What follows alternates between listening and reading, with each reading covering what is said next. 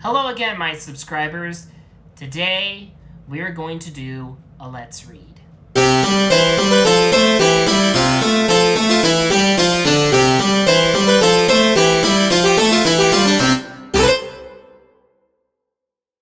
As the thumbnail suggests, we are reading Garfield Fanfictions. Now, I'm not going to do all of the Garfield fanfictions. I'm only going to do the ones that pertain to the fanfiction that I wrote that, as I said before, acts as a sequel to My Immortal. Believe me, it will all make sense once we get there.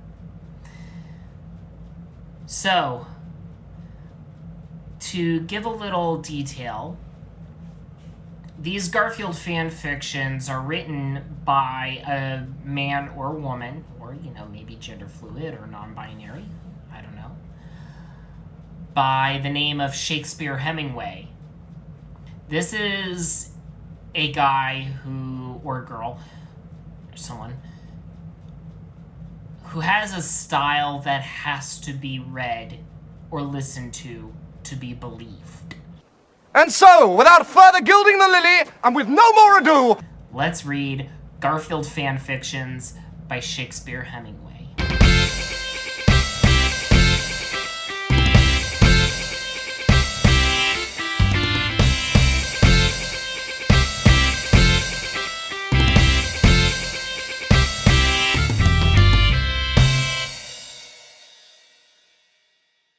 It was a bright morning filled with misty joy when Garfield awoke from slumber. "I am hungry," Garfield thought with hungrous glee. "I must have food or my stomach will rebel." John Arbuckle was cleaning his dishes and Odie was busy practicing his fencing. "Good morning, Garfield. Did you hear? Lasagna Palace is opened." "Lasagna Palace? What is this tomfoolery?" roared Garfield. "Check the TV. There the truth will be revealed," responded John Arbuckle. Garfield looked at the television and saw a beautiful commercial. "Lasagna Palace, where all of your lasagna fantasies will become a reality." "I will go to this palace and find my lasagna," said Garfield.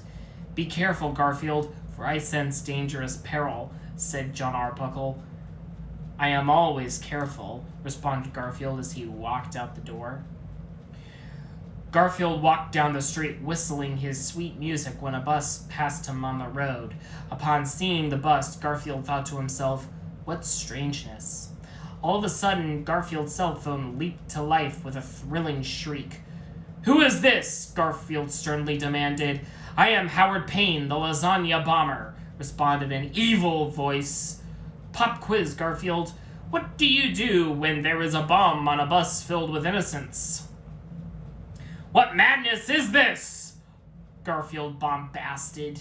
"There is a bomb on that bus that just passed you, and if the bus goes under maximum speed, it will explode," shouted the vile voice. "Oh no, I am the only one who can save them." Garfield rushed to the bus and flung himself in. "Who are you, acrobatic cat?" bellowed the bus driver. "I am Garfield, and there is a bomb on this bus. You must drive at maximum speed." Upon seeing Garfield, a shifty man stood up and pointed a gun at Garfield. "You will not take me, Garfield. I am not going to prison. If you do not believe me, then look at the point of my gun, for it is not a liar," said the man with great haste. "Relax, man. I am not here for you. Whatever you did, I am sure you are sorry. Here I am not a cat.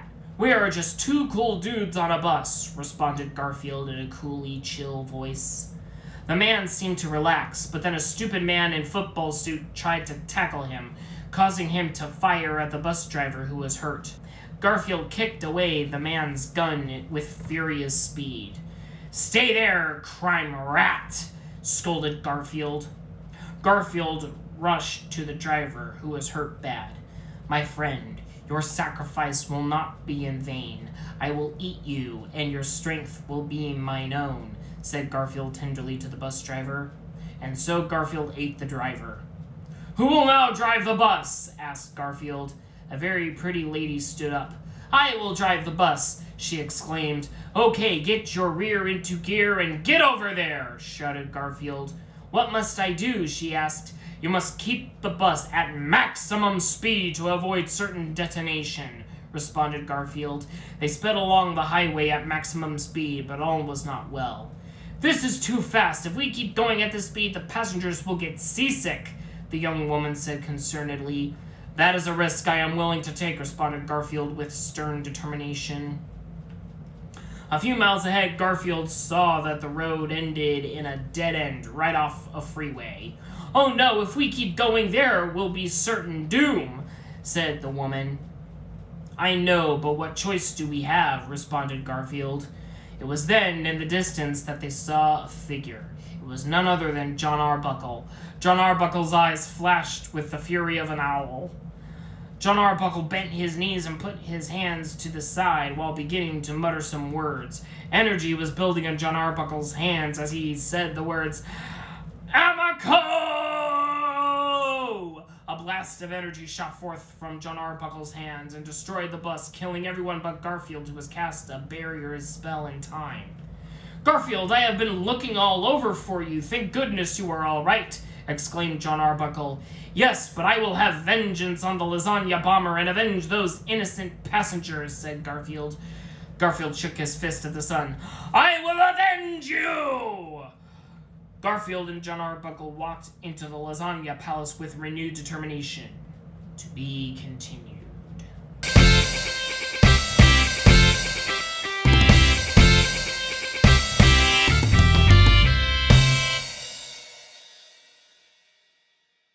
Garfield and John Arbuckle entered the lasagna palace after their tango with the lasagna bomber.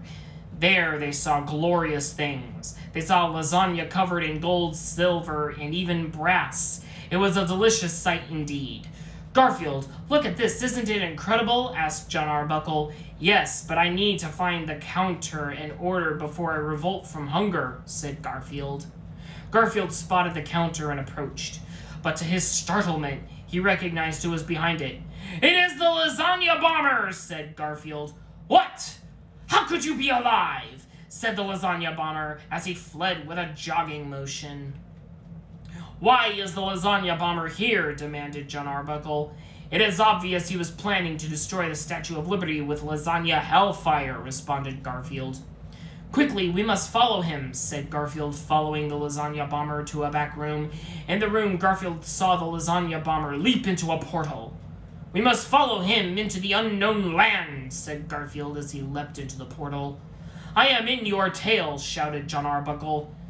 Out of the portal, Garfield and John Arbuckle arrived in front of a large building surrounded by trees. In front of the building, they saw 3 young youths. "What is this place, you loiterers?" asked Garfield with righteous fury.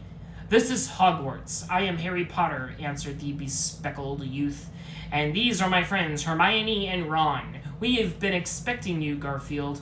"Of course," answered Garfield. "The lasagna bomber must have came here to force himself on Voldemort, so they can conspire for the purposes of evil." "Yes," answered Harry Potter. "You must come into Hogwarts and study magic so you can battle them." They entered Hogwarts and wandered its halls when Hermione spoke to Garfield. "Garfield, you are ruggedly handsome. Will you not be my boyfriend?" "Sorry, pussy lips," answered Garfield. "My only love is fighting and adventure." As they trespassed the halls, a young man with blonde hair approached them. "Ha-ha, Garfield! I am Draco Malfoy, and I will not let you pass. I will defeat you in the name of the darkness." "All right, kid, let's throw it down," responded Garfield. They fought with blinding fury, exchanging blows like pumas in the jungle. Draco Malfoy used his double kick technique, but Garfield countered with a shoryuken he learned from Ryu. "Agaga!" cried out Draco Malfoy. "You are beaten." "I not think," said Draco Malfoy, as he threw a lightning shock into Garfield's eyes like a dirty trickster. "My eyes, you rodent!" shouted Garfield as he fell onto the ground. "Now you are the one who is beat," said Draco as he stood over Garfield. "No, fool, I hope you did not eat dinner yet, for it is time for a meal of lead." said Garfield as Garfield fired into Draco Malfoy's chest with his left leg, which was also a shotgun. The shot went through Draco Malfoy and sent him dead. Garfield, I did not know your left leg was a shotgun, said John Arbuckle. Yes, I had it replaced during World War I, responded Garfield. But Garfield, that was a long time ago, said John Arbuckle. No, this one was in the future, responded Garfield. Come, Garfield, we must teach you magic, said Harry Potter. No, said Garfield, magic is for women in impotence.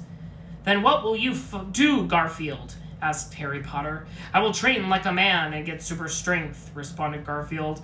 I will have to train in times zero gravity. Times zero gravity? Everyone responded in unison. You are a mad cat. You will surely be crushed by such intense force, said John Arbuckle. No, I am made of iron muscle now. I will go into my gravity machine for training. Do not disturb me, said Garfield with fighting spirit.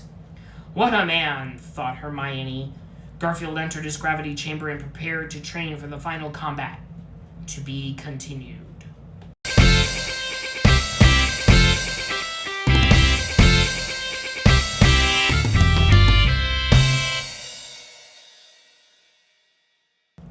Garfield was almost done training in his gravity machine, doing his one-handed push-ups and pull-ups at the same time.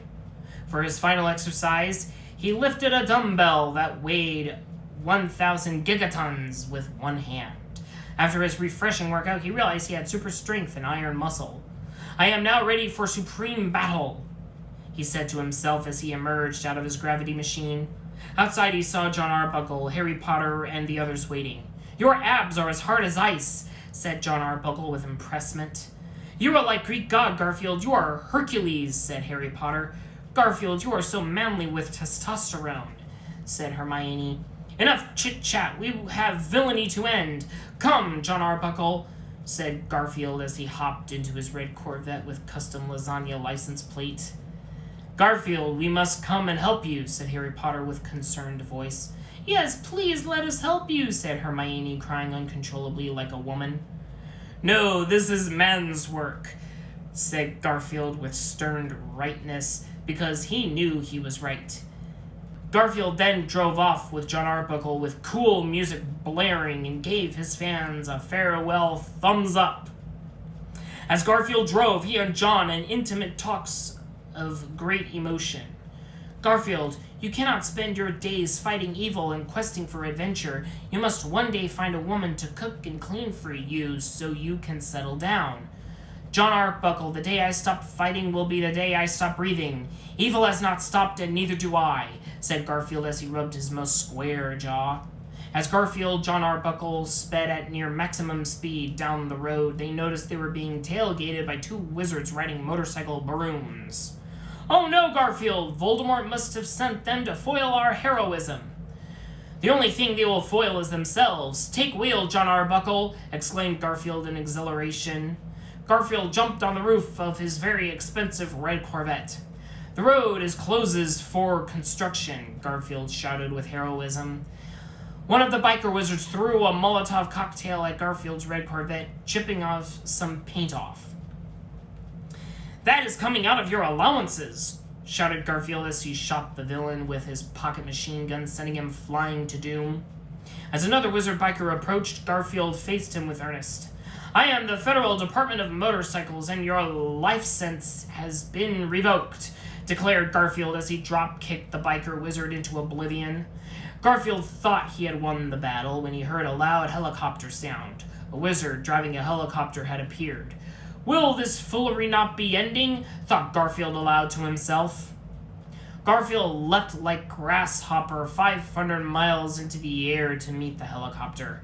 I like my helicopters shaken, not stirred, said Garfield most coolly as he grabbed the helicopter and pile-drived it into the ground. Garfield returned to the driver's seat where he took helm. We have no lose time to spare. Let's put the pedal to the metal and go overdrive, said Garfield fearlessly. With those wise words, Garfield sped along to the lair of Voldemort and the lasagna bomber. When Garfield and John Arbuckle came to the lair, it was barricaded with do not enter signs and attack dogs and security guards. But it was little threat to them. They smashed their way through the steel barricades, running over many evil henchmen. Soon they entered the throne room, where the lasagna bomber and Voldemort were hatching evil plans. "Ha ha, Garfield, you are too late. Our plan is in the final step," said Voldemort. "That is right, Garfield. Soon we will send lasagna bombs to the equator to destroy it, killing the children with global warming," shouted the lasagna bomber outrageously. "No, I will not let the children down. They look up to me. The only equator that will be destroyed is you," said Garfield with justice. "Garfield, you are manly, but are you manly enough to fight me alone?" said Voldemort. "No, Garfield, he is using trickery," cried out John Arbuckle. "Silence, I will fight him alone and teach him to question my manliness," said Garfield. Voldemort cast Ultima 4 at Garfield, knocking him down and pinning him. "You are pinned," said Voldemort. "Enough of this woman's fighting," said Garfield as he channeled his inner energy. As Garfield channeled, his muscles grew even bigger and his shirt ripped off. "Now I am mean business," scowled Garfield. Garfield then punched right through Voldemort's magic barriers and into his chest, pulling his heart out of his evil chest. "I will give this to the sick child needing heart transplant," said Garfield proudly as he held the heart. "No, I am heartbroken for the second time," said Voldemort as he fell down to his death. "It is your turn, lasagna bomber. Time to pay the porpoise," said Garfield with roaring power. "No, Garfield, it is your time to pay with dividends," said the lasagna bomber as he pointed his rocket launcher at Garfield's chest. "One step closer, and you will be having heartburn," said the lasagna bomber with wicked vengeance. Garfield lunged forward with courage, but was shot in the chest. Everyone was shocked and dismayed. "No!" said John Arbuckle with moaning agony. "Ha ha! I have won, and you have lost," said the lasagna bomber leeringly. "No, villain, it is you who has met the Maker," said Garfield dramatically as he tore off his shirt to reveal a bulletproof vest. "I will use the power of love and friendship to defeat you," said Garfield as he pulled out his magnum and shot the lasagna bomber in half. "You may have won the battle, but the war has just begun," shouted the lasagna bomber torso as it flew into space. With Voldemort and the lasagna bomber beaten, their lair destroyed with force of 10 nuclear bombs, Garfield and John Arbuckle rowed away on the open sea, pondering futures. "The day is saved, Garfield," said John Arbuckle, looking into the open sea as he rowed his raft. "Yes, but for how long?" said Garfield as he rode his custom Harley-Davidson motorcycle next to John Arbuckle. They both rode into the sunset, with camaraderie in their hearts and friendship in their minds. The end?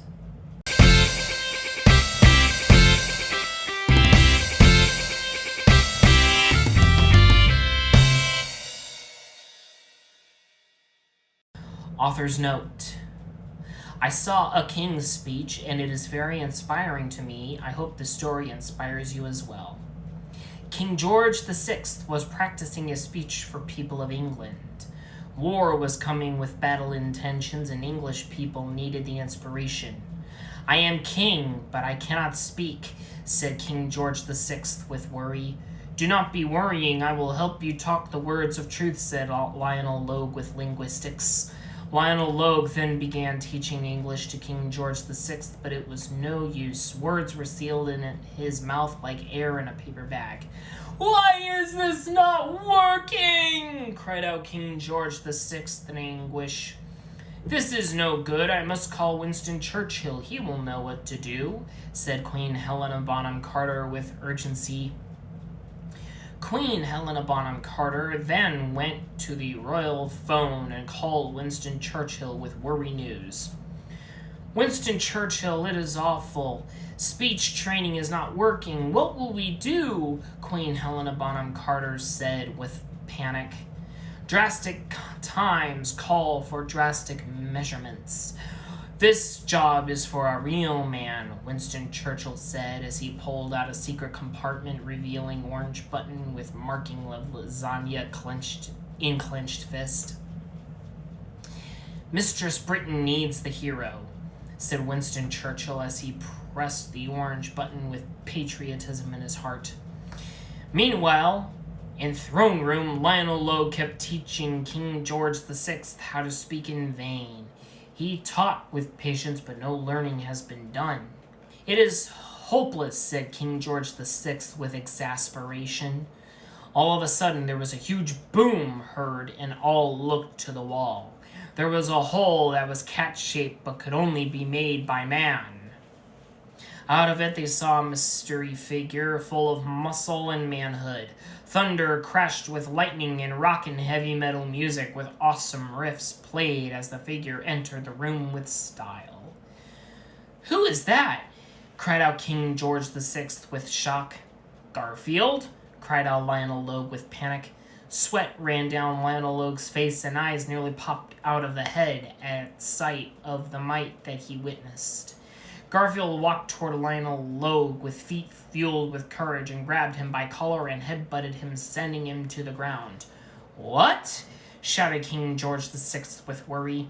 "Behold, the truth of lies," declared Garfield as he put his foot on Lionel Logue's neck and tore Lionel Logue's suit off, revealing Nazi uniform. "What can this be?" said King George VI with disbelief. "So, Garfield, you have figured me out. It is true. I am Nazi spy," said Lionel Logue with revelation. "He was going to make you read this," Garfield said as he took paper out of Lionel Logue's pocket with speech full of evil Nazi propaganda.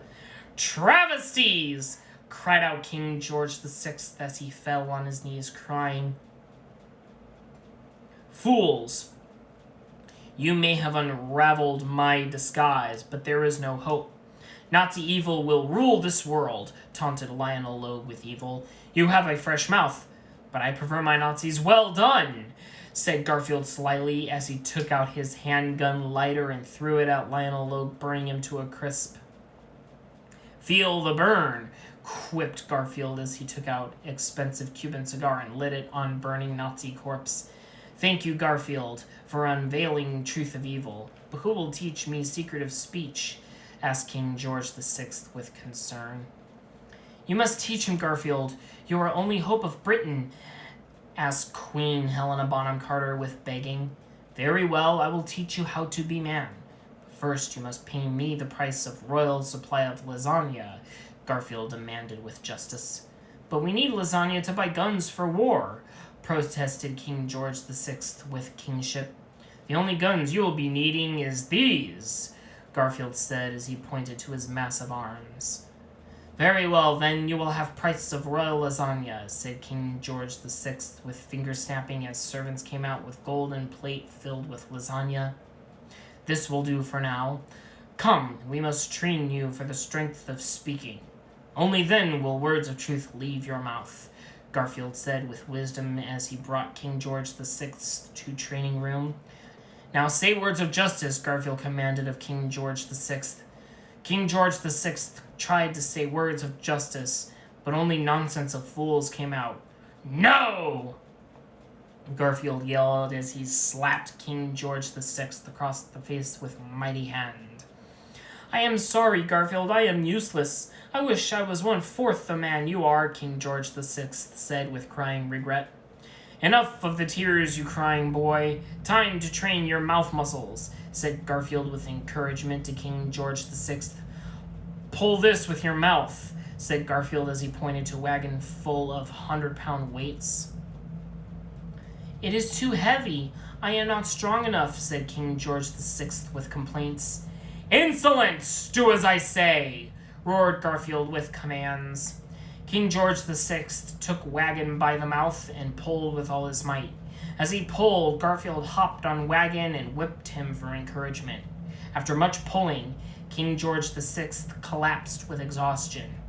"I can pull no more," King George VI said with lazy words. "Fine, you pathetic man. Time for your next training. You must catch this bullet with your mouth," Garfield said while loading his Desert Eagle with bullet of education. "I cannot do this thing. I am but a weakling," said King George VI with despair. "But you must," Practice makes perfect. Now try for Great Britain, said Garfield as he pointed his Desert Eagle at King George VI. Garfield shot Bullet with accuracy of comet and speed of galloping turkey, being chased on Thanksgiving Day. King George VI could not catch Bullet and was hurt a bit.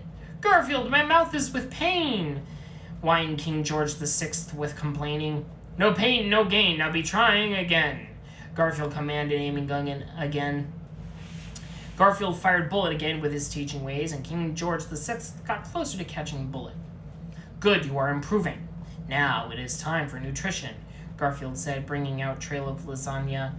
Garfield, I do not like lasagna. I prefer clams, said King George VI with refusals. Garfield stared at Monarch with burning eyes at the idiot words which crawled in his ears. Are you king or a little baby princess? Eat the food that will give you strength of virile stallion, Garfield commanded, shoving lasagna in King George VI's mouth. Garfield, you are right. This lasagna is delicious. Thank you, King George VI thanked with gratitude. As King George VI ate the lasagna, his body became full nutrition and strength, and he became ready for more training. I am ready. Train me more, said King George VI with determination. That is being more like it. Time to crush the ends of your limits, Garfield said with coaching. Garfield trained King George VI for hours and days, smashing his mental and physical boundaries with iron fists. As they trained for the speeches of inspiration, Queen Helena Bonham Carter looked on with wanting at Garfield.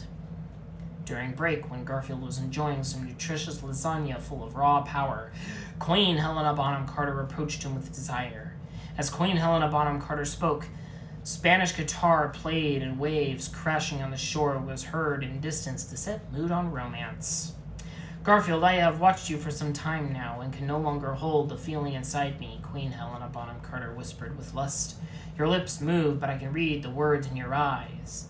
They tell me what a woman wants that only I can give, said Garfield with seduction. Garfield, I crave your manly love. King George VI cannot satisfy me. Outside he may be king, but in the bedroom he is peasant, sighed Queen Helena Bonham Carter with sultry voice. Fear no longer, my royal rose. I will tend your garden with rakes of pleasure, Garfield assured her with romance. You taught my husband now how to be a real man. Now you must teach me how to be a real woman, said Queen Helena Bonham Carter. No more playtime, pussycat. It is time to unleash the orange anaconda, Garfield roared as he unlocked his pants. My husband may have trouble with words, but I am expert with my mouth, said Queen Helena Bonham Carter with wink.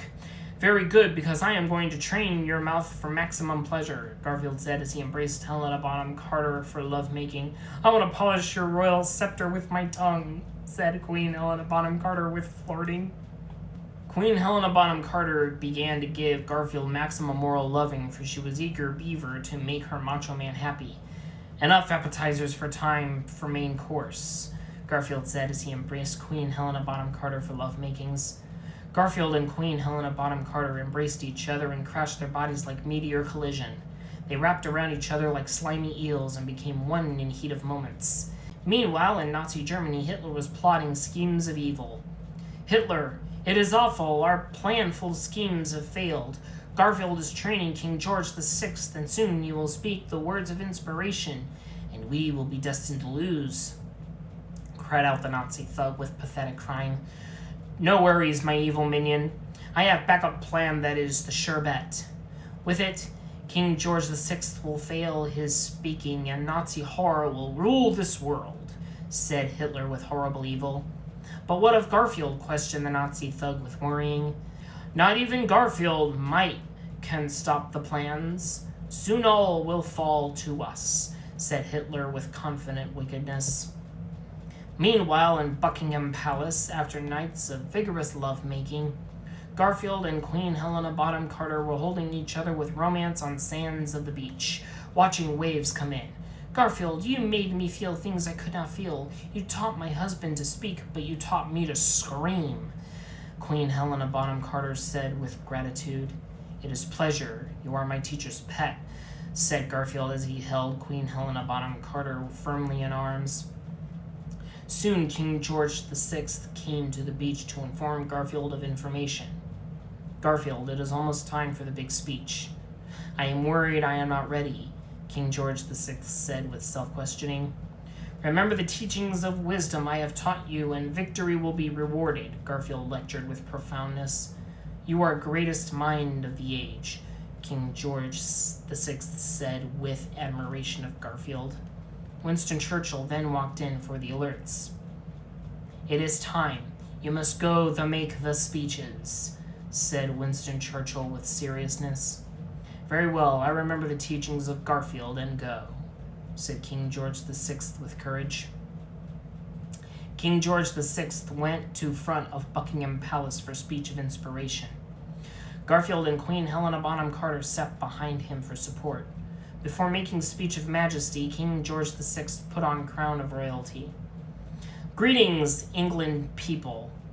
Prepare for my words, which are exploding with truth, said King George VI as he began to give speeches of virtue. All was going well with speeches when a suddenly mysterious sound came from King George VI's crown. An antenna came out of it. King George VI's eyes became spiraled with hypnosis, and he began saying words of Nazi evil. What is this? Cried out Queen Helena Bonham Carter with shock. Garfield looked at the King George VI's crown and knew what the score was. I will be taking care of this, said Garfield as he took King George VI's crown and tossed it into the air. This crown is crushed, quipped Garfield as he took out his Desert Eagle and shot the crown into pieces. With crown crushing complete, King George VI was returned to normal mind. Thank you, Garfield. I have normal mind now, King George VI spoke with thinking. Curse you, Garfield. You have foil plans, shouted a voice from the crowd with anger. It was Neville Chamberlain. Neville Chamberlain tore off his face to reveal he was really Nazi in disguise. Time for escalator escape, shouted out doppelganger Neville Chamberlain as he escaped up escalator to Nazi Zeppelin. You may have foiled our plots for speech, but victory will be ours. Taste explosion, shouted Nazi doppelganger Neville Chamberlain as he dropped bomb from Zeppelin. Nazi bomb came hurtling to Buckingham Palace, where all were sitting in horror, but Garfield was not flinching. As bomb came down, Garfield caught it in his hand with mighty grip and stared down Nazi Zeppelin with eyes of exploding fury. Bomb voyage, roared Garfield as he tossed the bomb at Nazi Zeppelin with throwing of home run pitcher, making it explode into Nazi Zeppelin. Nazi doppelganger Neville Chamberlain then crawled out of wreckage for desperate escaping, but saw Garfield standing over him. Nazi racism will rule this world. I am spitting on you, spat Nazi doppelganger Neville Chamberlain with contempt. You are clearly having brain problem. Let me fix this, Garfield quipped as he took out his Desert Eagle and blew off Nazi scum's head off. Garfield, you have done it. You have halted Nazi scheme, and words of inspiration have reached Mother Britain, cried out Queen Helena Bonham Carter as she ran to Garfield, embracing him. No problem, my sexy sovereign. It is time we celebrate the way man and woman are made to, Garfield said with wink. Good job, Garfield. I am grateful for you forever, said King George VI with thanking. Thanks, but there is still work to be done. War has just begun. But as long as I am breathing breath, eating lasagna, and loving ladies, I will be here killing Nazis, Garfield declared with declaration. Garfield, you are a true hero. I am going to give you proper rewards and knight you in the bedroom, said Queen Helena Bonham Carter with love pumping in her heart and breasts as she led Garfield to royal bedroom. Very well, chickie. But when we were in bedroom, you will be bowing to me, said Garfield with sexiness as he went to bedroom with Queen Helena Bonham Carter. Hours later in Nazi Germany, Hitler was taking an evil Nazi nap, having dreams of Nazi conquest when suddenly his dreams were being interrupted. In his dreams, Garfield appeared and began mowing down Nazis with brutal justice, tearing them to pieces with his might. No! Cried out Hitler as he woke with cold sweat and tears. Out of corner of his eyes, he saw things of peculiarity. It was Nazi corpses impaled on wall. Hitler approached with fears and dreads and trembled like a little girl. On impaled corpses was a note written in the blood of dead Nazis.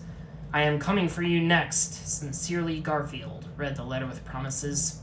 Hitler quivered and trembled and cried eyes out at the horror, for he knew his time was ending near by Garfield's hands of manly power. The end? Author's note. I hope I inspired you to destroy the boundaries of your limitations.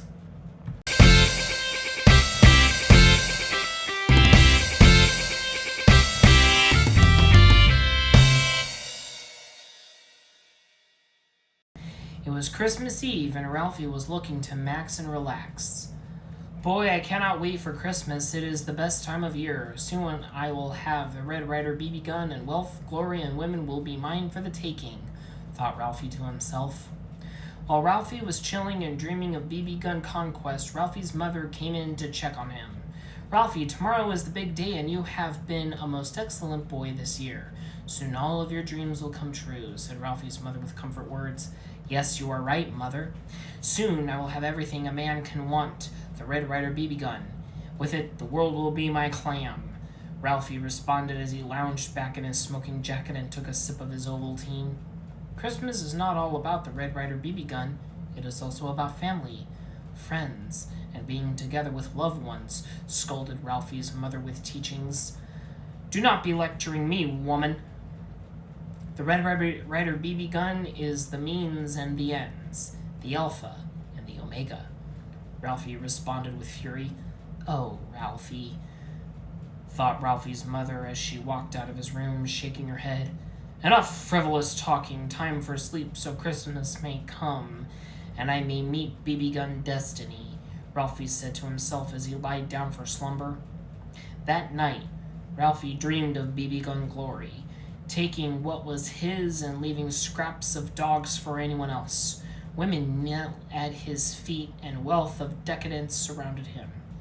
When he woke, he was sweating with anticipation to meet his BB gun glory. He rushed downstairs with feet guided by Valkyries. When he came downstairs, his family was there waiting for him. We are ready to open presents. Come sit down with your family, said Ralphie's father. Excellent, the time has come. Let the games begin, said Ralphie as he sat down with open his destiny. Ralphie tore through presents like tiger tearing through fresh lobster. But time and again he was met with disappointment. Clothes, socks, and toys for mere children. Not the item of desire that he so sought with eagerness. The gravest of insults came with next present. It contained pink bunny pajamas. What is this foolishness? Roared Ralphie with indignity. Oh, how adorable. You must try it on, said Ralphie's mother with encouragement. I would rather try on hat full of mustard, Ralphie said with disgust. Ralphie, you will not open another present until you try this on, commanded Ralphie's father with orders. So be it, said Ralphie as he walked upstairs to try on his pink bunny pajamas. As Ralphie changed, he thought to himself of how the Red Ryder BB gun would make this all worthwhile. Once I get my Red Ryder BB gun, I will repay this humiliation tenfold, Ralphie thought to himself with contempt. After Ralphie changed into his pink bunny pajamas, he came downstairs to the delight of his mother and the mockings of his brother. Ha ha, you are a pink bunny, said Randy with mocking. Dance for me, boy, do the bunny dance, said Ralphie's mother with mad smile on her face. Ralphie swallowed his considerable pride and hopped like bunny he was supposed to be. Hop, hop, hop, said Ralphie as he hopped, fire of rage burning inside him. Ha ha ha ha ha ha ho ho ho, exclaimed Ralphie's family with joyous mocking as they watched Ralphie hop. May I please stop? Cried out Ralphie with tears of humiliation in his eyes. Very well, go up and change, and we will open the rest of your presents, Ralphie's father said with mercy. Ralphie rushed upstairs like a speeding hurricane, and faster than 3 nanoseconds was back in normal clothes and heading back downstairs. Looks like you have only one present left, said Ralphie's father, pointing to a corner of the room where one lone box stood. It was long and rectangular and intrigued Ralphie. Ralphie rushed to it with opening intent and tore open the wrapper with the ferocity of an owl. But the revelation of the opening would shatter his heart. For what he saw shocked his mind and crushed his spirits. "A George Foreman grill?" cried out Ralphie in despair. "Yes, now you can grill burgers at faster than light speeds with minimum mess," said Ralphie's mother proudly. "There comes a day when every boy must enter manhood and get his own George Foreman grill," said Ralphie's father with fact. The rage of anger and the boil of blood filled Ralphie's body, and he could no longer control the fury. "No!" cried out Ralphie as he picked up grill and smashed it on his knee. In a fit of rage, Ralphie went down to the basement to his satanic shrine to perform profane rituals. "Mighty Lucifer, grant me the power to seek revenge and take all of the Red Ryder BB guns I desire," requested Ralphie with darkness. "Very well," boomed a voice from the shrine. "I will make you my avatar on Earth, and you will bring hell to it," said the voice as it infused Ralphie with unholy power. Dark power of pure evil overcame Ralphie, and he turned from Ralphie 9-year-old boy to Ralphie Lord of Darkness. In his hand was a flaming Red Ryder BB gun, which he can administer his terrible vengeance with. As his transformation completed, Ralphie's parents and brother entered basement to see what commotion was all about. "Ralphie, what are you doing?" asked Ralphie's mother. "Silence, woman, you no longer have any hold over me," Ralphie boomed with evil hell voice. "Ralphie, stop this nonsense at once," scolded Ralphie's father with discipline. "Fool, I am the new lord of this house, and from it I will conquer Earth with hellfire," Ralphie declared with evil as he summoned a Baylor to capture his former family. Meanwhile, in hottest nightclub in Big City, Garfield was chillin', sipping champagne and eating lasagna as sexy ladies sat around him and laughed at his jokes. "And that is why the puppy got arrested for larceny," joked Garfield with punchlines. "Ha ha ha ha, Garfield, you are so witty," laughed sexy ladies with sides splitting. Amidst laughing at Garfield's joke, there was news report on TV. "Attention all, Ralphie has summoned a portal to hell and has waged war on this planet to establish his dark kingdom." "If only a true hero was man enough to save humanity," said news reporter with warnings. "Outrageous!" Garfield roared as he crushed champagne glass in his hand. "Oh, Garfield, must you go again? Can you not stay and tell us more hilarity and pleasure us with your manly body?" sexy ladies asked with pining. "Sorry, my sexy sweets, there is a lad who needs punishing," Garfield said as he stood up for leaving. "Ralphie, you have been a naughty boy, and now you are going to be getting a stocking full of lead," Garfield said chilly as he loaded his Desert Eagle. Garfield strode outside where his red Corvette was waiting. In the distance, where Ralphie's house was, he saw a spiraling tower of darkness surrounded by flames and fire. "Ralphie, I have a special present for you. 2 orders of fist wrapped in pain," Garfield said as he hopped into his red Corvette. Garfield drove at cutting-edge speeds to battle the forces of darkness. As Garfield drove by, he saw demonic servants of Ralphie stealing Red Ryder BB guns from a toy store. "Oh no, it's Garfield!" cried out the demon fiends in terror. "Friends of fire, enter the abyss of my fist," Garfield said as he punched demons with hurricane of punches, sending them back to their hell home. "There is your return trip home, courtesy of death," Garfield said with coolness as he leapt back into Red Corvette for driving.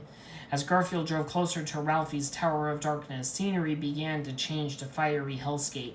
Trees darkened and twisted to dead husks, and sky filled with fire and ash. "Ralphie, you will pay for what you have done to the environment," Garfield said with ecology.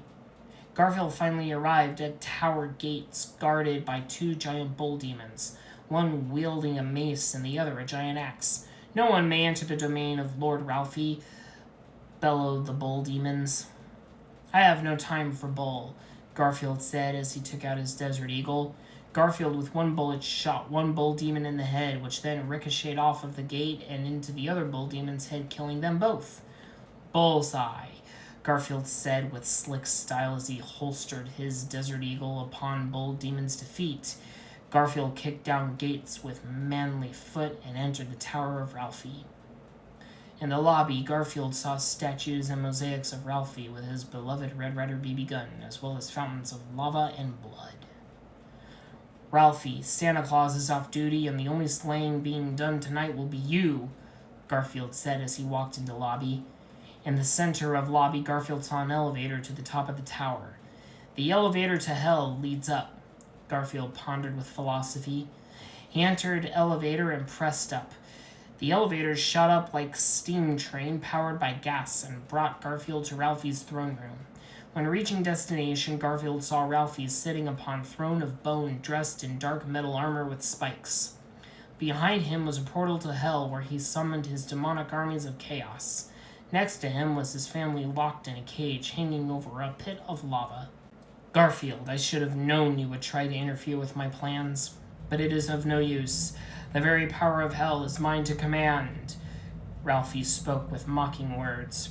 Ralphie, you have been bad. Now it is time for corporal punishing, Garfield said as he cracked his knuckles.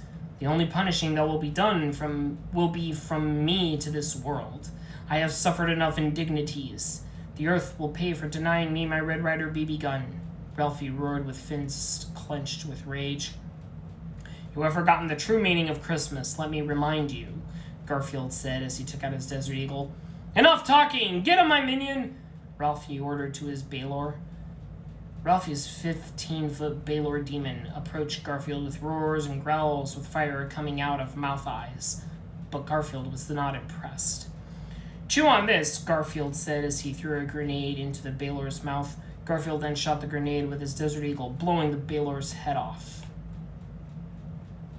The louder they roar, the louder they explode, Garfield said with manly confidence.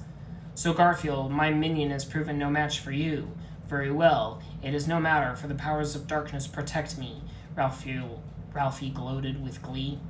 We will see about this, Garfield said as he fired a barrage of bullets at Ralphie, but to his surprise, they deflected off harmlessly. See, Garfield, no force on this earth can harm me. Now feel the wrath of hell, declared Ralphie as he raised his flaming Red Ryder BB gun at Garfield. It will take more than force fields to hide from my justice, Garfield said with stern righteousness. Garfield took out from his pocket a silver bullet blessed by St. Michael and Santa Claus and loaded it into his Desert Eagle. If you love hell so much, why not move there permanently? Garfield said as he shot the silver bullet. The bullet soared and broke through Ralphie's dark barrier and bore into his chest. No! Cried out Ralphie in pain as he fell back into his own hell portal, getting sucked in. The portal then exploded, leaving him no escape. Hell is for children, Garfield quipped as he put Lasagna's cigarette in his mouth. After disposing of villainy, Garfield freed Ralphie's family from their prison cage. Thank you, Garfield, you are a true hero. It is a shame our son could not be a real man like you, said Ralphie's father with admiration. Yay, Garfield! Shouted Randy with joy of seeing his hero. Garfield, you have done us and the world a great favor today. I would like to thank you in private, said Ralphie's mother, rubbing Garfield's manly biceps. Why, sure thing, my holiday honey. I have a special present for you that needs unwrapping, Garfield said, pointing down to his pants. Very well, let us go and celebrate the season the way we were meant to, said Ralphie's mother as he led Garfield to the bedroom. As they walked, Ralphie's father and Randy gave Garfield a thumbs up. When they arrived at bedroom, Ralphie's mother laid down on bed.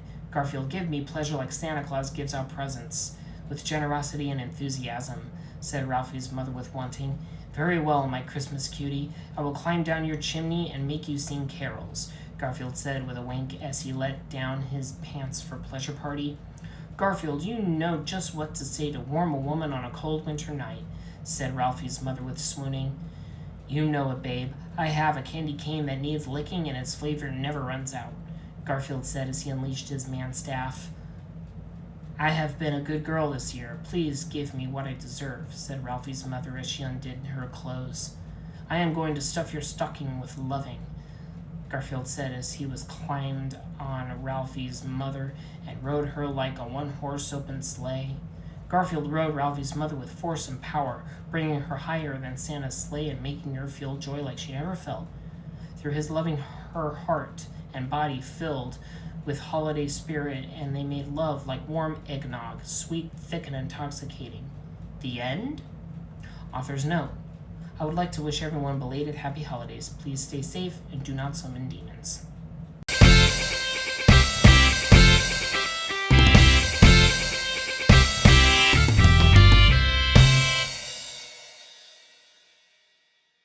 It was a sunny morning when the Super Bowl committee was about to announce the halftime act for the Super Bowl. In attendance was famous singers like Katy Perry, Taylor Swift, and Kanye West. Kanye West sat in smug contempt, knowing he would be chosen. I will be singing the halftime show. I am the greatest living man, even greater than Garfield, thought Kanye West to himself with vanity. As committee chairman opened the letter, all gasped with anticipation and sweat ran down their faces. The next Super Bowl halftime show will be Garfield, declared the Super Bowl committee announcer with excitement. Everyone cheered and celebrated except Kanye West, who exploded into a fit of rage. "What?" cried out Kanye West as he bolted from chair. "This is an abomination. I am the chosen artist of the millennium. It should be me who performs," shouted Kanye West with grandiosity. "You are chosen man of the trash heap. Garfield is clearly the greatest man," said Super Bowl committee chairman to Kanye West. "You will all pay for this in dividends," Kanye West said as he boarded his private jet. "Take me home. I need to speak with my lovely Kim for advice," said Kanye West to Pilot as he sat back in his recliner chair. Kanye West's private plane flew like eagle with a wing full of fury and came to his mansion headquarters. Kanye West departed his plane to enter the comfort of his house and be greeted by his beloved. "Kanye, you are back. You must be so happy that you are singing in the Super Bowl," Kim Kardashian said, rushing to Kanye West. "No, you will not believe the insults I endured. I will not be singing in the Super Bowl. Instead, it will be Garfield," spatted out Kanye West in disgust. "But Kanye, you are the chosen artist of the millennium. This cannot be," said Kim Kardashian with disbelief. "I know, something must be done. I cannot let them disrespect my artistry," Kanye West said with determination. "Maybe it is time to use Plan Zero," said Kim Kardashian with advice. "Yes, with Plan Zero, they will be forced to obey me and honor my contributions to humanity," Kanye West said with self-glorious delusion. Meanwhile, in an expensive clothing store, Beyonce, Rihanna, Katy Perry, and Taylor Swift were shopping for expensive clothes. Then out of the mist, Kanye West appeared before them wielding a shotgun. "Kanye West, what is the meaning of this?" cried out Beyonce with panic. "Enough small talk, you are my prisoners now. With you as my hostages, the Super Bowl committee must make me the halftime act," Kanye West shouted with anger. "You have no right to do this, you pig," cried out Rihanna with disgust. "I have the right to do what I want. I am the chosen artist of the millennium," roared Kanye West with tyranny. "Now get into my limo before you feel wrath," Kanye West said as he forced ladies into limo. Meanwhile, in an all-American roadside bar, Garfield was drinking lasagna beer and relaxing to his groove. He had a big show to put on, but he wasn't sweating any worries. "Rocking out is one of my favorite things to do, along with eating lasagna, loving ladies, and dispensing justice," Garfield thought to himself. Garfield was watching his favorite show, Sexy Ladies Eating Lasagna, on the bar TV, when all of a sudden interruptions came. "This program is being interrupted by an important message from Kanye West," said the TV announcer. Kanye West then appeared on TV for all to see, with shades and smug, expressionless face. He was in a room which looked like a secret lab. Behind him was Beyonce, Rihanna, Taylor Swift, and Katy Perry trapped in giant clear test tubes. "Ladies and gentlemen, people of the world, it is I, Kanye West, the chosen artist of the millennium. I come here to you with decrees. If you do not restore my proper place in the universe and make me the halftime Super Bowl act, I will inject these hot, sexy ladies with Ebola," Kanye West threatened with intent. "To show my seriousness, I will give a display of my capabilities," Kanye West said as he snapped his fingers. At his beckoning, a servant appeared to him. "What is it, my liege?" said the servant to Kanye West. "My humble servant, you will now perform your greatest task and give yourself to me whole. For the glory of my name, you must be sacrificed," said Kanye West as he injected the servant with Ebola. As Kanye West's injection The servant became to undertake a startling transformation. "Wog!" cried out the servant as his body twitched and contorted in unnatural ways. Before long, his body had transformed completely into a hideous Ebola monster. "Behold my power and tremble in fear," exclaimed Kanye West, pointing to his Ebola monster. "You have 24 hours to give in to my demands, or else these fine specimens of ladyhood will suffer the consequences. Kanye, out," said Kanye West as he switched off his broadcast. Garfield trembled with anger at the depravity he witnessed. So angry was he that, without realizing, he crushed beer glass in his hand to fine sand. "There was a play called Kanye West, and the only vaccine is my fist," Garfield said with justice so great it could make children cry. Garfield caroused out of bar like whirlwind of valor. Once outside, he boarded his custom Harley-Davidson motorcycle for riding intent. "My road is the road of the hero, alone and full of sacrifice," said Garfield as he revved his motorcycle and took last bite of his lasagna sandwich. As Garfield rode off to meet his destiny, he turned on radio for jamming beats but was appalled at noise he heard. Up next is "Lasagna is for the Poser," a song by Kanye West about how he is cooler than Garfield, said radio announcer with throat-choking words.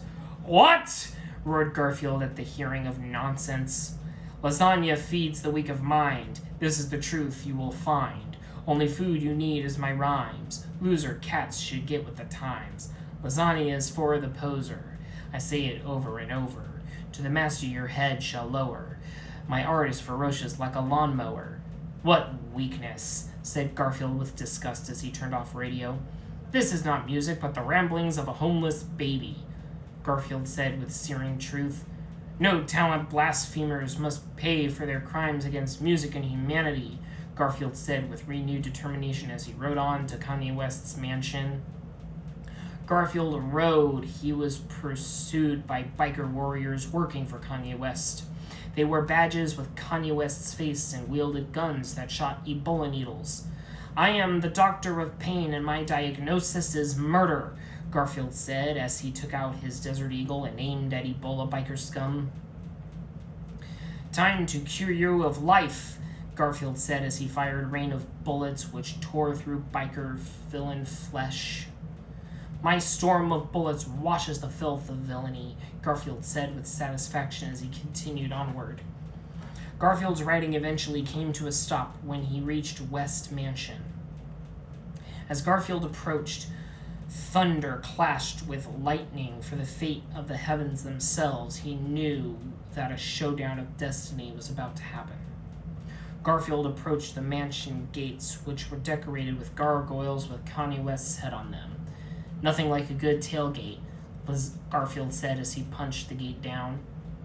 "The only thing I will be grilling is Kanye West's face," Garfield declared while walking to mansion. As Garfield entered yard, he passed fountain, which had statue of Kanye West spitting water and holding a Nobel Peace Prize trophy. "Tomfoolery," Garfield roared as he smashed statue with his mighty fists.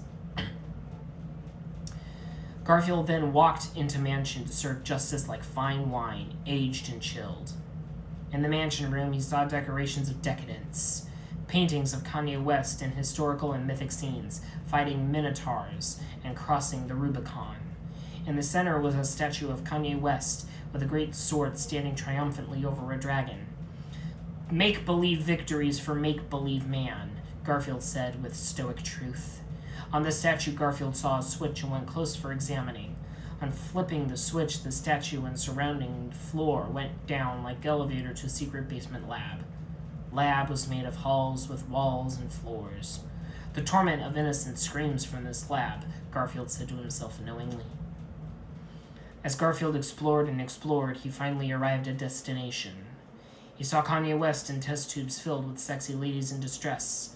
Garfield rushed in for confrontations, ready to bring down his hammer of justice on Kanye West's feeble flesh.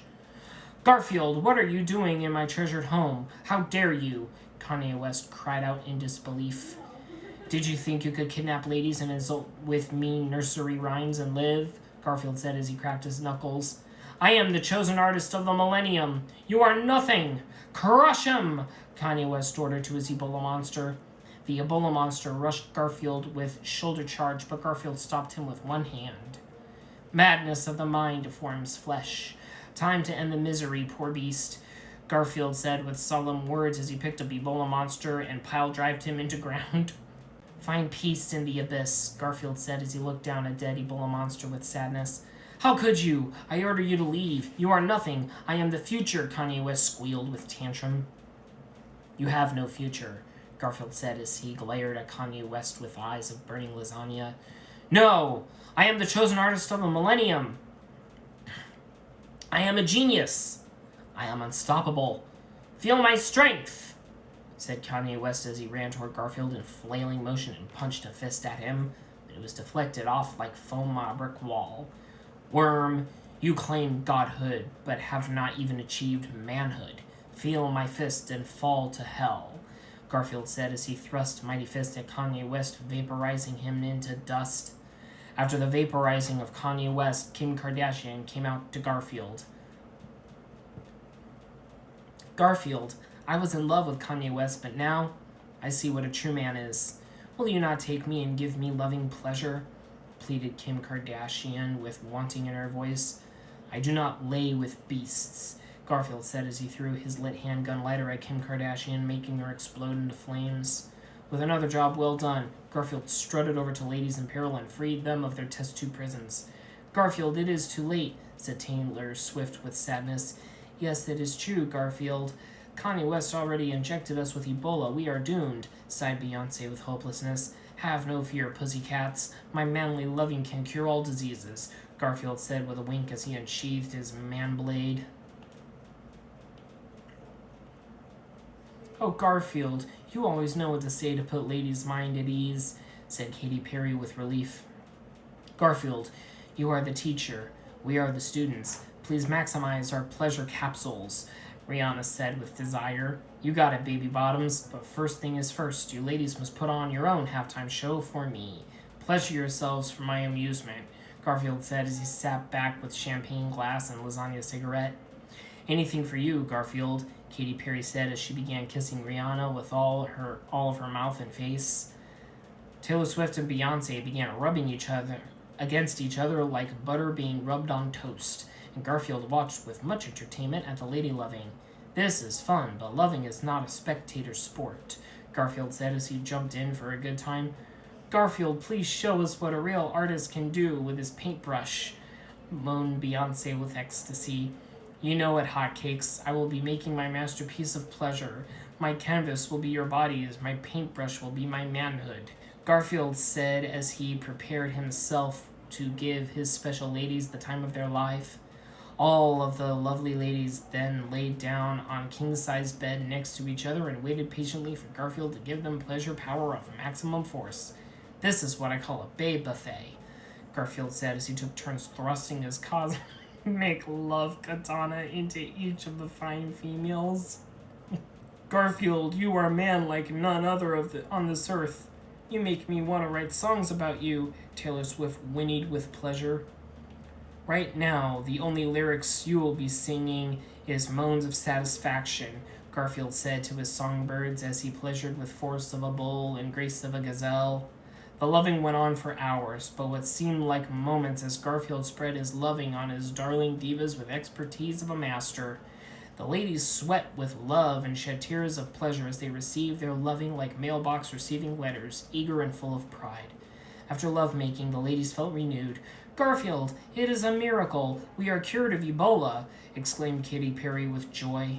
I told you, the only vaccine you need is here, Garfield said, pointing down at his pants. Garfield, can you not love us more? We are hungry, and you are the main meal of manhood, said Beyonce, licking her lips. Garfield considered her thoughts, but looked down at his pocket watch and realized the time. Oh no, it is almost time for Super Bowl halftime, Garfield said with surprise at seeing the time. Garfield, you will never reach the Super Bowl in time. We are too far away, sighed Taylor Swift with worry. No fear, my sexy stars. Behold, Garfield reassured ladies. Garfield put two mighty fingers in his mouth and whistled a mighty whistle, and a familiar voice was heard by all. Amico! It was John Arbuckle riding a fighter jet over the mansion. "Garfield, hurry on out. We have to hurry to the Super Bowl halftime show to rock out and melt faces," John Arbuckle said on loudspeaker. "There is my ride. I have to jet. I will catch you saucy sirens later," Garfield said coolly with a wink as he left mansion to board jet. "There is the chosen real man of the millennium," swooned Rihanna with longing as she watched Garfield leave. Garfield boarded the jet and with John Arbuckle flew to Super Bowl Stadium, where the Super Bowl was being played. When they arrived, they braked the jet and disembarked onto halftime stage, where the rest of the band was waiting for them. The crowd went into hysterics on seeing Garfield and John Arbuckle arrive on stage. Even Patriots and Seahawks lost their cool when seeing their heroes in the flesh. Garfield took out his mic and John Arbuckle took out his flaming lasagna electric guitar as they prepared to address the audience. "Hello, everyone here at Super Bowl Stadium. For your listening pleasure is hot new song off our new EP titled Lonely Lasagna Lover. Keep hold of your faces so they are not melted," Garfield said as he prepared to rock the stadium off its roof. Mist machines went off and lasers lights shot forth from stage. The song started with cool keyboard intro and was joined by John Arbuckle's chords of power for heavy metal rocking, and Garfield began to sing with awesome, manly voice. "Babe, always thinking about you, don't know any more what to do, walking alone, filled with doubt, wanting to lick you inside out. You are my lonely lasagna lover, a girl like you, there is no other. I'll be on you like Big Brother, because you are my lonely lasagna lover. Sugar, your lips make me hot. I want to give you everything I got. Like fresh lasagna, you are soft and wet. Kneel down and be my teacher's pet. You are my lonely lasagna lover. In your legs, I want to go undercover. I want to love you over and over because you are my lonely lasagna lover." John Arbuckle then began shredding with the precision of surgeon and the power of a comet, sparks and flames coming out of his guitar. In the audience, Garfield saw a nerdy girl with glasses. He waved his hand at her and using the power of metal turned her into a cool rocker chick with tight-fitting Garfield tank top. After electric solo, Garfield began singing again. "You are spicy and hot like tomato sauce, but in the bedroom, I am the boss.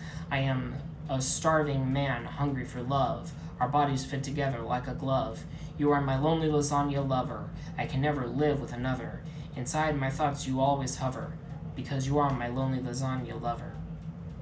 After a rocking performance, audience went into ecstatic celebration and applauded with the sounds of a hurricane fighting an earthquake. Both the Patriots and Seahawks cried at the power they witnessed, humbled and awed. "I think there is no doubt. The true winner of the Super Bowl and new owner of the Super Bowl trophy is Garfield," declared Super Bowl official, handing trophy to Garfield. "Thank you. I will put this in my collection," Garfield said calmly as he took trophy. As Garfield descended stage, ready to leave, both Patriots and Seahawks cheerleaders approached him with desire in their eyes. "Garfield, today was a life-changing day. We had thought what man was, but we lived a lie. Please take all of us and show us what a real man can do," said the Patriots head cheerleader with revelation. "Yes, Garfield, please tutor us on the ways of loving," said head Seahawks cheerleader with admiration of Garfield's muscles. "Okay, chickies, but remember, the bedroom is my field, and on it I am coach and quarterback," Garfield said as he put his arms around cheerleaders. As Garfield led his cheerleading chickies to the locker room, he was approached by another fine, sexy piece of woman. It was Giselle Bundchen. "Garfield, may I please join you for your lessons? On the football field, Tom Brady may be an all-star, but in the bedroom, he is just a water boy," said Giselle Bundchen with sultry seduction. Okay, my blonde babe, I will score a touchdown in your end zone," Garfield said with flirtations. "I will receive any pass you give me," Giselle Bundchen said with swooning. Garfield then led ladies to the locker room where he can show them what a pro athlete can really do. Garfield sent his pleasure power through ladies like a spiraling football being sent through time and space and scoring a touchdown in the cosmosphere. He then surged his loving through their lady holes, filling their bodies with erotic ecstasy. The end? Author's note: please have a happy and safe Super Bowl. Everyone wins if we all have fun.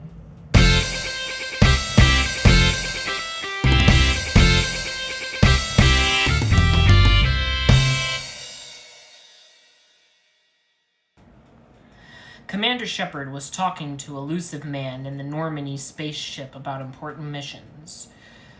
Commander Shepard, you need to fight the Collectors and save humanity, said the Elusive Man with conversion. I will do my mission, but it is difficult and perilful, said Commander Shepard with hesitation. Yes, you do not have the manliness to do this mission alone. So I have defrosted the Ultimate Man, Garfield, from cryogenic slumber to lead you to victory, said the Elusive Man with pride as he pointed to a mysterious figure. Garfield entered the room with a manly strut, ready to take on supernovas.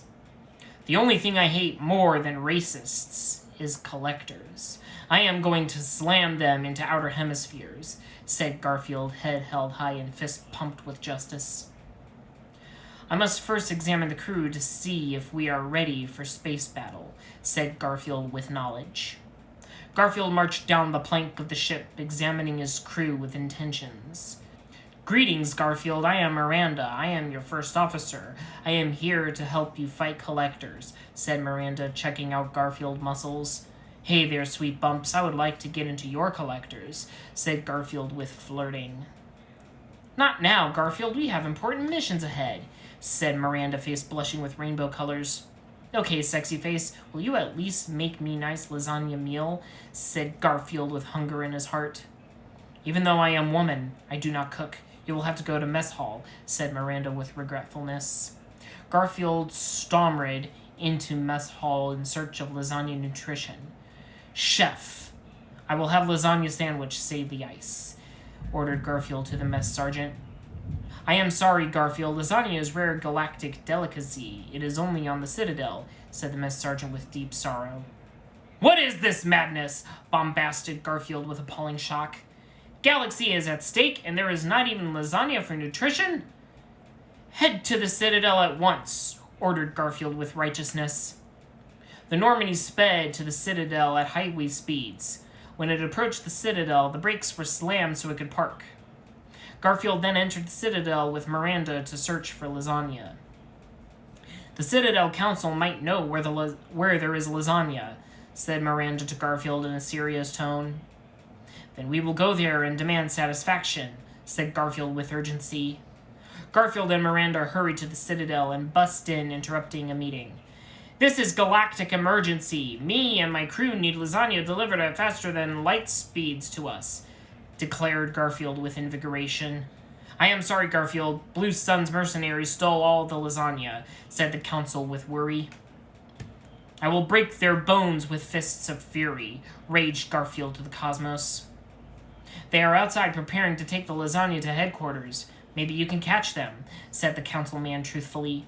On hearing this, Garfield stormed out with purpose and headed to the docks like a cat greased with lightning. Look, Garfield, there they are taking the lasagna, cried out Miranda in helplessness. Do not cry, woman. I will get the lasagna, declared Garfield with manly determination. Garfield approached the menacing mercenaries and glared at them with eyes of retribution. Halt, villain! Surrender your lasagna or face doom, roared Garfield with fiery rage. Ha ha, Garfield. The collectors hired us to steal this lasagna. Your stomach will be empty forever, said the Blue Sun's leader. Fool! I will pry that lasagna from your cold dead fingers, exclaimed Garfield with booming voice as he launched into furious attack. Get him and defend lasagna with mind, body, and stomach, said Blue Sun's leader to his henchmen. The henchmen fired at Garfield with raging guns, but Garfield did a cartwheel through them, splitting them in two. Another henchman tried to fire Garfield, but Garfield backflipped in back of him and broke his neck with velocity. It is just you and me, Blue Sun's leader, said Garfield to the Blue Sun's leader with intimidation. Please show me mercy, Garfield. I only stole lasagna for money, begged the Blue Sun's leader. I am the garbage man, and it is garbage day, said Garfield with slick style as he grabbed the Blue Sun's leader and threw him in a garbage compactor. With all Blue Suns gone, Garfield took the lasagna back with him to the Normandy and was called by the Elusive Man. Good work, Garfield. Now the crew has lasagna to fuel war efforts against collectors, said the Elusive Man with admiration of Garfield. All in day's work, said Garfield casually as he walked out. As Garfield walked out the hallway, he noticed Miranda approaching him. Garfield, You fought with sexiness today. I would like to see you in your quarters later tonight, said Miranda dreamily. Sure thing, Honeysacks. I will look forward to our meeting, Garfield said with romance. Later that night, in the captain's cabin, Garfield put on his best love songs from the 70s, 80s, and 90s CD in his CD player to put the mood on romance. Miranda walked in with sexiness and romance on her mind. Garfield, you are like man I've never met before. You make me wild like a hog on the hunt, yet I do not know if it is right, said Miranda with concern. What is the matter, Miss Miranda? Are you scared? Asked Garfield sassily. I am worried you are too much man for me to handle, said Miranda with honesty. Do not worry. I will be gentle, like chef putting lasagna in the oven, said Garfield reassuredly. Then Garfield, let us make loving until the sun comes up, said Miranda with lust in her eyes and face. With these words, Garfield and Miranda embraced and made loving all night long with energy of 1,000 galaxies. To be continued.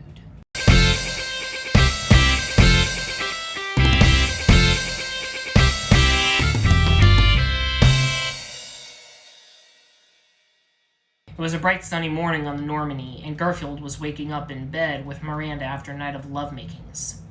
Garfield, will you please stay longer? Whined Miranda. No, saucy lips. I must go do morning exercises to stay fit, said Garfield with athletics. Garfield entered the weight room and began lifting 500-pound dumbbells in each hand for easy warm-up. These are women's weights. I wish elusive man would give me real weights for manly exercise, said Garfield with objection. As Garfield was lifting his weights, EDI, the ship's computer, spoke to Garfield with urgency. Garfield, we are having reports of a new team member for you to recruit. It is Tally the Quarian. She is in flotilla investigating Geth. Then it is time for galactic rescue. Put rocket boosters on turbos, said Garfield, eyes blazing with courageousness. Garfield rushed to bridge of ship to gather his teammates.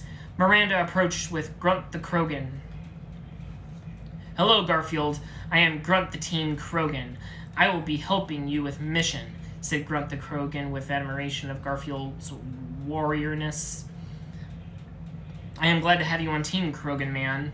Now we will going to gather Tally, so get your gears into rear, said Garfield in a demanding tone.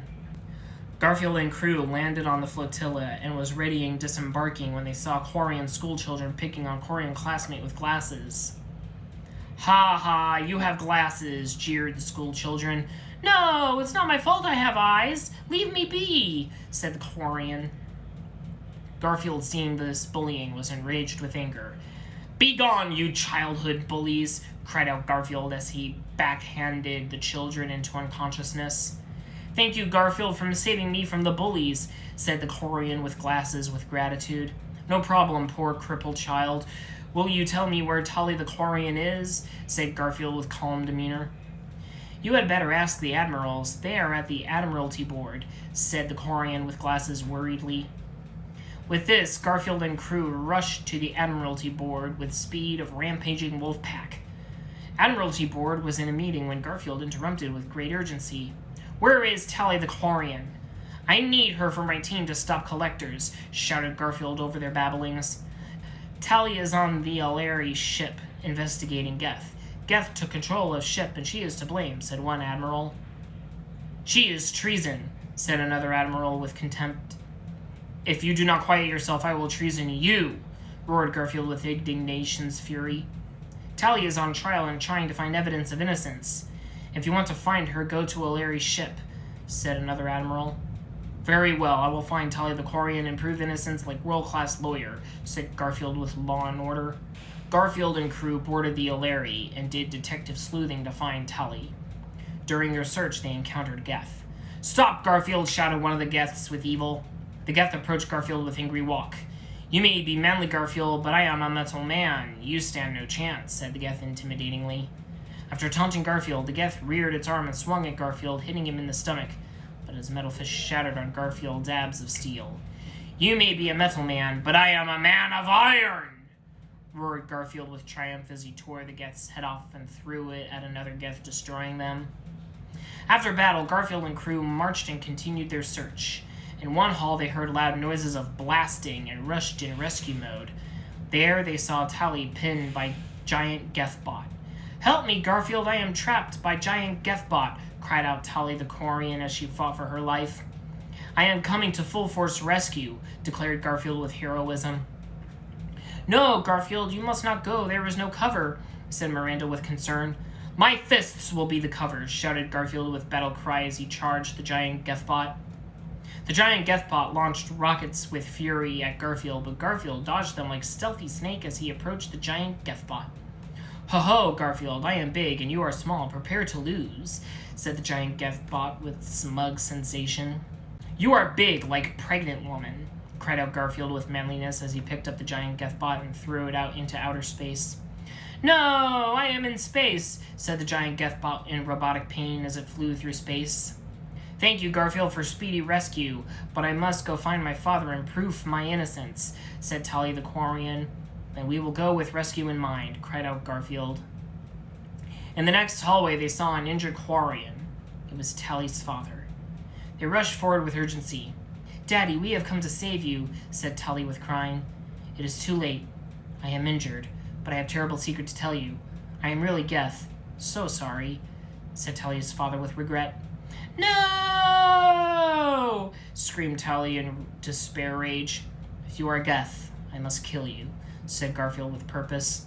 "Yes, Garfield, you must end me for my crimes," said Tally's father, looking at the stars. Garfield pulled out his Desert Eagle and shot Tally's father several times all over. "Thank you for killing me, Garfield," said Tally's father as he died. "You must go back to Fleet and prove your innocence," said Garfield, looking at Tally with cat eyes. "Okay, please don't tell Admirals my father was Geth. It is very embarrassing," said Tally with weeping heart. Garfield and crew returned to Flotilla for trial, where Garfield stood as Tally's high-powered Washington lawyer. "Where is proof of Tally's innocence? It is obvious she is guilty. She will be banished," said a stupid admiral with moron words. "If you do not find Tally innocent, I will sink this ship," said Garfield, aiming a rocket launcher at the ship's engine. Admirals looked at each other with discussion, and then came to a solution. "It is clear that Tally is 100% innocent. Thank you, Garfield, for your perfect defense. You are now an honorary Quarian," said all of the admirals simultaneously. After much praise was given for Garfield's bravery and legal abilities, Garfield and crew returned to the Normandy. Garfield decided to perform checkup on Tally to see how she was doing, and went down to engine room for discussions.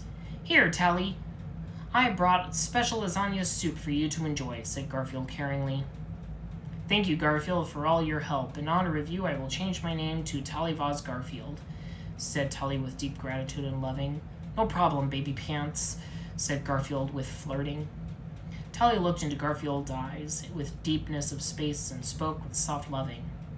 As she spoke, she used her Omni tool to play Whitesnake power ballads to set the mood. "I have been alone all my life, until now. But I finally found someone who understands me," said Tally with romantic intentions. "No problem, I find your suit very sexy," said Garfield with wink and nod. "Garfield, you complete me. Please be mine," said Tally, embracing Garfield. "I will steer my starship into your black hole," said Garfield with deep, sexy voice. They embraced and made lovings in the engine room all night long to the rhythms of roaring engine and rocket music. To be continued.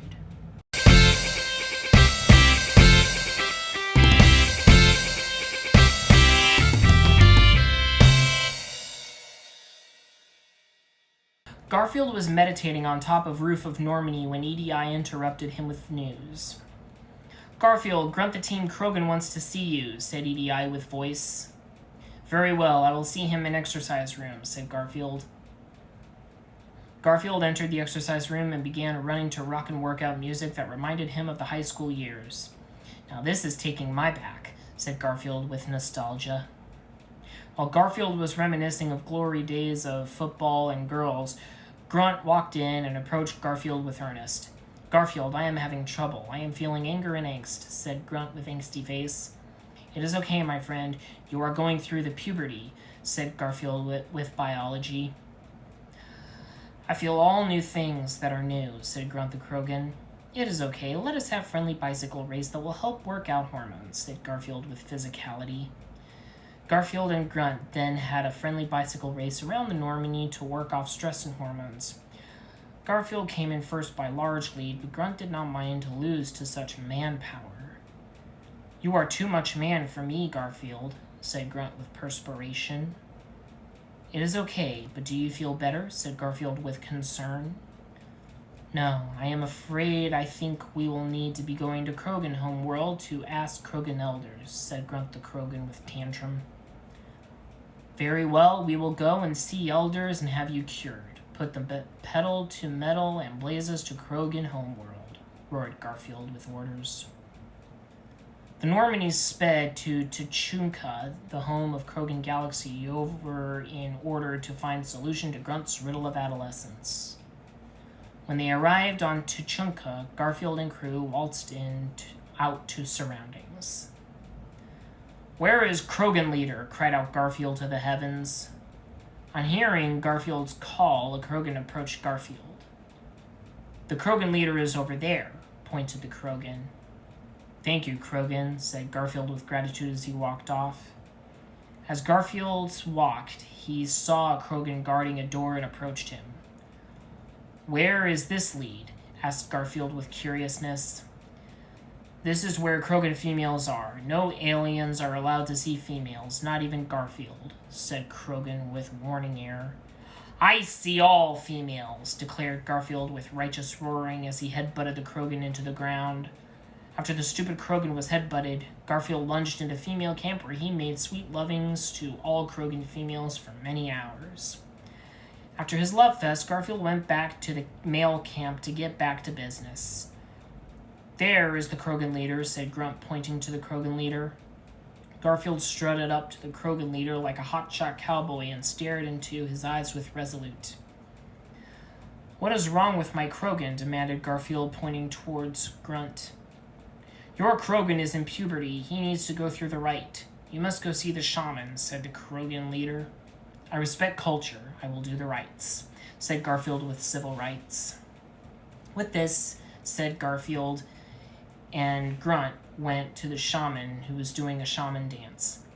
"Halt, shaman! I want none of your foolery," said Garfield with staring eyes. "I am doing cultural ritual. Respect our heritage," said the shaman. "I respect 3 things: strength, justice, America, and lasagna," said Garfield with heart. "Very good, Garfield. You are manly enough for the rite. You must go ahead to the arena and survive all challenges," said the shaman with admiration. Garfield and Grunt went into the inner area, ready for heated challenges and challenging battles. "Look, Garfield, there are wolves," said Grunt with concern. "I never met a wolf I did not like to slam," said Garfield wittily as he took the wolves and slammed them one-on-one like lightweight footballs. After shattering wolves like glass, Garfield and Grunt heard loud earthquake sound. It was the Thrasher Maw. "Ha, Garfield, I see you beaten my wolves, but can you best me with mighty muscle?" challenged the Thrasher Maw with high self-esteem. "I take on all," roared Garfield with a belly full of courage. "We will see who is true manliness," said the Thrasher Maw as he faced down Garfield in showdown stance. Garfield and Thrasher Maw circled each other with battlefield legs, eyeing each other like doves ready for combats. Suddenly, the Thrasher Maw pulled out his flamethrower and began spraying flames of ambition at Garfield. "Ha, Garfield, the temperature is rising in Celsius. I hope you are not getting too hot for your fur," mocked the Thrasher Maw with defiant grin. "Ah, gaga!" cried out Garfield as his fur singed in hotness. "You will be cat stew on my turkey dinner," roared the Thrasher Maw with evil snickers. "Here, have knuckle sandwich instead, but do not be choking on the bone," said Garfield with cool style as he jumped at the Thrasher Maw and punched him with the force of a runaway speed train. "No, why me?" cried the Thrasher Maw as he was punched into with manly force. After beating the evil Thrasher Maw with mind and body, Garfield and Grunt returned to Krogan camp to receive praise. "Congratulations, Garfield, you beat the Thrasher Maw. You are now honorary king of the Krogans," said the Krogan leader. "Yes, Thank you, Garfield. Now I am no longer in puberty and can control my emotions, said Grunt the Teen Krogan. It is no problem. I need a good workout, said Garfield with thumbs up. With these wise words, Garfield and crew returned to Normandy. Garfield, however, had to head to MedLab for checkup since he was burned. Your fur is burned, but you should be okay, said Dr. Chakwas with relief. Are you sure would you like closer examination? Said Garfield with sass. Yes, maybe a more in-depth checkup is needed, said Dr. Chakwas with flirty smile. Perhaps you need a checkup, Doctor. Maybe you need to take off your clothes, just in case there are lice in your pants, said Garfield with romance. Oh, Garfield, you make me feel like schoolgirl in love, said Dr. Chakwas with lovesick eyes. Hey, I like professionals, and you are one professional babe, said Garfield with glimmer in the eyes. Garfield, I have been seeing you from the distance, but too afraid to speak. But I need you now in the moment of danger. Will you have me? Said Dr. Chakwas with heartfelt love. Yes, my medical equipment is ready for now, said Garfield slyly as they embraced and made lovings on the lab tables all night long with medical precision. To be continued.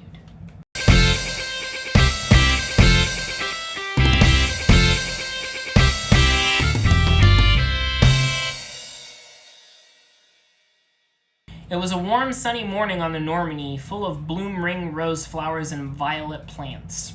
Garfield was playing intense games of b-ball with Garrus in the b-ball arena. A boombox was playing cool hip-hop beats while they were playing.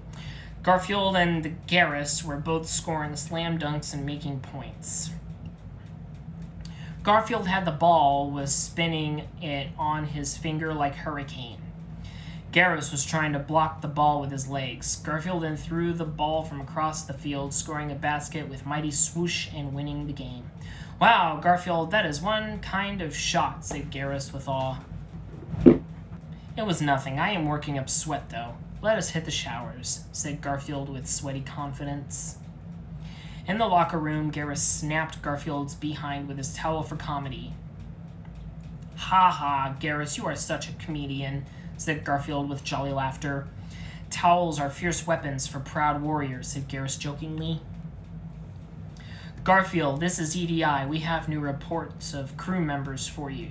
Jack the criminal, said EDI with informative voice. Where is this criminal? Said Garfield with question.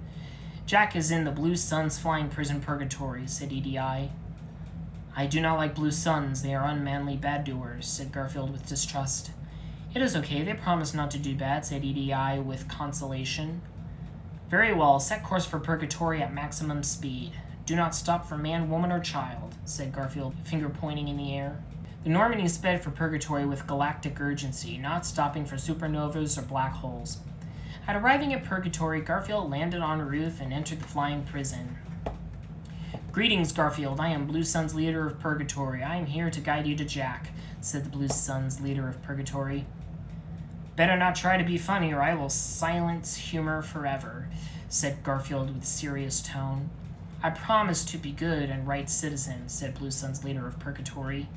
The Blue Sun's leader of purgatory led Garfield to a cell which had Jack in it. Hello, Garfield, I am Jack the criminal. I am bad person, said Jack. You are girl, yet not girly, said Garfield with wonder. I am tough, scrappy female with trouble past, said Jack. Come, let us go back to Normandy, said Garfield in understanding tone. No so fast, Garfield. You are my prison now, said evil Blue Sun's leader of purgatory as he surrounded Garfield and Jack with many Blue Sun soldiers. What? Garfield said with uproarious roar. I am taking you in prison for money. I will be rich, said Blue Sun's leader with lusty greed. You, Blue Suns, are yellow like dogs. First you take my lasagna, now you take my freedom. No more will I be sending you to an early hell morning, shouted Garfield with manly vocal cords. It is too late, Garfield. You are surrounded. You are mine forever, said Blue Sun's leader of purgatory. Humph. Fool, you are the one in prison of greed, said Garfield with philosophy. Garfield then put his fingers in the mouth and blew his whistle with fury. Garfield's custom Harley-Davidson motorcycle with lasagna headlights then crashed through the ceiling, jamming cool, triumphant music as it came. Garfield then hopped on the motorcycle and put on his sunglasses because the sun always shines on Garfield, even in spaceships. "Time for joyriding," said Garfield chilly as he took out a lasagna-flavored cigarette and put it in his mouth. Garfield put his motorcycle on hyperspeed and blazed through the Blue Sun's mercenaries. "Curse you, Garfield," said the Blue Sun's leader of Purgatory as he shook his fist in the air. "I have appetites for violence, and it is almost dinner time," said Garfield as he puffed on his lasagna-flavored cigarette. "Chew on this, Garfield," said Blue Sun's leader as he chucked a grenade at Garfield with desperation. "You should try some of your own cookings before serving," said Garfield coolly as he shot the grenade with his Desert Eagle back at the Blue Sun's leader of Purgatory, who caught it in his mouth. "Ah, Garfield!" screamed the Blue Sun's leader of Purgatory as he exploded. "Looks like it blew up in your stomach," said Garfield slyly as he walked away. "Garfield, we must leave now," said Jack the criminal. "No problem, babe. Hop on my Harley," said Garfield. Jack hopped on the back of his motorcycle, gripping Garfield's waist. Garfield and Jack rode out of Purgatory with the speed of unicorns. "Here is present to remember me by," said Garfield as he looked back the ship and tossed his lasagna-flavored cigarette at the Purgatory, causing it to explode. Garfield and Jack landed in Normandy, where Garrus and crew were waiting. "Good work, Garfield. You saved the day again," said Garrus with thumbs up. "It was easy like lasagna cake," said Garfield with relaxed sigh. "Garfield, you saved my life, but I still don't like you because I am bad," said Jack the criminal. "Ho-ho, Garfield. It looks like she will not fall for your charm," said Garrus jokingly. "Want to bet?" "I can make lady out of her yet," said Garfield with knowingness. "Okay, Garfield, I bet you $500 of lasagna you cannot make her into proper lady," said Garrus with a smirk. "You are on bonehead," said Garfield with handshake. Garfield then walked over to Jack with purpose. "Jack, I am taking you shopping and making you into ladies," said Garfield. "Okay, but I am still not liking you," said Jack. Garfield and Jack then went to Citadel to go shopping for clothes and makeup and perfume. "Try on this dress, Jack," said Garfield as he gave her the short purple sparkly dress. "Okay, Garfield, but I still don't like you," said Jack as she tried on the dress. Jack tried on the purple dress as well as the matching purse and perfume with smell of flowers and lasagna. "Garfield, I feel like true woman. Thank you," Jack said with gratitude. "No problem. Let's go back to Normandy for celebration," said Garfield. On returning to the Normandy, Garrus saw Jack as true lady and realized he lost the bet. "Wow, she is true lady. I have lost bet. Here is your $500 of lasagna, Garfield," said Garrus with defeat. "Thank you, Garrus. I will spend it on pantaloons," said Garfield with victory. As Garfield took his prize money, he went to the captain's cabin where he saw Jack was waiting for him. "Garfield, you are a man like no other. I did not think love was possible until now," said Jack with love in her eyes. "You are a special lady now that you have nice dress and are pretty to look at," said Garfield with understanding voice. "Yes, Garfield, thank you for making me worthwhile. Let me thank you with special gift," said Jack with flirtations. "Sure thing, sexy babe. Let me show you my Jack," said Garfield with a wink and a nod. "Let me warn you, I am rough and tough rebel," said Jack with sass. "I will rebel in your pants," said Garfield with romance. Garfield and Jack then embraced and made sweet lovings all day and all night until they broke dawn. To be continued.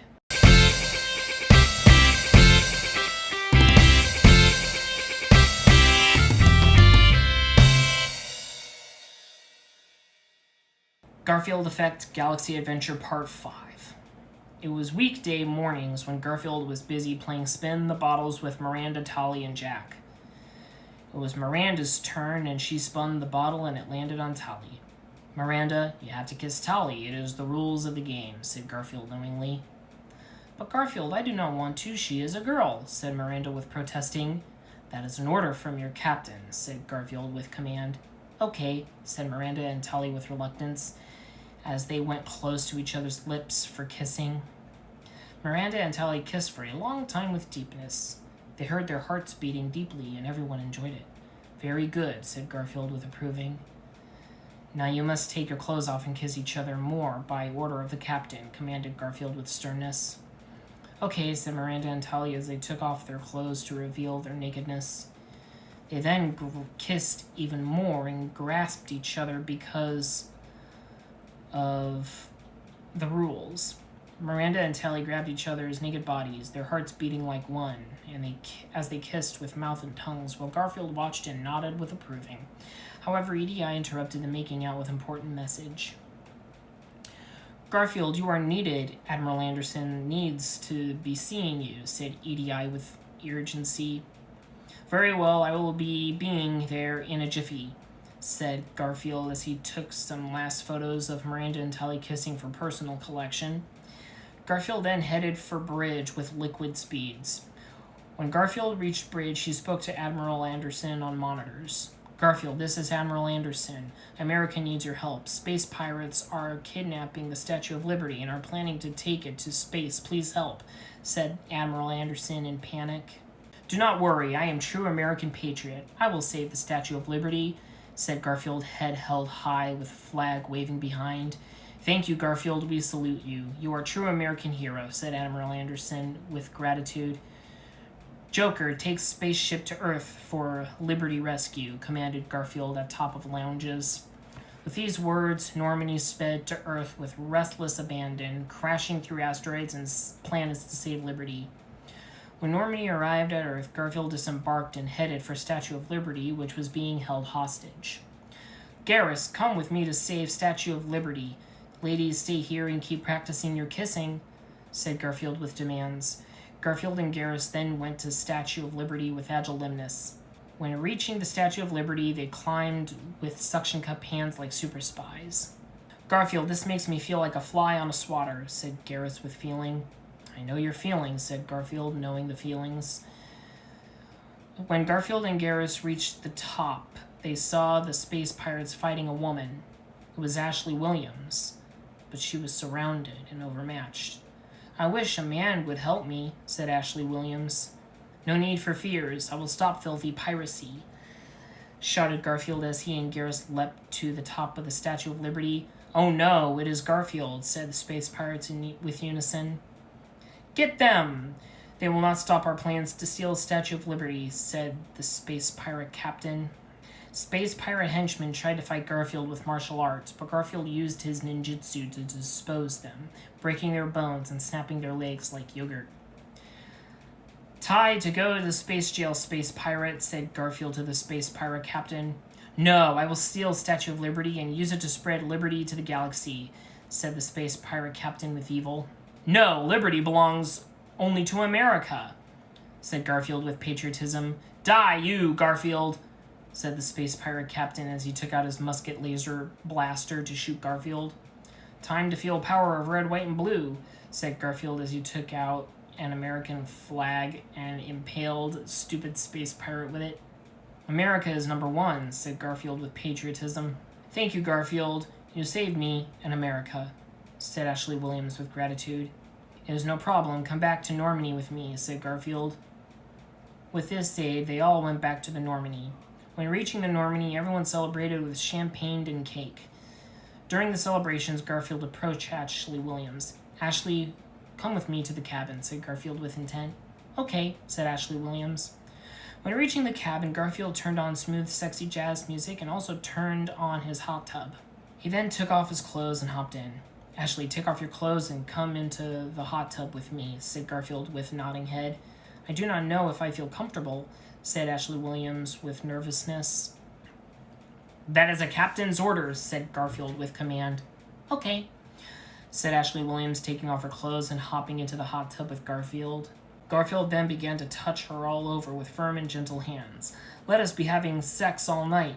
Please touch me more, Garfield, said Ashley Williams as squeezed Garfield's manly muscles. I will eat you in and out like lasagna breakfast, said Garfield, eyes hungry for love. Garfield and Ashley Williams then had sexual relations all night in hot sub while sexy, smooth jazz played in the background. To be continued.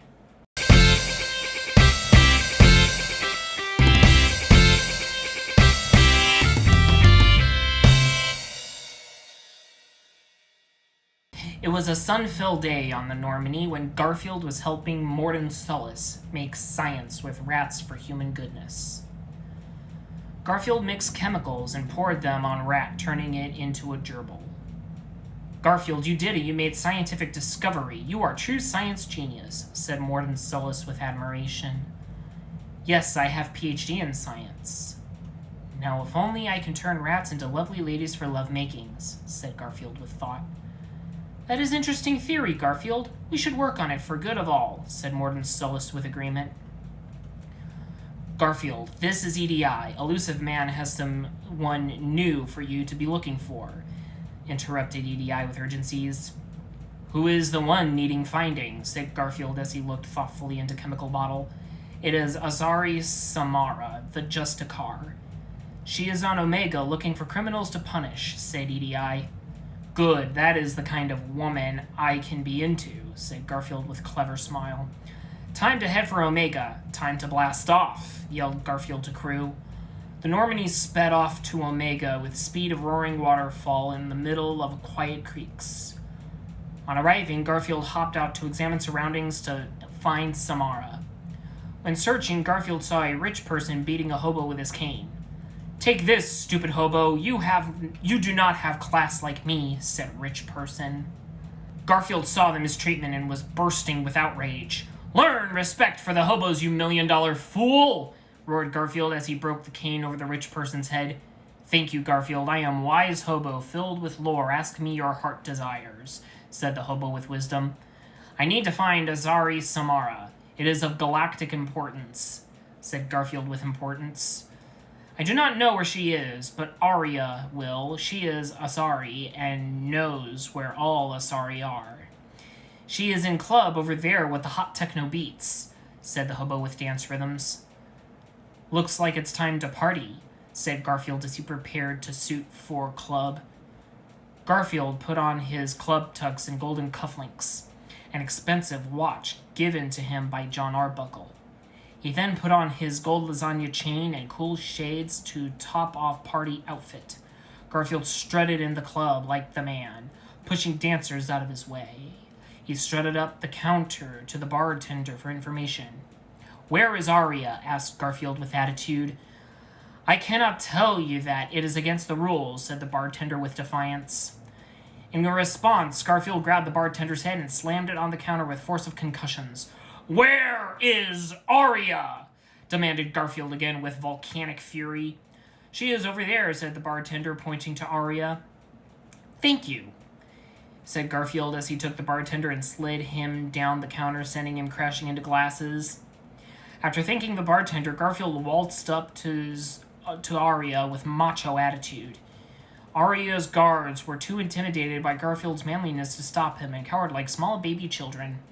Aria, give me the information I need to know where Samara is, demanded Garfield with glaring eyes. All right, Garfield, I will tell you, but there is something I want first, said Aria with hinting smile. You are not a woman. I like that, said Garfield with sass.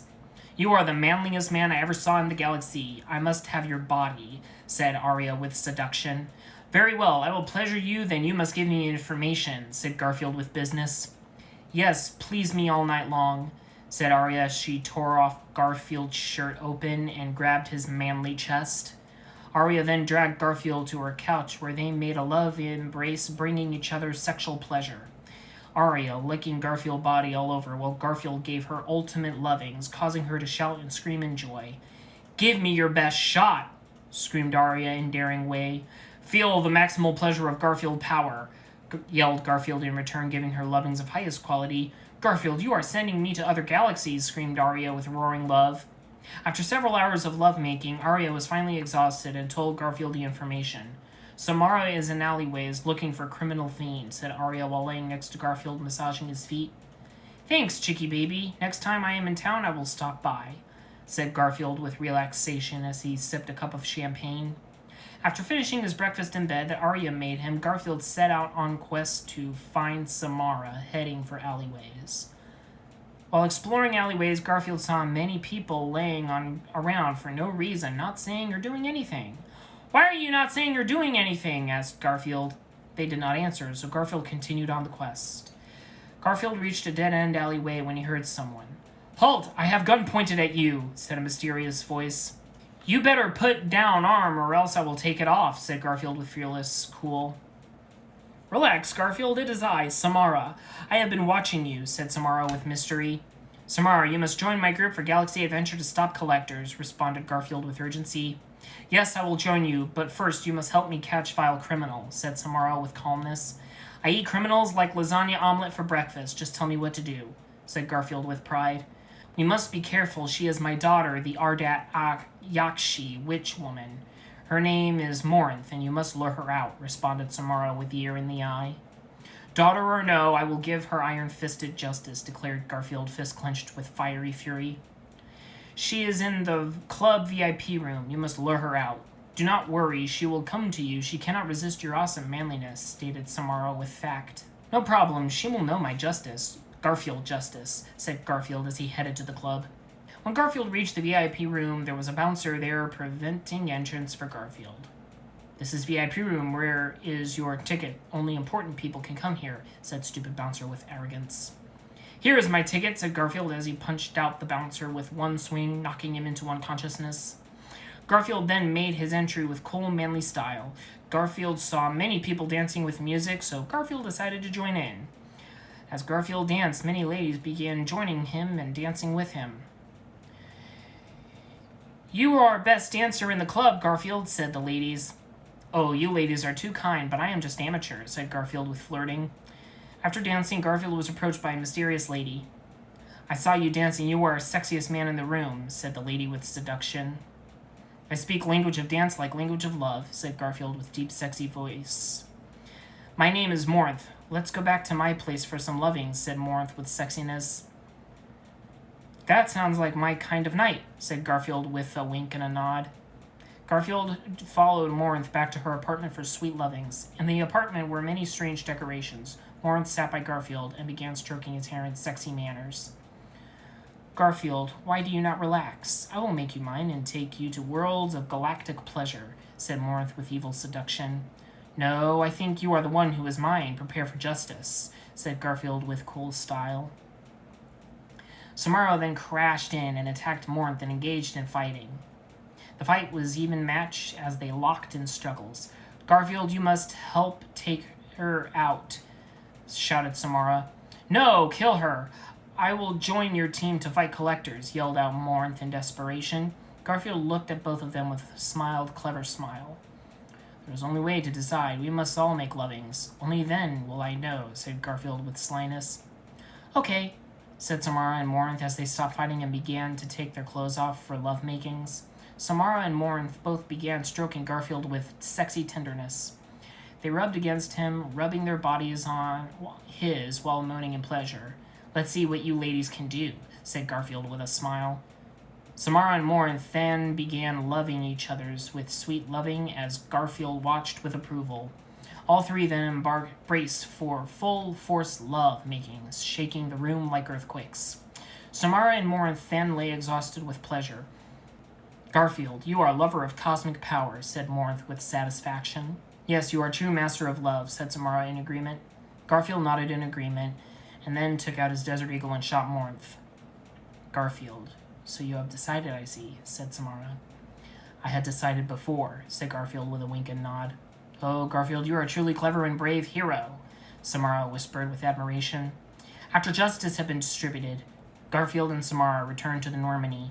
Garfield went up to Captain's cabin for thought when he heard someone enter. Hello, Garfield. I must thank you for help. You are bravest hero in the galaxy, said Samara with joy. No problem. Justice is what I do, said Garfield in matter-of-fact way. I want to thank you by continuing what we started before, said Samara, rubbing Garfield's chest. I was holding back before because of duty. Let me now show you true lovings, whispered Garfield with romance. Garfield dimmed the lights and put on his favorite Souls music. Garfield and Samara then embraced in sexual way and made lovings that rocked the ship like meteor showers. To be continued.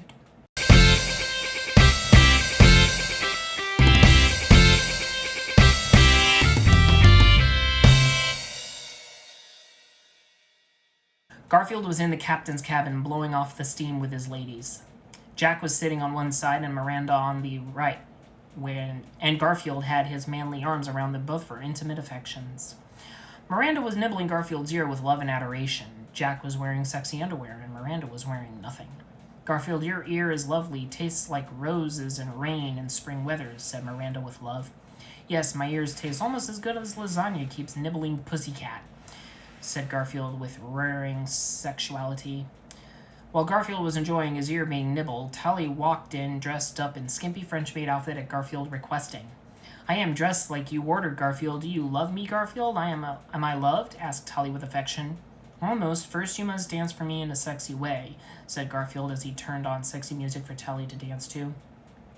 Tally then began doing a sexy dance with lots of flips and slips and somersaults. The dance ended with Tally pointing at Garfield with seduction. I am your woman forever, Garfield, said Tally in a singing voice. Garfield nodded in approval and made a sexy motion for Tally to join him and the other ladies. However, Garfield's love fest was interrupted by EDI with importance. Garfield, the elusive man, has new recruit for you. It is Kasumi, the master thief, said EDI with urgency. I do not like thieves. I am heroes, said Garfield with heroics. It is okay. She is good thief, like Robin Hood. She can steal money from the collectors, said EDI with consolation. Very well, where will I find womanly thief, said Garfield with grudging. She is in Citadel, waiting for meetings, said EDI with the answer. I will go to bridge with orders. Over and out, ordered Garfield with authority. Sorry, ladies, I must get back to work, said Garfield to the woman. No, Garfield, you promised to love me, said Tally with begging. It is okay, hot cookies. I will be back sooner than a wink. In the meantime, practice your lovings with Miranda and Jack. Reassured, Garfield then walked out to the bridge. Garrus saw him and looked on with longing jealousy. When Garfield entered the bridge, he told Joker orders. Joker, get to the Citadel for important missions, ordered Garfield with imposing authority. Garfield, you may be king on the battlefield and in the bedroom, but I bet you could not pilot the ship, challenged Joker with foolishness. Step aside, I will show you how it is done, said Garfield as he pushed Joker out of the way and took the steering wheel. Garfield then switched off Joker's girly music, which was the Spice Girls, and put on the rock and heavy metal he puts on whenever he goes on a cruise. This is how men drive, said Garfield as he put on the acceleration to turbo, roaring through solar systems like knife through butter.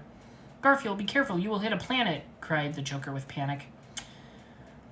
Shut up and learn how to be a man, said Garfield as he went even faster. Garfield was about to crash into a planet, but then he glared at it and it moved away. After much top-notch ace piloting, Garfield arrived at the Citadel in 1/4 the time Joker would have. Garfield, you are truly amazing man and the better pilot, said Joker with admiration. I can teach you some moves sometime if you are ready to wear pants, said Garfield as he slapped Joker's back. After joking with Joker, Garfield descended into the Citadel for meetings. Over here, Garfield, it is Kasumi. Come over for secret meeting, said one of the advertisements with a giant face. I hate commercials, said Garfield as he punched the advertisement, smashing it through and through. Garfield, you smashed by commercial, said Kasumi from above. Yes, I have no time for techno-nonsense. We must go stop collectors, said Garfield with leadership. Indeed, but first you must do me favor, said Kasumi with favor. Sure thing, said Garfield as he grabbed Kasumi's breasts with hands. No, not that, said Kasumi with blushing. Well, then what is it, said Garfield with disappointed impatience. I need to get back stolen chip from Donovan Hawk. He killed my partner Kaiji to get the secret chip, and now I must get it back, said Kasumi with anxiety. Fine. I will find this chip and crack open Hawk's head like museum vase. If you need another favor, let me know, said Garfield with a clever chuckle. He is on the planet Beckenstein. Let us go, said Kasumi with hurry. Garfield and Kasumi then boarded the Normandy, headed for Birkenstein with swift galactic speed. On the way, Kasumi briefed Garfield on the mission. Hawk is having a party. You will sneak in as a party guest. You will go in as a secret alias, said Kasumi with quick words. Alias? I do not need secrets. I am man of action, roared Garfield. Please, you must. It is of importance, whined Kasumi with crying voice. Fine, you women must always get your ways and give me headaches, said Garfield with exasperation. Very good, your alias will be Johan Lasagna Man, and you will be a mercenary/oil tycoon from the Terminus Systems, briefed Kasumi with knowledge. I can do this, said Garfield with calm silence.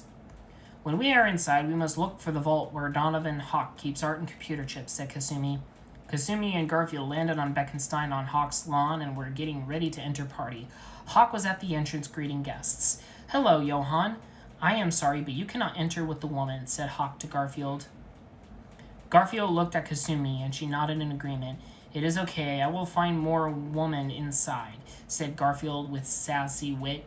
Garfield then walked inside and began chatting with party guests. "Mr. Lasagna Man, come here and talk with us," said Hawk with admiration. Garfield walked over to Hawk with calm speed and sipped his glass. "Mr. Lasagna Man, you are a mercenary/oil tycoon. What do you think of the oil spill near Jupiter?" asked Hawk with curiosity. "I think oil spills are wrong. They hurt all of the dolphins and birds. If I was there, I would crush oil with iron knuckles," said Garfield with fists clenched in fiery justice. Everyone stood up and clapped for Garfield's speech. "Excellent, Mr. Lasagna Man. You are a true man," said Hawk with respect. Garfield then began looking around, searching for the vault. "Where is the vault?" asked Garfield to a party guest. "It is over there," pointed the guest. "Thank you," said Garfield with gratitude as he walked to the vault. The vault was very heavily guarded with laser beams. "Garfield, this will take some time to break through, but I can do it. I need to find passwords and key codes to hack through barriers," said Kasumi, appearing behind him. "No, I do this my way," said Garfield with fury as he punched through the vault with his mighty fist breaking like paper. "Garfield, your fists are force of nature," said Kasumi with observance. "No. Forces of nature show mercy," said Garfield as he walked into the vault. When inside the vault, Garfield and Kasumi saw many statues. Garfield went over to one statue of a naked man. "What is this naked man doing here?" said Garfield, looking at the statue. "That is Michelangelo's David. It is art," said Kasumi. "He should have done statues of naked women too," said Garfield with a nodding head. "Look, there is the computer chips," said Kasumi, seeing the computer chip. "Ha ha! Garfield and Kasumi, I knew it was you," bellowed an evil voice with cold wind of hate. "Hawk," said Kasumi with worry.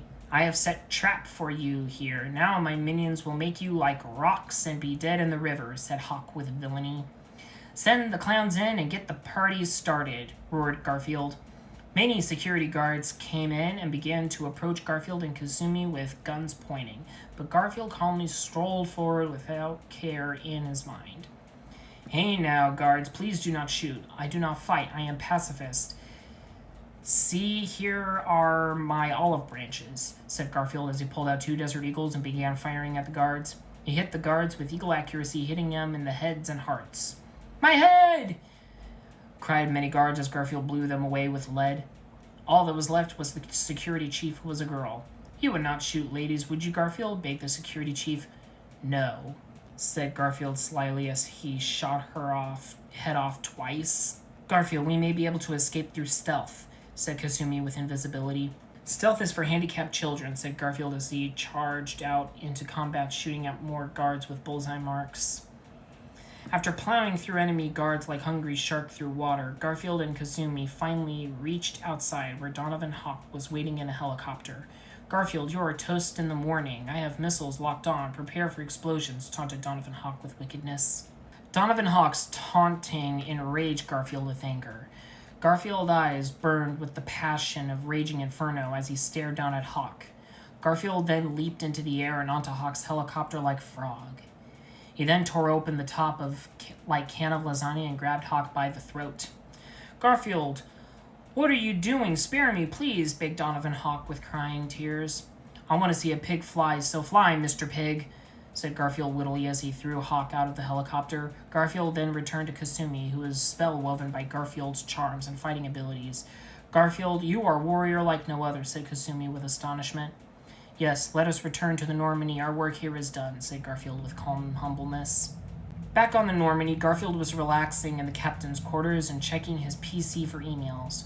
One of the emails was sent by Tali and was titled, "Special treat for you." Garfield opened it and found lots of naughty pictures Tali took of herself for Garfield's pleasure. "I will save these to my floppy disk," said Garfield with eager smile. As Garfield was saving naughty pictures, he heard someone enter his room. "Hello, Garfield. I want to thank you for your help," said Kasumi with gratitude. "It is no problem, Pudding Lips," said Garfield with flirtation. You are a man like no other. You are 100 times more man than Kaiji was. At first I was sad, but now I am glad he is dead so I can be with you, said Kasumi with lovely dove eyes. Missions on the battlefield are important, but missions in the bedroom are even more important, said Garfield quietly as he gazed at Kasumi with sexy cat eyes. I want to show you my super fun time, said Kasumi as she took off her suit to reveal a sexy nurse outfit. Oh yeah, I need a checkup. Come here, said Garfield with approval. Hey, I want a party too. You promised, Garfield, said another voice. It was Tully. She walked into the room dressed up like a sexy Egyptian. Okay, you can join us, Tully. It will be career day in the bedroom, said Garfield as he took both Kasumi and Tully in his arms. All three of them grabbed and kissed each other deeply, making sweet lovings for many hours until the dawn broke. To be continued.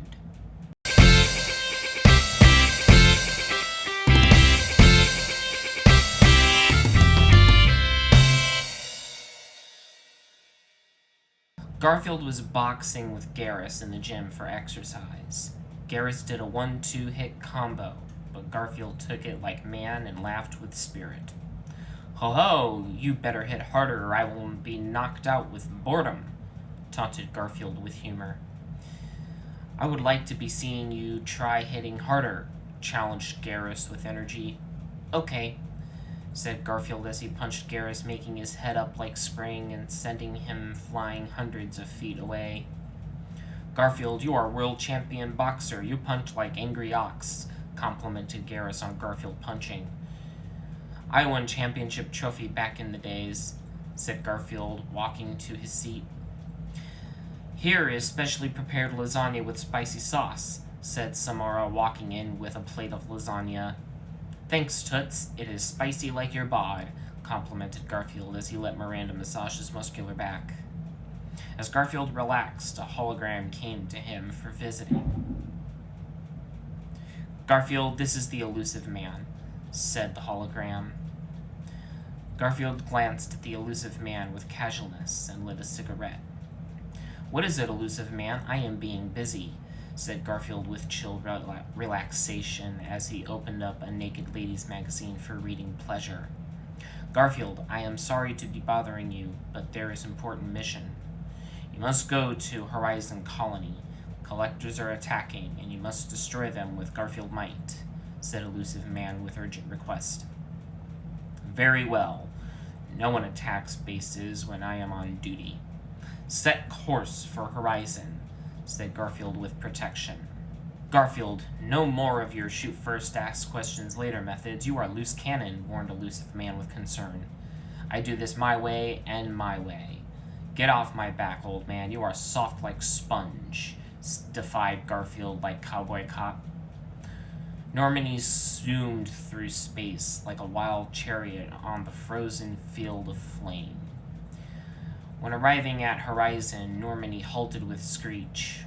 Garfield then descended with team to Horizon for investigation. Where are the people? There is nothing but abandonment, said Miranda with wondering. In the distance, there was moving. It was collectors coming for ambush attack and rearing for assault. Come on, you collector scum, it's dinner time. First course, lead salad, said Garfield, pulling out his Desert Eagles and firing at the collectors and twirling around like manly ballerina. Ha, Garfield, we will outnumber. Prepare to be alien dissected, said the collectors as they fired on Garfield with laser shooters. Garfield turned to the aliens and scoffed a manly scoff. He then took out 2 grenades for exploding. Here, catch you insects, said Garfield as he tossed the grenades like Olympic thrower. The grenades exploded on the collectors, making them into pieces and goo. Do not be falling apart on me, said Garfield with clever wit. Garfield and team continued to search Horizon for humans and clues about collectors. While searching, Garfield came upon a wondrous sight. It was a female collector. She had large buxom breasts and a curvy figure. She was wearing a sexy dress with high heels and had luxurious long hair like silkworms. Hello there, Garfield. I was looking forward to meeting you are even manlier than I imagined, said the female collector. Hello, Foxy Mama, said Garfield with lips licking like cat on the prowl. Why do you not come with and sit with me? Said the female collector with seduction. You must tell me information about collectors, said Garfield with interrogation. First you must give me what I want, and what I want is you, said the female collector with hand rubbing Garfield's chest. I will give you more than your full and then some, said Garfield with sparkle in his eye. Garfield and the female collector embraced firmly. The female collector and the Garfield down and wrapped their hips around him, riding him like a bull in the china shop. Garfield thrust it into her with great force, giving her rocking pleasure she never felt. Oh, oh, moaned the female collector as her pleasure glands filled to the maximum.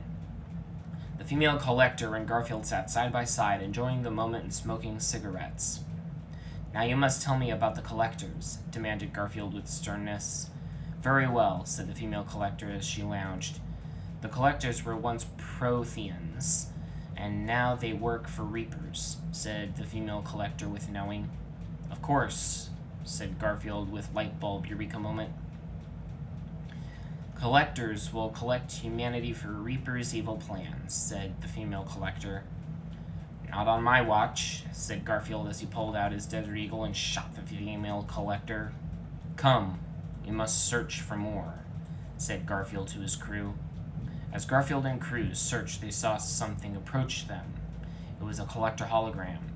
I am the Harbinger. You will surrender, Garfield, said the hologram.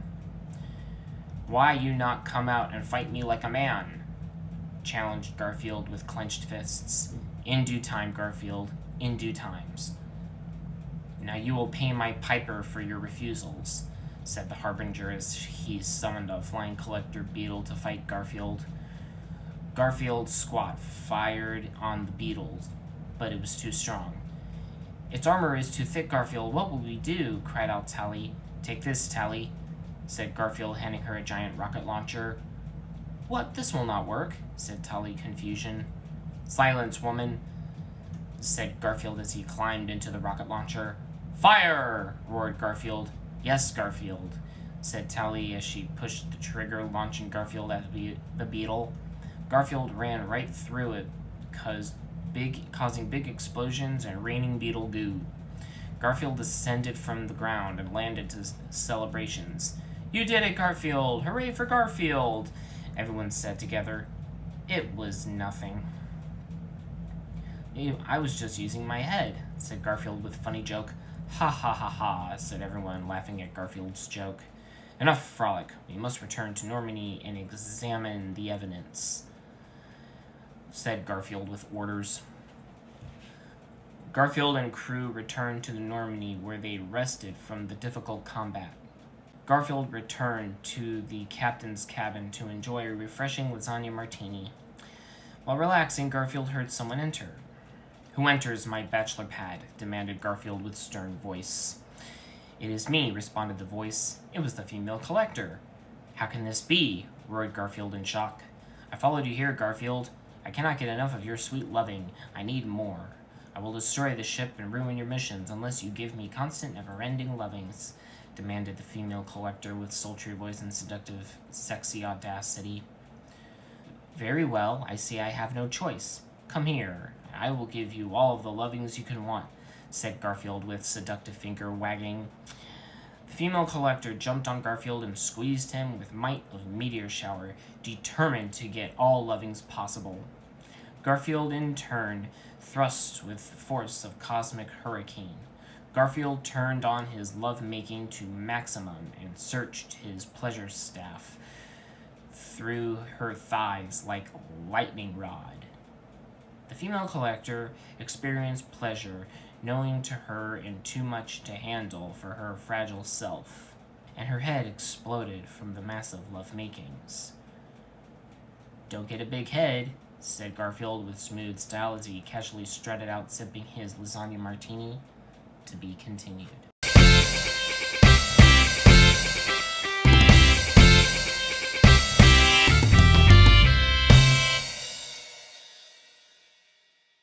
It was Thursday on the Normandy, and everyone was stressed and worried because of combat.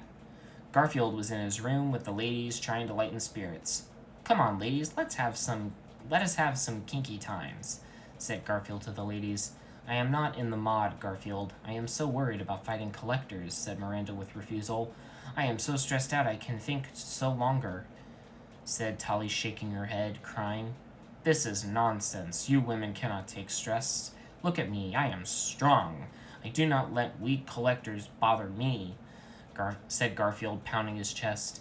Garfield's chastisement made the women cry like babies in a shower. "Period," said all the ladies with crying eyes. "Fine, you ladies win. What we need is a vacation to liven up stress." "Let us go to the beach," declared Garfield with excitement. "Beach party!" yelled out everyone in joy. "Joker, head to Beach Planet right now for fun in the sun," ordered Garfield with vacation. With Garfield's orders, the Normandy zoomed through space for vacation getaway like seagulls flying for winter. When the Normandy arrived on the Beach Planet, Garfield and crew got out for summer fun. Miranda and Tully were playing Jack and Samara in a game of beach volleyball while in skimpy bikinis. Garfield was at the bar drinking and shooting breezes with bartender Ted.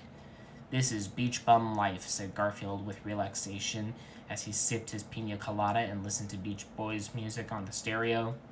"Garfield, please put suntan lotion all over my body so I do not get sunburn," asked Kasumi with seduction. "I will be right there, sweet Sax," responded Garfield with love-making ideas. Garfield rubbed Kasumi all over with suntan lotion, stroking her firm body with his manly hands.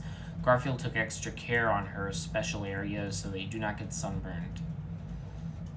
"Thank you, Garfield. Your strong hands take me to space beaches unknown," said Kasumi with dreaminess. As Garfield returned to the bar for relaxation, he saw a sexy female Hanar approach him with sassy walk. "Hello, Garfield. I saw the sexy massage you just gave. I am Hannah, the Hanar, and I want to get to know you better," said the Hanar with introduction. "Let me get you a drink, then I will show you all you want to learn," said Garfield with flirtations. Elsewhere on the island, Garrus and Jacob were walking along the beach. They were wearing flower-patterned shirts and shorts for beach comfort. Garrus was also wearing a straw hat. "What is this?" said Garrus, pointing to a mysterious object in the sand. Garrus and Jacob went closer for personal inspection. "It looks like a tiki idol," said Garrus to Jacob. "We should keep it as a souvenir," said Jacob with excitement. With their new souvenir, Garrus and Jacob walked back to the bar to watch the girls play volleyball. Tolly was jumping up to hit the ball with her hands when she slipped and fell, twisting her ankle and making her bathing suit fall off. "What happened?" cried out Garrus with worry. "I fell with bad luck." "Only bad luck could cause fall like this," cried Tolly with sadness. "This is my kind of bad luck," said Jacob, looking at naked Tolly. "Oh, you boys," cried out Tolly in embarrassment. "Oh, yeah," said Garrus, high-fiving Jacob. "Let me see that tiki idol," demanded Samara, taking the tiki idol. "This tiki idol is cursed," said Samara with superstition. "Do not be crazy, woman," laughed Garrus with mockery. "That tiki idol will give bad luck to all," said Samara with warning. "I do not believe you. I am keeping it. It is mine," said Garrus with stubbornness. Meanwhile, elsewhere on the island, Dr. Morden Solus was preparing for a surf-off with surfer Chad with Normandy at stake.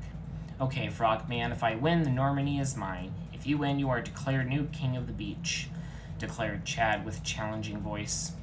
"You are on. I will show you that scientists can be surfers too," roared Dr. Morden Solus with determination. Dr. Morden Solus and Chad went into water with surfboards with crowd watching. At first, the surf-off was close, but Dr. Morden Solus gained speed and began taking the win. The crowd began chanting, Dr. Morden Solus for support. All was well until Garrus and Jacob showed up for watching.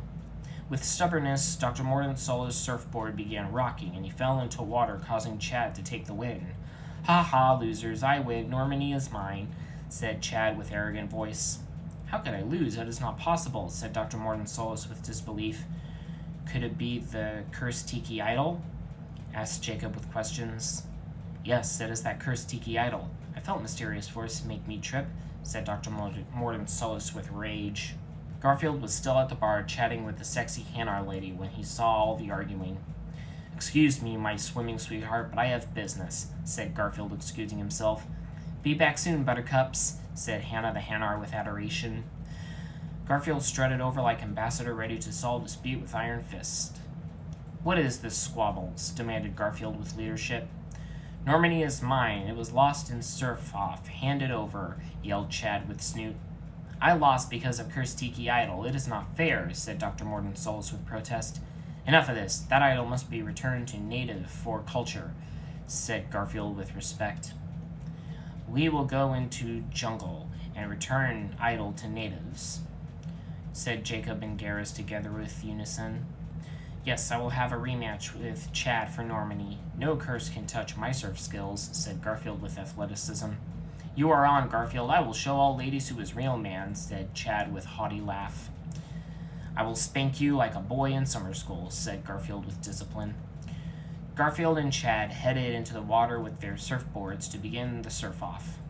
Meanwhile, Garrus and Jacob ran into the jungle to search for the natives to return the cursed tiki idol. Where is the natives? Asked Jacob with frustration. Over there, pointed Garrus, pointing at the natives. Garrus and Jacob rushed to the natives to return the cursed tiki idol to its rightful owners. Please accept this cursed tiki idol for cultural exchange, said Jacob with respect for all cultures. Every person is like rainbow, different and special, said Garrus with important message. The native chieftain took the cursed tiki idol and looked at it. This cursed tiki idol is cursed. It was made by the Reapers, said the chieftain with worry. What? Said Garrus and Jacob at once.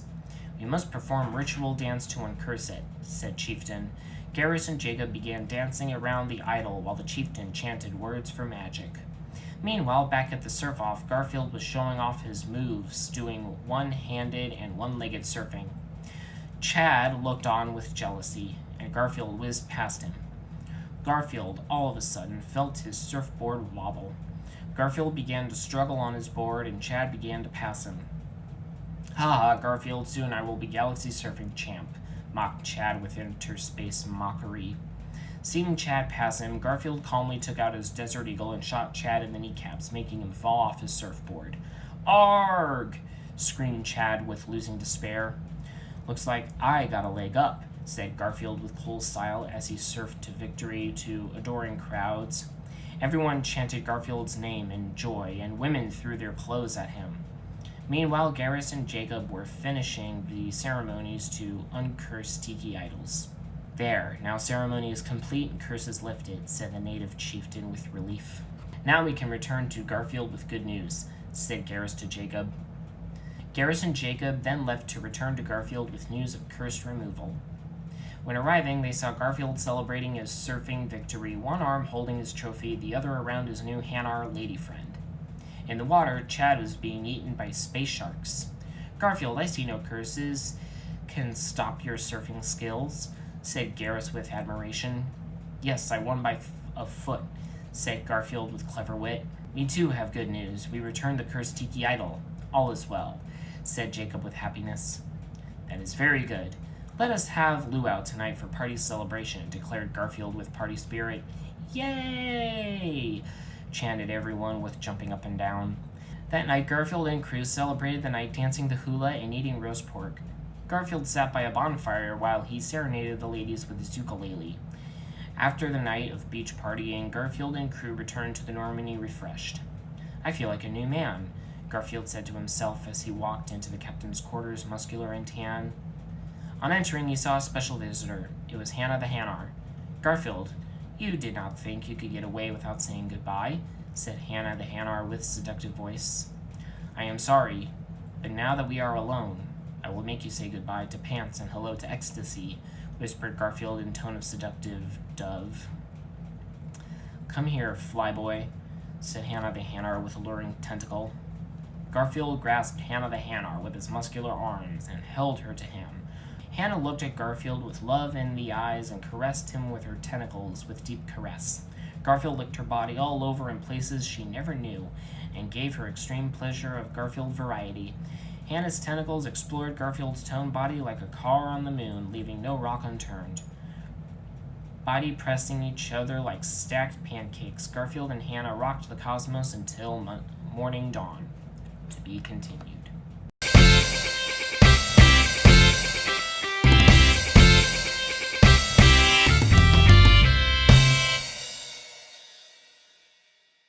Garfield was in the engineer checking on engines for maximum usage and talking to engineers, Gabby Daniels and Kenneth Donnelly.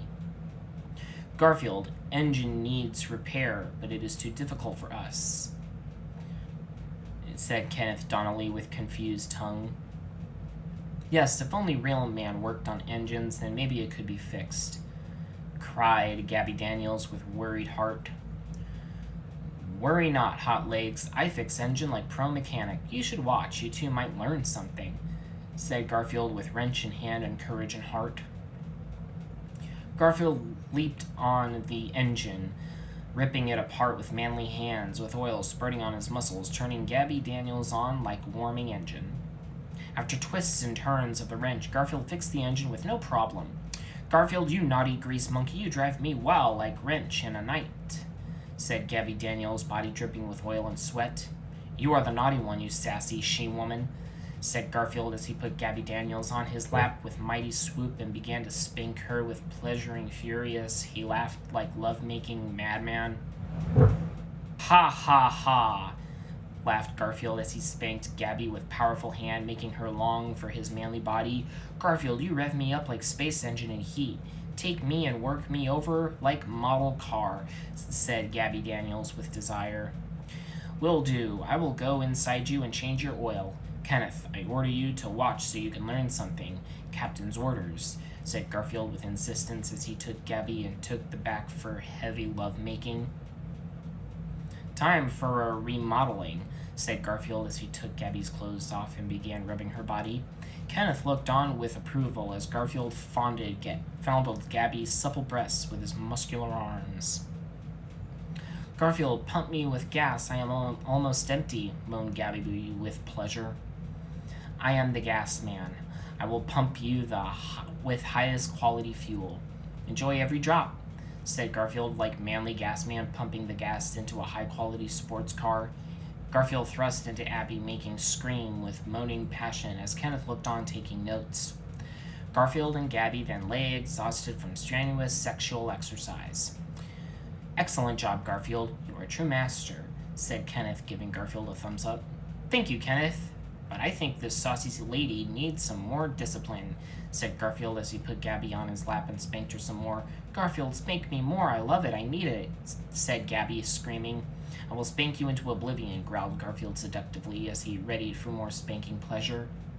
As Garfield spanked Gabby, the elusive man contacted Garfield through hologram for important missions. What is it? I am busy, said Garfield with Gabby on his lap. Garfield, I am sorry for interrupting, but I have an important mission for you. A derelict Reaper has been found. It has Reaper IFF codes. With these, you can go into Omega Relay and fight collectors, said the elusive man with request. Very well, I will head immediately and find Reaper's IFFs, so I can stop collectors on my boot. Over and out, declared Garfield with speech. Joker, head to derelict Reaper and make with haste, ordered Garfield as he continued to spank Gabby. With Garfield's orders, the Normandy sped to the derelict Reaper like a sprinting gazelle, leaping for joy. As the Normandy traveled, Garfield continued to spank Gabby, delivering pleasure to her rear and thighs. When Normandy arrived at the derelict Reaper, Garfield let Gabby off, her hindquarters red with spanking. She could not sit for days, but she was happy. Garfield, please be careful. I will be waiting for you, sighed Gabby with worry. No problem, babe. Keep the bed warm for me, said Garfield coolly as he left the Normandy to board the derelict Reaper. Garfield took Tally and Garrus with him to explore derelict Reaper for IFF codes. Garfield and Squad searched the derelict Reaper for IFF codes, finding no one inside. Where is everyone? Asked Tally with worry. You women always worry. Relax, big strong man is here, said Garfield with confidence. Garfield, you always know what to say to make women feel good, said Tally as she grasped his muscular arm. Garrus looked at Garfield and Tally with jealous gaze and sighed to himself with longing dejection. As Garfield comforted Tally with his manly presence, he sensed figures moving in the distance, approaching them. They were husks. "Ha ha, Garfield, you will not leave this place alive. Prepare to be digestion," garbled the sinister husks with evil intentions. "I do not think so. I prepare my food being cooked first, so let us have barbecue," said Garfield slyly as he took out 2 flamethrowers, lighting a cigar with one. The husks rushed Garfield with great attacks, but it was no use. Garfield torched them with these, with his special lasagna flamethrowers. One husk jumped on Garfield's back, trying to choke him in piggyback move, but Garfield brushed him off with ease, and then stomped on his skull. "Let us move quick and get IFF codes," said Garfield as he and Squad ran through the derelict Reaper, torching husks as they went. Garfield and Squad finally came to a room with many husks inside, discussing plans. "We must protect these IFF codes from Garfield," said the husk general to his husk followers. "Those IFF codes belong to Garfield," shouted a metallic voice. It was a Geth. "The Reapers must be stopped. I will get those codes," said the Geth. "Come, we must help," shouted Garfield, barging in, flamethrowers blazing with powers. The husk general confronted the Geth with evil. "None of you will get to leave this IFF," said the husk general as he shot the Geth. "No!" screamed the Geth as he lay injured. Garfield saw the evil display and became filled with an oily rage of destroying rainforests. "I will get you," said Garfield as he charged through the husks like seashells through sand as he torched them to waste. Garfield then approached the husk's general with a strut so manly the ground cried. "Garfield, you may be manly, but I will not let you have these IFF codes. It is the orders," said the husk general. "Relax, have a smoke," said Garfield, sticking a piece of dynamite in the husk general's mouth. "Light up," Garfield wittily commented as he lit the dynamite with his flamethrowers. "Humph!" cried out the husk general, mouth stuffed with dynamite. "Do not lose your head," quipped Garfield with clever joke as the husk general's head blew off like geyser in a black hole. "Garfield!" The injured Geth was injured and crying for help. "Quick, take this Geth. We must bring it back for repairing," ordered Garfield to the squad. "But Garfield, Geth are bad menaces. We must not bring it back. They are our enemies," cried out Tally with girlish crying. "Shut up, woman. Do as I say," roared Garfield as he backhanded Tally in the face. "Yes, Garfield, you are right. I am wrong," apologized Tally with truth. After apologizing for her stupid sayings, Tally took the Geth and followed Garfield and Garrus off the derelict Reaper and back on the Normandy. Before leaving the derelict Reaper, Garfield said his farewells. "Goodbye, Reaper. You need a vacation here. Why do you not go somewhere?" said Garfield with chilly tone as he punched the Reaper with a mighty punch, sending it into a nearby sun. When back on the Normandy, Garfield checked up on the Geth guest to see if all was well. "Greetings, Mr. Geth. I am thanking you for your help. But why do you help us? You are Geth, and Geth are evil," asked Garfield with good questions. "All Geth are not evil. Some Geth are evil and follow Reapers, other Geth are good. I am good Geth," said the Geth with answers. "That is good, but what is your name?" said Garfield. "My name is Legion," answered the Geth with respect and awe of Garfield. "That is a silly name," said Garfield with mocking truth. "I am sorry. It is not my fault. I have a silly name. Please forgive me, Garfield," begged Legion as he kneeled on the ground. "It is okay, but do not anger me more." "Now stop crying like a woman," scolded Garfield as he left to his quarters. "What great man and amazing leader," said Legion in awe to himself. Back in the captain's quarters, Garfield was relaxing and enjoying a nice lasagna dinner when EDI appeared in his room. "Garfield, I have need to talk with you," said EDI with longing voice. "What is the matter, EDI?" asked Garfield with caring concern. "Even though I am a machine, you make me feel ways no one else can." "I see you from my hub and long for you," cried EDI with desire. "You have no need to long no more. I will satisfy you and make you feel like real woman," whispered Garfield to EDI as he stroked her. "Garfield, come and pleasure my CPU," said EDI with desire. Garfield rubbed EDI's sexy blue body and licked her blue dome.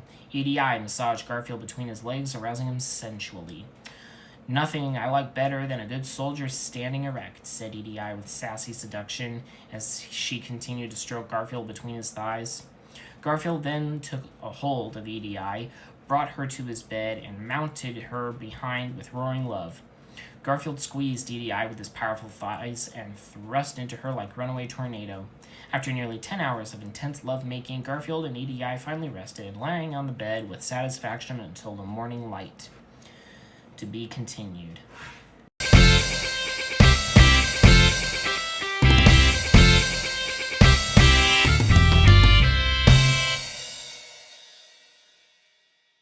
Garfield was in his quarters reading his favorite magazine, Hot Women, Weightlifting, Big Guns, and Lasagna, when he heard mighty big ruckus. It was coming from other rooms, so Garfield went to check it out with curious Katniss. "Quarians are better than Geth. We will beat you all," screamed Tally. "No, Geth are better. We are going to kill all Quarians," shouted Legion. Legion and Tally were fighting with prejudice over who has better culture than peoples. "Silence!" roared Garfield with mediation. "Garfield, Gethin are evil. I cannot work with them," said Tully with stubbornness. "Quarians are all the same, dumb and stupid," said Legion with racism. Garfield looked at both of them and then thought of a brilliant idea to make them realize the values of all people. "That is enough of this racism. I will teach you how to value each other. You must make love with each of intimate sexuality," said Garfield with great knowledge. "What? I cannot do this," said Tully with objection. "I will not be naked with Quarian," cried out Legion in despair. "You will do it. It is my orders. Captain's orders. I will stay here until you do it," said Garfield with courageous commands. With Garfield commands, Tully and Legion knew it was the right thing to do, so they began to embrace and make romance. Legion wrapped his metal arms around Tully and began to take off her clothes. Tully then rubbed her body against Legion's glowing metal thighs as Garfield watched with approval. "You look dirty. It looks like you need a polishing," said Tully as she began to lick Legion all over the body with her sexy tongue. "Come here, let me show you that robots do it better," said Legion as he grabbed Tully and brought her on top of his groin and began to thrust with automatic motion. "Show me your metallic manhood, you rusty bag of bolts," screamed Tully with satisfaction. Legion grabbed Tully and brought her to the light switch, which he turned off, and then they both slid down into darkness to continue their love capade. Garfield smiled with satisfaction, knowing he did a good job. Garfield smiled with satisfaction, knowing he did a job well done, and went back to his quarters to continue relaxation. Later that night, while Garfield was dreaming sweet dreams of sexy ladies covered in lasagna ready for delicious eating, Garfield was awoken by noises. "Garfield, it is emergency. It is all Legion's fault. I got robot STD," cried out Tully with panic. "It is not my fault, it is her fault," said Legion, pointing at Tully. Garfield looked at them both with wonder and disgustedness. "What, do you not know about safe sex?" asked Garfield with dumbfoundedness. "What is safe sex?" asked Tully. "I do not know," said Legion with wonder. "This is serious. We must gather crew to teach benefit of safe sex," ordered Garfield with worry. Garfield gathered crew together for important meetings of grave importance. When everyone gathered, Garfield began his special talk of education. "Today, I am going to teach you all the meaning of safe sex," said Garfield with teaching power. "What is safe sex?" asked Garrus with inquisition. "I have never heard of this before. I do not know how to do this," said Kelly Chambers with worry. "I am scientist and never heard of this in my research," said Dr. Morden Solis with scientific method. "It is a good thing I am teaching you. It is very important for healthy adults," said Garfield as he drew male anatomy on chalkboard. "Here is safe sex," said Garfield as he drew condom over male anatomy. "I see," said Jacob with interest. Garfield then took out a pole and put condom on it. "Here is another example of safe sex," said Garfield with tutorship. "Aha," said Dr. Morden Solis with scientific discovery. "Here, everyone, try out safe sex," said Garfield, passing out condoms to everyone. "Try them on now," ordered Garfield with righteousness. Everyone tried out condoms in front of Garfield and were satisfied by results. "Safe sex feels good, thank you, Garfield," said Miranda with approval. "No problem. Remember, safety comes first, even with sex," said Garfield with heroism. After an important speech, Garfield towards Kelly Chambers with sassy walk full of romantic intent. "Hey there, Kelly, you are a fine young lady. Keep up the good work, said Garfield with compliments. Thank you, Garfield. I just want to make you happy, said Kelly with a smile on her face. If you want to make me happy, then you should come with me inside the captain's cabin so I can know you better inside out, Garfield quipped while slapping Kelly rear areas. But Garfield, we have no condoms. We cannot do safe sex. I am afraid of STDs, whined Kelly with worried crying. Do not worry, Sugar Shorts. The only STD I give is pleasure, smirked Garfield with a knowing smirk.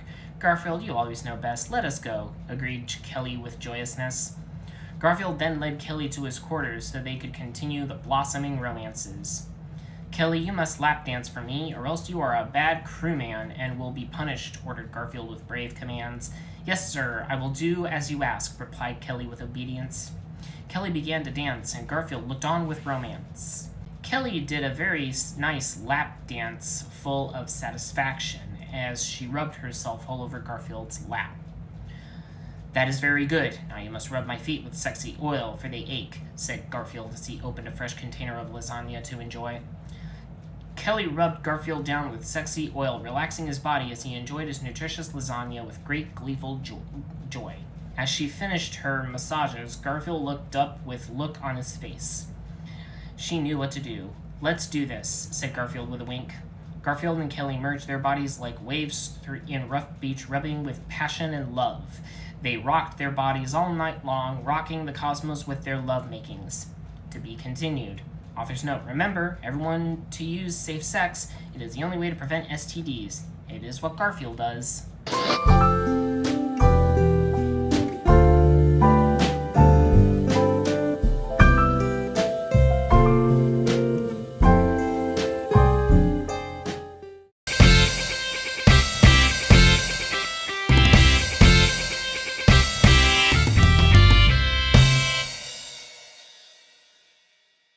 It was dark night on the Normandy and tension was high. The dark howlings of space could be heard and all were on edge. Garfield was in his quarters plotting strategies of great importance. This is the final showdown, thought Garfield to himself. Garfield's team was assembled and all was ready. Soon the last attacks on the collectors would begin and the galaxy's destiny would be decided. Garfield laid back on his bed and looked on the stars to guide him in his final conflict. Garfield turned soul-searching music of Europe as he reminisced over friends gained and enemies defeated with fists of justice. Garfield looked out into window in space, his eyes twinkling with the stars and burning like the suns. Just then, Garrus entered the room with urgent feet. Garfield, team is ready for final space combat, said Garrus with solemnness. Yes, it is time. Let us meet for inspiration speech, ordered Garfield with commands. Before leaving, Garfield enjoyed one final meal of lasagna deliciousness. He knew he might be eating his next lasagna in Valhalla, so he treasured every bite as if it were a beautiful woman in a lasagna pot covered in sauce.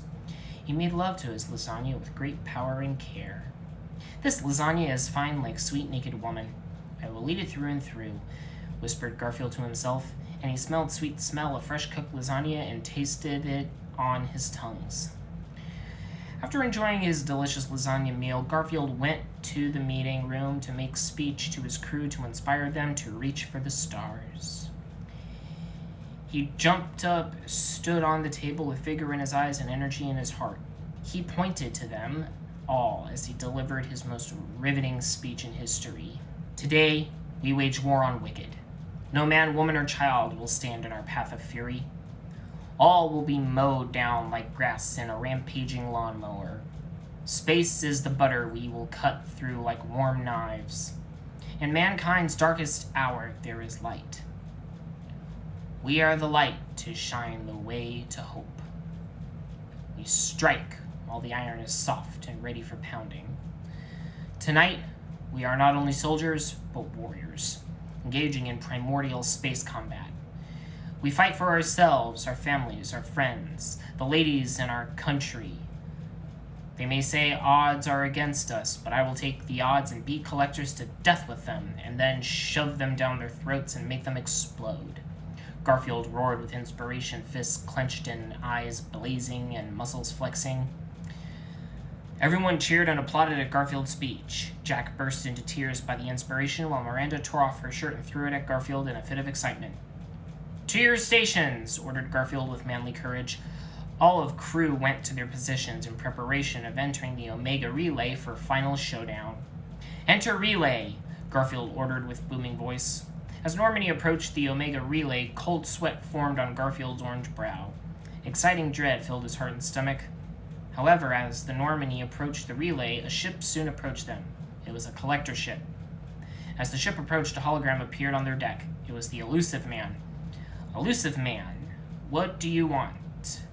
"We are beginning final assault. I have no time for foolishness," scolded Garfield with harshness. "Garfield, you have done well to come this far, but you will go no further, for I will put an end to you," the Elusive Man said with snide evil. "What, traitorous insect!" Garfield shouted with betrayal. "Ha ha, Garfield, you have done everything according to my plans. Now I will finally get vengeance. Enough of this disguises and see the true face of evil," said Elusive Man as he removed his cunning disguise to reveal he was Odie. Odie had an eye patch and a cybernetic arm. His shoulder spikes sparkled with space light, and his evil cape whooshed in darkness. "Odie, you live?" gasped Garfield as he looked on in shock. Odie laughed with evil laugh as dark powers swirled around him. "Yes, Garfield, it is true. The day you killed me, you not only killed my body, but my heart. I lost the ability to love that day. However, I was brought back to life through black magic and cybernetics.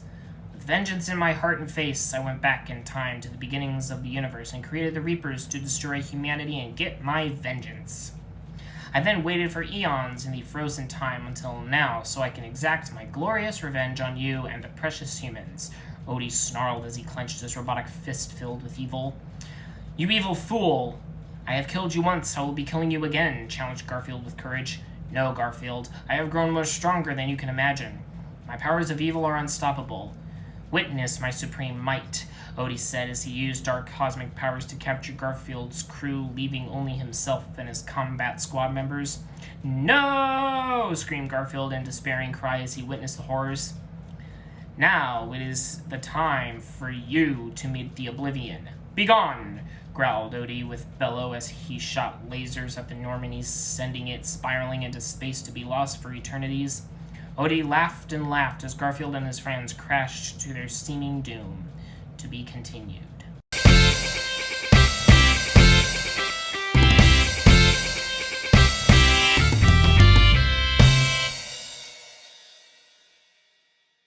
It was early dew in the morning, dripping with moisty sadness, when Garfield awoke from a long slumber. Where was he? What was he doing? "Where am I? What am I doing?" asked Garfield with confusion. "You are on planet of New Earth," a voice said from behind a mystery curtain. From behind velvet curtains came a talking Varan. "Back, beast, I will crush you with my boot with stamping strength," roared Garfield at the talking Varan. "Fear not, brave Garfield, we are peaceful talking Varan. Radiation gave us talking abilities," explained the Varan with information. "What is this?" pointed Garfield to the world. "This is New Earth. It was a human colony world, but was abandoned and left a desert radiation wasteland. Now it is a world of danger and despair," said the talking Varan with sighs of lost hope. "Where is my crew and ship? Did you eat them, foul beasts?" raged Garfield with vengeance in his eyes. "No, Garfield. You fell from space alone. Your crew must be elsewhere on the planet," said the talking Varan with truth. "Very well, talking creature. I will go on and search for them with navigation like explorer," declared Garfield like brave frontiersman. "First, please stay for dinner. We are having lasagna, and you need energy for trials," the talking Varan offered with hospitality. "Very well. Show me your lasagna, strange creature," demanded Garfield with orders. Meanwhile, in Odie's space fortress, Odie was sitting on his evil skull throne made of bones and spikes, plotting his evils. Kelly Chambers, Gabby Daniels, and Dr. Chakwas were chained to Odie's throne with spiked collars and wearing tight leather bikinis. The rest of the Normandy crew were hanging in cages over space piranhas. Odie lounged and relaxed with evil as he sipped baby's blood from a golden jeweled goblet with one hand and held a whip with the other. "Ha ha ha, you ladies will pleasure me and accept my seat in you," menaced Odie with vile intents as he whipped the ladies with his wicked whip.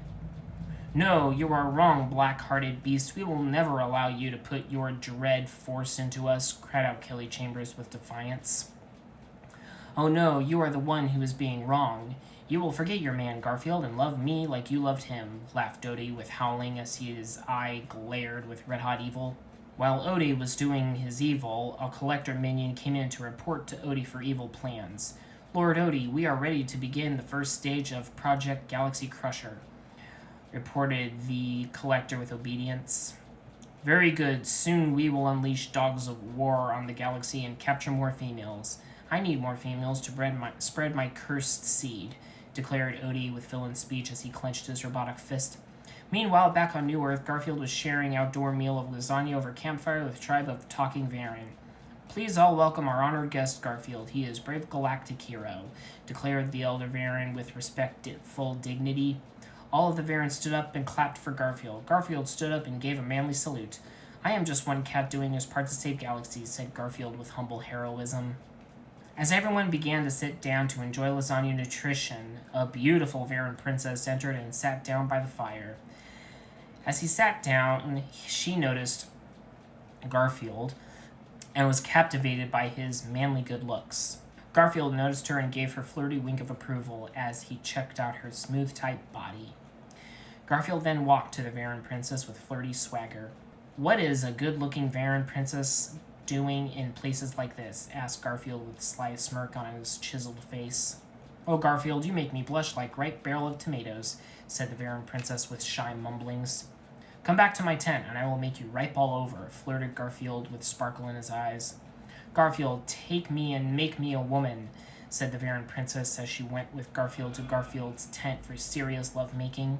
The beautiful Varen princess leaped on Garfield like a frog on the prowl, and rode him like the stallion he was. But a stallion is a bull, and bulls cannot be tamed. Garfield gave her such force of love that she flew off him like Jack-in-the-Box. Garfield then leaped on her and showed her what lovers can really do. Garfield made the Varen princess howl to the moon with pleasure as they rocked the tent all night long. That morning, Garfield awoke with urgency as he prepared for journeys of heart and soul. Must you leave, my meaty man? Asked the Varen princess with heartbreak. Yes, salty slacks. I must go find ship and crew in this wasteland world, Garfield said as he put cigarette in his mouth and lit with masculinity. Garfield, you will die in wastelands. New Earth is death hole, cried out the Varen princess with pleading tongue. No planet can kill me. I tear a planet inside out with my rampaging fists and knock it into black hole, declared Garfield as he began to walking into Horizon. Take care, sweet sexy princess.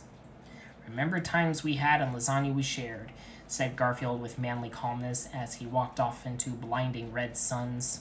What a man, thought the beautiful Varen princess as she saw Garfield walking way into Horizon, knowing she would not meet such a man or be satisfied in such ways as long as she lived. Garfield walked many miles and trekked many kilometers in dry sand. Desert winds blew through his manly orange hair, and the red sun blazed on him with burning rage. Garfield looked at the sun and spat at it. I do not fear you, son. Come down and fight me like real man, roared Garfield with challenge over the desert sands. The sun remained silent out of fear, and soon night came. Garfield scoffed at the pitiful suns and walked further into the desert with courage in his heart. After more traveling in the distance, Garfield saw what looked like roaring flames. Garfield rushed forward with the speed of porcupine to see what madness was this. Help! Screamed poor defenseless villager. What is matter, poor weakling villager? Asked Garfield with heroic questions. We are being attacked by mutant biker gang, cried the villager in desperate tears. Garfield saw biker mutants ravaging villages and terrorizing towns of peoples. Garfield's eyes filled with rage as he saw the injustices. You have ridden your last ride, biker fiends, bellowed Garfield as he prepared for combat. Garfield took his combat knife with custom lasagna engraving hidden in his boot and threw it at one biker mutant with force of 1,000 megatons. The knife soared through air like a tuna leaping in triumph and tore through biker's mutant body and impaled him on wall like shish kebab shrimp. I am the knife salesman. Here is a free sample, quipped Garfield with hilarity. After Garfield's funny quip, he saw more biker mutants performing terror. Garfield took his Desert Eagle out and aimed with hawk's eyes and fired, shooting 4 biker mutants with 1 bullet. Like killing birds with stones, said Garfield with witty humor. The last biker mutant then charged Garfield with smashing in mind. Garfield looked at the fool with fiery eyes and grabbed stupid biker mutant by the neck and pulled him off the bike and held him high by the throat. Please, Garfield, let me live. I have family to support, pleaded the mutant biker with begging. You can support your family as ghosts in the mines of hell, said Garfield with hot-blooded fury as he crushed the biker mutant's neck with his mighty grip, making his eyes pop out of his head. After disposing of the biker scum, an Azari woman came out to greet Garfield with thanks. Thank you, Garfield, for saving our village from the biker mutants. I am Liara Tsnani, said the Azari woman with gratitude. Aha, yes, I have heard of you women. What are you doing in this place? Asked Garfield with inquisition. I have heard of you too, Garfield. You are mighty galactic warrior of truth and justice. I am searching for Shadow Broker on this planet, but so far I have no clues, answered Liara Tsnani with great admiration and respect of Garfield. Yes, this is truth. But where do those biker gangs come from? What is source of this evil? Asked Garfield with curious words. It is a most tragic tale. I am afraid to say leader of those biker mutants is our old friend Garrus. The Desert Sun has driven him to madness. He now rules biker gangs with iron fist and terrorizes the land, Liara Tsani answered with sadness in her heart. You are a woman of lies. Garrus is comrade in arms and would not fall to evil, roared Garfield with disbelief. It is sadness, but truth. Garrus has lost his senses. If you must see, then go north to their lair of madness, Liara Tsani said, pointing north to the horizon. I will go and prove you wrong. I will make you eat your words like fresh lasagna being rammed in your face, Garfield declared with booming voice filled with righteousness as he walked back into the desert to prove the innocence of his comrade and find truth for all. Godspeed, Garfield. Only you can save Garrus from the madness, whispered Liara Tsani to herself as she saw Garfield walk into the desert winds with iron will. To be continued.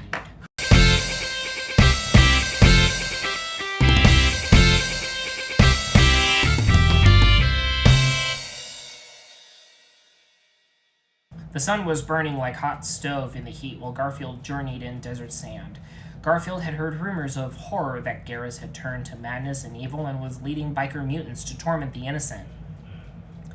Garrus, I will not believe you have turned to villainy. I will save you from the lies, Garfield said to himself as he journeyed with legs full of tiredness. As Garfield walked, a sandstorm blew in his face with vile menace, but Garfield felt no pain and laughed with heartiness. Sands, do your worst. Sand is nothing to my iron muscle, shouted Garfield over desert sandstorm. As Garfield journeys in sand, he reminisced over times had and friendships shared with Garrus. He thought of happy times of eating lasagna and talking about hot girls and sexy women's. Garfield thought of happy memories as he walked in sand. Soon, after much walking, Garfield saw a mysterious structure of majesty. It was a great sphinx statue with Garrus' head on it. It was surrounded by biker mutants, and on top, sitting on a throne of majesty wearing royal crown, was Garrus, dressed like mighty Turian biker pharaoh. Men, women, and children were slaves working on mighty Garrus Sphinx statue for Garrus. Chained to Garrus Sphinx's eyes were Tali and Miranda. Garfield, you must save us! Garrus has lost his mind and cannot find it, screamed Miranda with panic. You must bring him to sense, yelled Tali with crying. Shut up, women's! I will put you in place, roared Garrus with angry voice. Garrus, you must stop this madness! Come with me to find Normandy and fight Reapers, shouted Garfield to Garrus. No, Garfield, I have found the truth. You have held me back from glory. I now rule desert sands. I must complete the Garrus Sphinx as monument to my majesty, declared Garrus with mad insanity in his eyes. Garrus, do not make me fight. I do not want to be fighting you, Garfield said with eager fists ready for fighting combat. Ha ha, Garfield, your days of glory is over, and mine has now begun. Face my might. Get him, biker mutants! Garrus ordered to his biker mutants as he laughed with maniac laughing. Biker mutants rushed Garfield and attacked them with all of their biker might, but Garfield was ready for combat and rushed in with glorious fists of pounding. Biker mutants tried to fight Garrus with fists and chains, but Garfield blocked with ease and pounded them like mushy lasagna unworthy of stomachs. Timer for dinner, first course, biker mutant, commented Garfield with cleverness. Another wave of biker mutants came for fighting, but Garfield was prepared. Garfield blocked one biker mutant's punch and ripped his arm off and used it to beat more biker mutants silly. "This is my sword and virtue is my shield," roared Garfield with bellowing. More waves of biker mutants came, but Garfield was not afraid, for he fears no man, woman, child, or biker mutant. Garfield whipped out his trusty Desert Eagle and pumped it full of action. "I am the weatherman, and I predict bullet showers," Garfield declared with heroic voice as he mowed down biker mutants like Wild West space cowboy. After biker mutants were mowed down, Garrus jumped down from the Garrus Sphinx to challenge Garfield in one-on-one manly battle. Garrus approached Garfield and threw his pharaoh cape away with dramatics. "Garfield, I challenge you to one-on-one battle, mano-y-mano. No weapons, just manly fists," Garrus challenged with showdown finger points. "You are on, G-Man. I will pound sense into you with iron knuckles," Garfield responded, throwing weapons away with ease.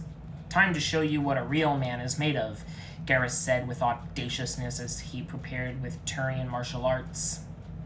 As Garfield and Garrus began to fight, awesome rockin' music filled the air. Garfield and Garrus rushed each other with speed like spawning bass. They exchanged blows like crashing trains. As fists collided, thunder sparked in the air with great booming and ground shook with whacking. "You are a true man, Garfield, but I will not letting you win. Prepare for jump kick," Garrus yelled with challenging vocals as he prepared for a jump kick. "I will meet you foot on," responded Garfield without fear. With these mighty words, Garfield and Garrus soared through air with mighty jump kicks and met each other mid-air with red sun blazing behind them for dramatic effect. When Garfield and Garrus returned to ground, Garrus fell and sprained his ankle. "You are lost. Surrender," roared Garfield with mighty mercy. "Never!" shouted Garrus as he lifted a large boulder and smashed it on Garfield. "No!" shouted Tali and Miranda, seeing their lover man crushed by boulders. Tali could not bear the heartbreak, and her heart exploded with sadness, killing her. "Ha ha ha, I am the ultimate man now," celebrated Garrus with glee. Then suddenly from the boulder a mighty fist smashed through. An orange figure filled with testosterone and incredible strength emerged. It was Garfield. Garfield muscles burst through his leather jacket, showing off tattoos on his manly chest. One of a hot lady in a bikini holding some lasagna, and the other of the Reaper playing the guitar. Iron Maiden music was blasting from Garfield's presence, and clouds formed in the sky, spelling out his name because the heavens knew the man, Garfield, was back. "Garfield!" Garrus gasped with awe at the awesome power which was in front of him. Garfield's blood became hotter than molten lasagna as he launched fist into Garrus's head. "I will make you see the truth," Garfield said with majestic majesty as he punched into Garrus's head and pulled a computer chip from his brain. "Reapers have been controlling you with this," Garfield revealed with truth as he crushed computer chip in his power grip. "My senses, I have found them," Garrus said with relief as his sense returned from Reaper mind control. "Quick, we must free ladies," said Garfield with love of women as he freed Tali and Miranda, but it was too late for Tali. "What is matter? She is not moving," Garrus said, poking Tali with a stick. "It is too late. She has died from heart explosion," said Garfield with great sadness and mourning. "No!" Garrus cried to the heavens as he fell on his knees. Garfield picked up Tali and brought her to an empty grave where he laid her to rest. One manly tear ran down his face as he paid his respects. Miranda cried uncontrollably with woman tears. "I will be vengeance. I will fight Reapers," roared Garrus with determination.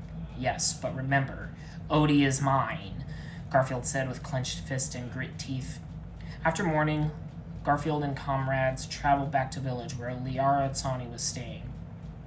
When they arrived, it was night and darkness, and sadness loomed in the air. Garrus was standing atop hilltop playing smooth, sad jazz on a saxophone to express sadness. Garrus, what is wrong? Asked Garfield with wondering. It is my fault Helly is dead. I am a bad Turian, Garrus said with self-blame. Do not feel bad. It was Reaper's fault, not your own. There are other women in the sea. You must not let this keep you down, Garfield said with encouragement. Yes, you are right. Why can I not be manly like you, Garfield? Garrus asked with regret.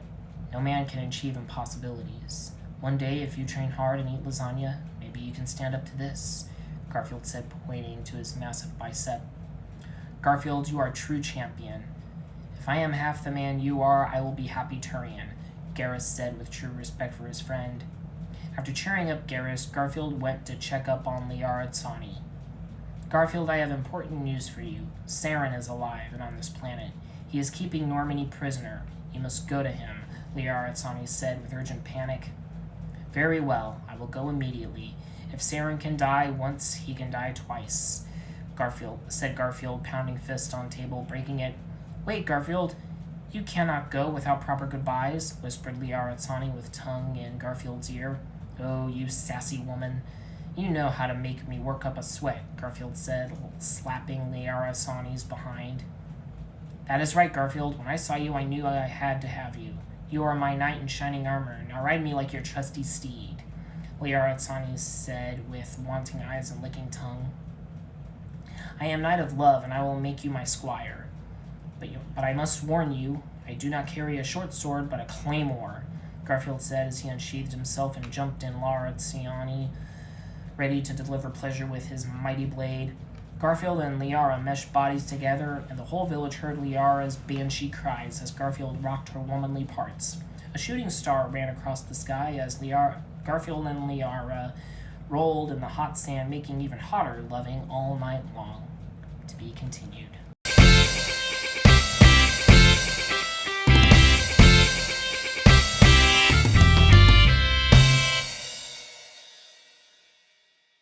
Somewhere on New Earth, Elcor mother was pushing Elcor baby in a stroller singing Elcor nursery rhymes.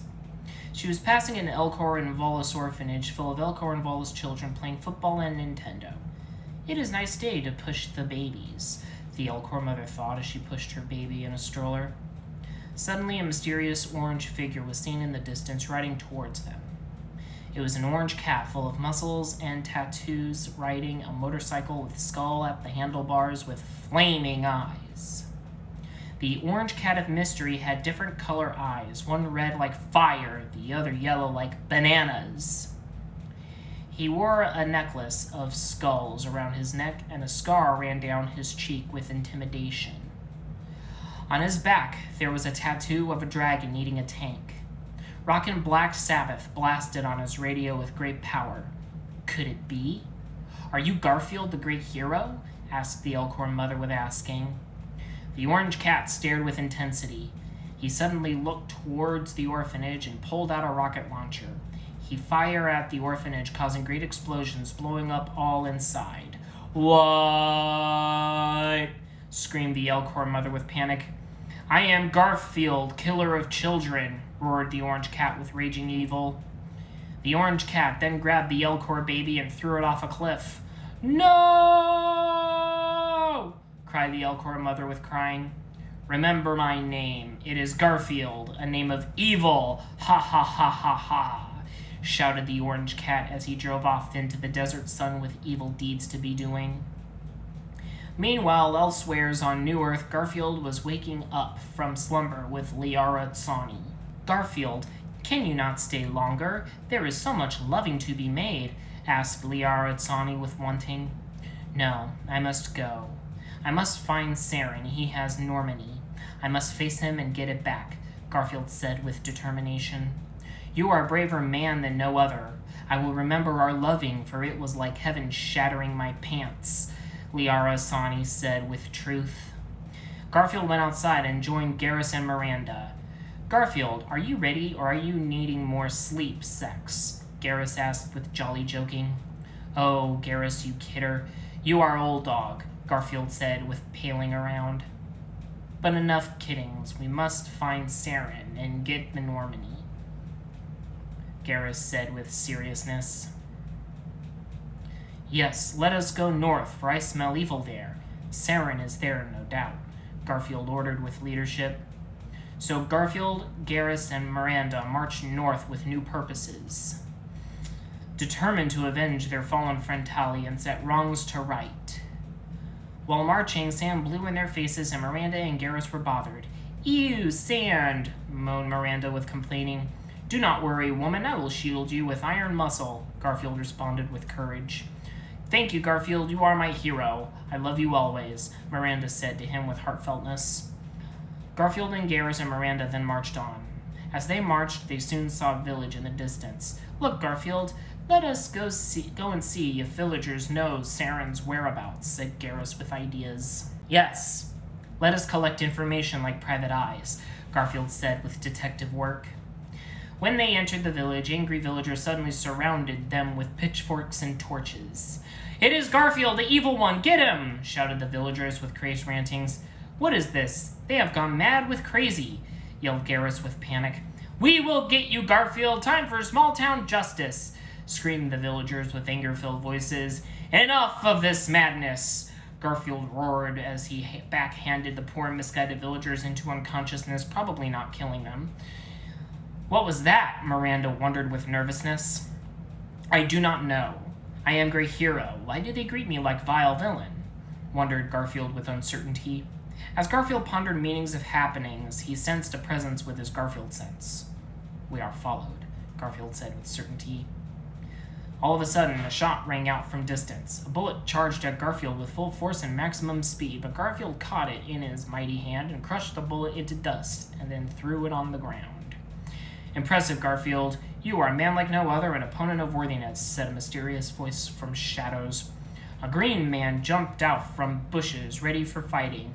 I am Thane, the assassin, and I must take you down for your evils, the green man said with silent voice. Evils? What nonsense do you speak? I am Hero, Garfield roared with response.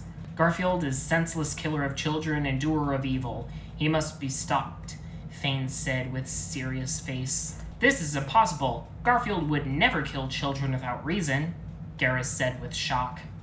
It is true. He is murdering fiend. Now prepare to meet justice, Thane whispered with assassin words. The only justice I serve is my own. Now come at me, string bean, challenged Garfield with fighting spirit.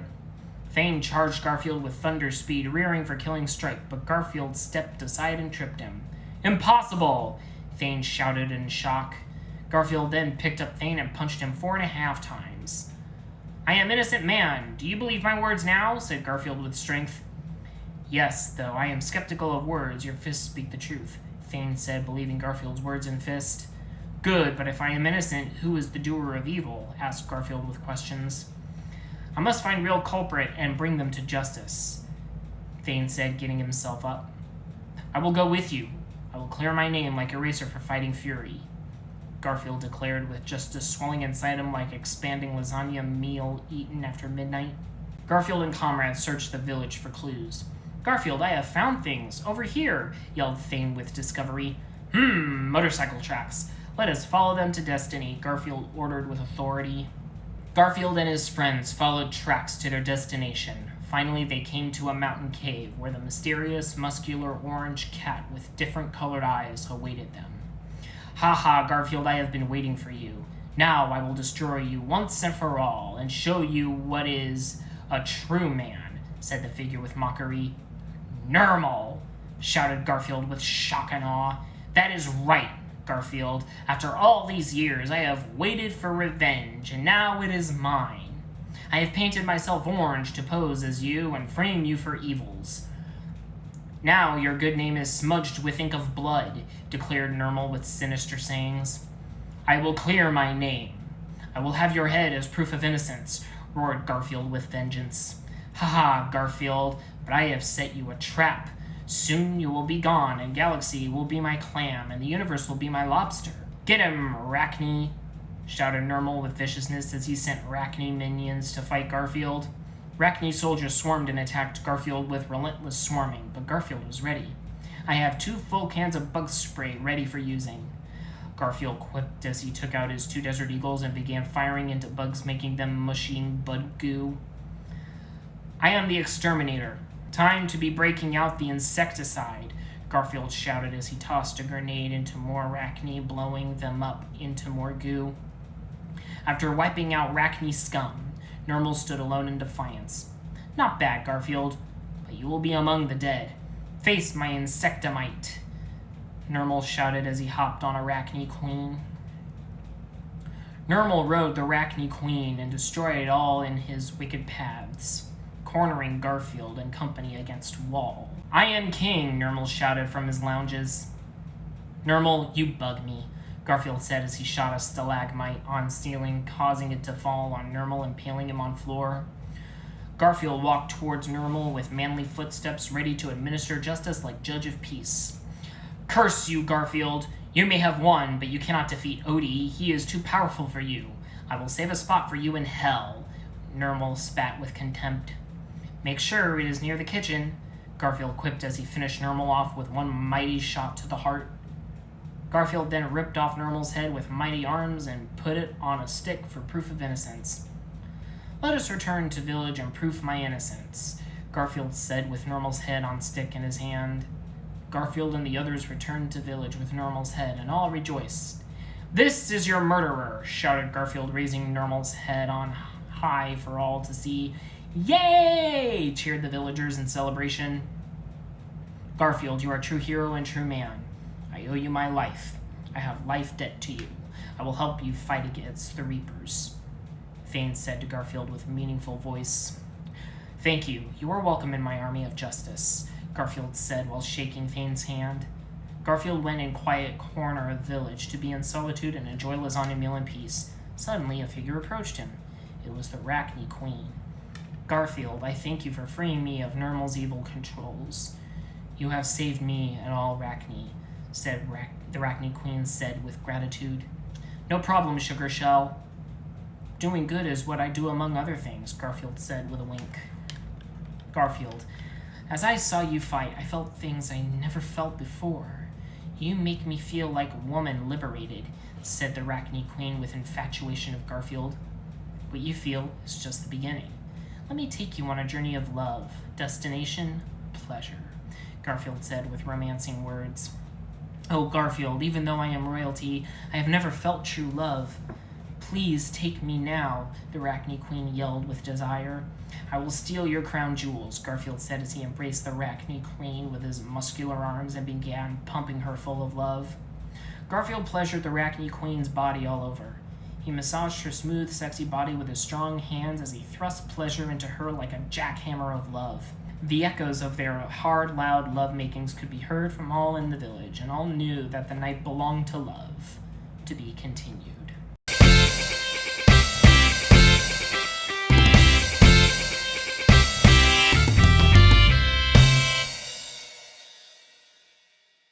Author's note.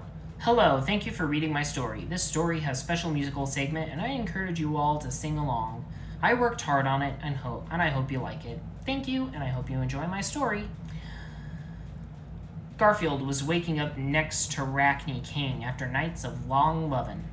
Garfield, please stay, and I can make you my king, and we can rule lands of Arachne together, whispered Arachne King with loving tongues. No, my bug boots, I cannot. Galaxy depends on me. I must find Normani and fight Odie and the Reapers, or else Galaxy will fall into his paws of chaos, Garfield said as he got dressed for adventure. Garfield, remember, you always have place with Arachne.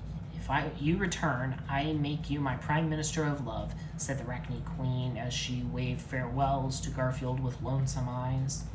Garfield left the beds of his lover woman and entered outside to meet with squad mates to embark on grand journey. Garfield, we must find Saren and reclaim Normani, or else all is lost, cried Miranda with losing hope. Yes, woman, but we do not know where to begin our searching, said Garrus with frustration. It is all helpless, sighed Miranda. Worry not, Freckleface. I can smell Normani is from galaxies away. It is northeast. Now move your feet or be disciplined, Garfield roared with orders. Garfield and loyal squad mates traveled northeast in search of Normani. They walked long and hard, but Garfield felt no tiredness. Determination was in his heart and powered his feet. He knew if Reapers won, there would be galaxy without love and lasagna, and he could not allow such evil. After much walkings, Garfield and his squad came upon a village of people. People huddled in fear of sorrow as they cried the tears of lost hope. "What is the matter with you people? Why do you cry your tears?" asked Garfield with questions. "Oh, Garfield, sorry. Oh, hero Garfield, it is of terrible. Our women, they have been taken," cried the villagers in sadness. "What?" Garfield gasped in shocking horror. "Blue Suns have kidnapped all women and took them away for slaves," said villager with depression. "Blue Suns, they have no limit," Garfield roared with anger. "Video Santiago is king of all Blue Suns and mastermind of kidnappings. He also kidnapped a girl named Oriana and fell in love. Now he is forcing her to marriage," said villager with information. "No, my twin!" said Miranda with shock. "What is this madness?" Garfield asked with questions. "I have twin sister. She was hiding, but now she is kidnapped," said Miranda with panic. "This evils must be put to a stop. Women are like lasagna, precious and should never be kidnapped," Garfield declared with heroic stance. "Thank you for the helping, Garfield. You are a true hero, but we must hurry before marriage," Miranda said with rushed words. Meanwhile, in Video Santiago's Blue Suns fortress on New Earth, Video Santiago was talking with courtship to Oriana. "Oriana, soon you will be my wife, and I will have you every night in my bed," said Video Santiago with lustful evil. "No, I will never marry you, fiend," said Oriana with woman slapping. "You are a wench. I will teach you a lesson of love," yelled Video Santiago with fist ready for hurting. Then Video Santiago's large television screen turned on and Odie appeared on it full of dark evil. "Video Santiago, as much as I love sight of evil deeds, but I must be interrupting, for I am an impatient dog," Odie said with a vile laugh. "Yes, Master Odie, I am sorry for my bad manners," said Video Santiago with cowering. "Is shipment of hot sexy ladies on time? I must spread my seed throughout galaxy to spread evil and destroy humanity," Odie asked with evil questions. "Yes, sexy ladies will be shipped to you soon." "Soon all sorts of lovely women will be at your choosing," Video Santiago answered with fear. "I hope your words are correct for your sakes, or else my fist of dark wrath will be on you," Odie snarled with darkness. With words, Odie then disappeared from screen. "I must send my enslaved bikini babes to Odie immediately," declared Video Santiago with soul of corruption. "You will never succeed in plans. My sister will come for me," said Oriana with courage. "Stupid girl, you will learn to be loving me. Tonight we will have rock-off battle of the bands. Then you will marry me, my spicy cupcake," laughed Video Santiago with bile. Meanwhile, Garfield and squad mates were traveling to Video Santiago's Blue Suns fortress, where sexy hot women were being kept prisoner. After hard traveling, Garfield and squad reached fortress, where they saw Dr. Morden, Solace, and Grunt with another man. "Garfield, it is good to be seeing you again," said Grunt with joyousness. "Garfield, I have been missing you. Without you, we are lost and useless," said Dr. Morden, Solace with truth. Garfield shook hands with his comrades and then approached new mystery man. "I have heard of you, Garfield. You are Galaxy's greatest champion and true man," said the mystery man with mysterious whisper. "Yes, it is true. Now who are you?" asked Garfield with wonderance. "It is I, Caden Alenko," said Caden Alenko with revelations. "I thought you had been dead," wondered Garfield. "No, I have survived," answered Caden Alenko with corrections. "What is everyone doing out here?" asked Garrus. "It is tragic stories. Sexy honey women have been taken prisoner. Video Santiago is holding battle of the bands inside, and the only way inside is to form a band, yet we do not have enough members," cried Grunt with grief of heart. "Now you do. Let us rehearse," said Garfield, ready to rock. Garfield and squad went into a garage to practice rocking. Garfield was singer. Garrus was on lead guitar. Thane was on backup guitar. Caden Alenko was on bass. Dr. Morden Solis was playing keyboard. Grunt played drums, and Miranda was the groupie. After a few minutes, they were ready to rock and roll heavy metal style. "We are a band ready for musical playing," said Garfield with confidence. Garfield and his band then went to enter Battle of the Bands for serious rocking. They suited their outfits up. Garfield wore a cool leather jacket with studs and spikes. Garrus wore a tank top with torn jeans, and his guitar was shaped like a spaceship. Dr. Morden Solis wore bright red-colored suits and wore an earring. Kate and Alenko wore leopard skin tights. Grunt wore panda stripes, and Miranda wore a bikini top and tight, sexy leather skirt. They entered the stadium for a rockin' group concert. It was filled with Blue Sun's audience. Sexy hot ladies were trapped in cages, while Video Santiago looked on from his throne where Oriana was chained. Is it time for rocking? Asked Dr. Morton Solus with eagerness. No, another band is playing, answered Garfield with facts. The other band was playing mediocrely and not rocking out at all. Blue Sun's audience booed them and threw things at them. You are not rockers but sockers. Now be gone, dismissed Video Santiago as he pressed the switch which opened a pit of fire underneath the pathetic band to their demises. It was time for Garfield and all was pumped. The announcer announced Garfield and all began to cheer. Next up is Garfield and the Galaxy Warriors playing their hit smash single, Desperate Lasagna Woman, announced the announcer with great excitement. Garfield and his band came to stage when laser lights and pyrotechnics blasted in the stage, causing great cheers. Grunt started an awesome beat, and Dr. Morton Solus did a cool keyboard intro. Then Garfield pointed at Oriana, roared with awesome metal vocals, causing earthquakes and hurricanes. Girl with eyes, I see you glancing my way. Girl, hop in my Corvette, I will take you for a whirl. Hotter than lasagna, walking in the moonlight. Babe, you're making me so hungry just for a bite. Desperate lasagna woman, like wheels on runaway jet plane. Desperate lasagna woman, girl, you're driving me insane. Desperate lasagna woman, body smooth and tight like Great Dane. Desperate lasagna woman, baby, why you give me heart pain? Sweet sugar for good times, space is the place to be. Take a ride on my space rocket and you will see.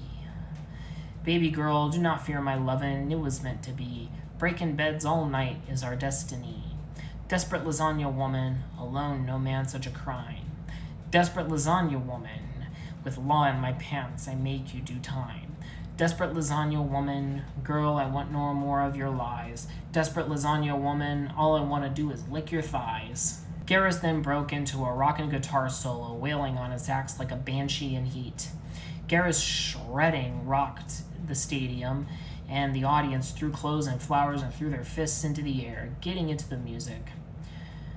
Then the band quieted down a little, getting into a soft, meaningful part of song when Garfield again began to sing with meaning. Desperate lasagna woman, what is your game? Do you want love or do you want fame? You are pleasure and you are pain. You have my heart locked in chain.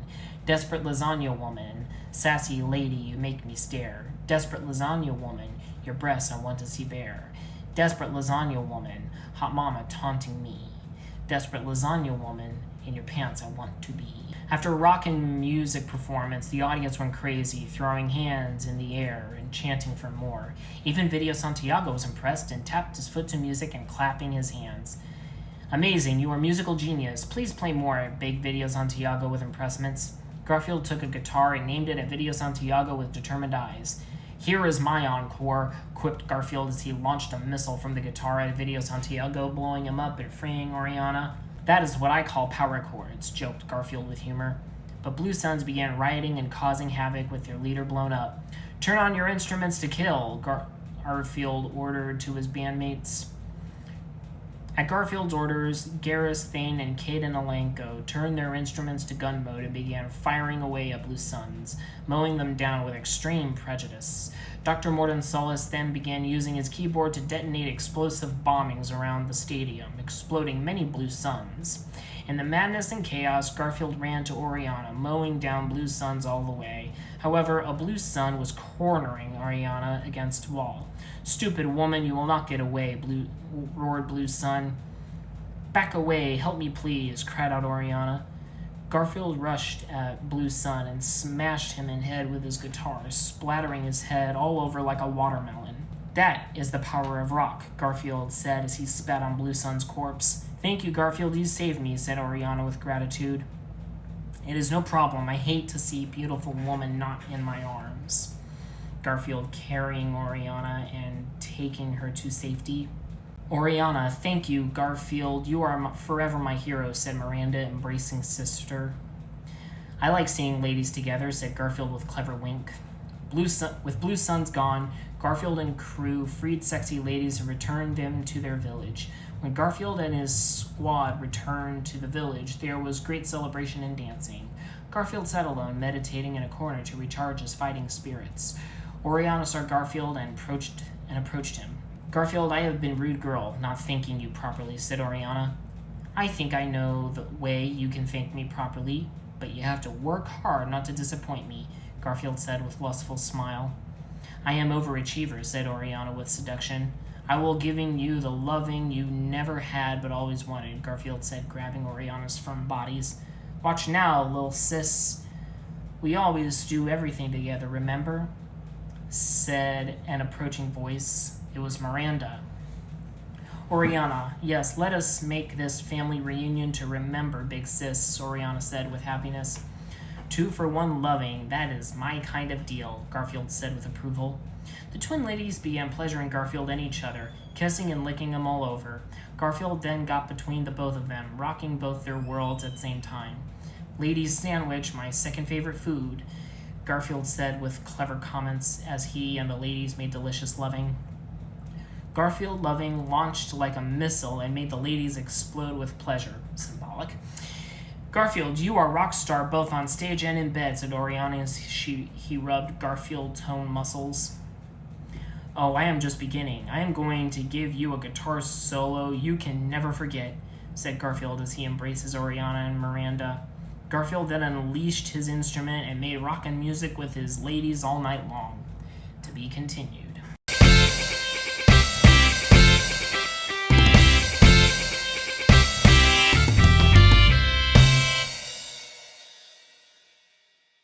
Garfield was getting up from a long night of lovemaking with Miranda and Oriana when he knew it was time for adventure to begin once more. "Sister Twister is one of my favorite games," said Garfield with satisfaction. "Garfield, can we not stay in for more love? I want you to give me your power and stuff me like a Christmas turkey." Holiday joke, said Oriana with whimsical. "No, I must find Normandy and save Galaxy," said Garfield as Miranda and Oriana massaged his feet. "Garfield is right. We must go get Normandy. Galaxy is at stake," said Miranda with agreement. "You only want Garfield for yourself," said Oriana with sisterly teasing. "Oh, you," said Miranda with teasing back. Garfield got dressed and got all his guns ready because justice was on his mind. "I hope Saren hired a DJ because it is going to be one hell of a party," Garfield said as he pumped his rifle. Garfield went outside where townspeople were waiting to say goodbye. "Garfield, we thank you for your help in saving our sexy women. In thanks, we give you this horse to ride desert wastes with ease," said the townspeople as they pointed to a massive black stallion with fiery eyes. "This horse is like me, raging with virility and hungry for vengeance. I will name him Thor Blasthoof," Garfield said as he boarded the horse. "Head east, that is where Saren is," said the villagers. "Thank you. Soon I will have Normandy in my hands and Saren's head under my boot," said Garfield as his eyes glowed in shining sun. Garfield and his squad then rode off in search of Saren to reclaim Normandy for justice for all. Meanwhile, in the Citadel, the council was discussing an issue of importance when they were interrupted by a message from an evil figure on their big screen television. "Greetings, Citadel councilmen, it is I, your new master," said the figure with evil words. It was Odie. Odie was filled with malice and darkness and hatred. "What is meaning of this?" cried out the Citadel Council in protest. "You will declare me ruler of Galaxy and give me all of your sexy hot women, or else I will unleash my reapers on you," declared Odie with sinister snarl. "No, never. We will never be beaten by you. Garfield will stop your evil ways," responded the Citadel Council with anger. "Ha ha ha ha, Garfield has eaten his last lasagna. Your hope is dead like a seal in my jaws of oppression," guffawed Odie with evil as he sipped on the tears of orphans from his champagne glass. "Oh, Garfield, please be living. You are our last hope," said Citadel Council with mournful tears. Meanwhile, in desert sands of New Earth, Garfield was riding on his back steed alongside his squad mates. "Garfield, I am tired. Will we ever find Saren?" whined Miranda with moaning. "Silence, woman. You are not allowed to moan unless I am making you," said Garfield with authority. Oh, Garfield, I wish you would make me moan right now. I need recharging, Miranda flirted with sexiness. Later, pussycat. Duty before booty, Garfield said with knowing winks. All of a sudden, biker warriors ambushed. It is Saren's elite guards, cried out Garrus with alarm.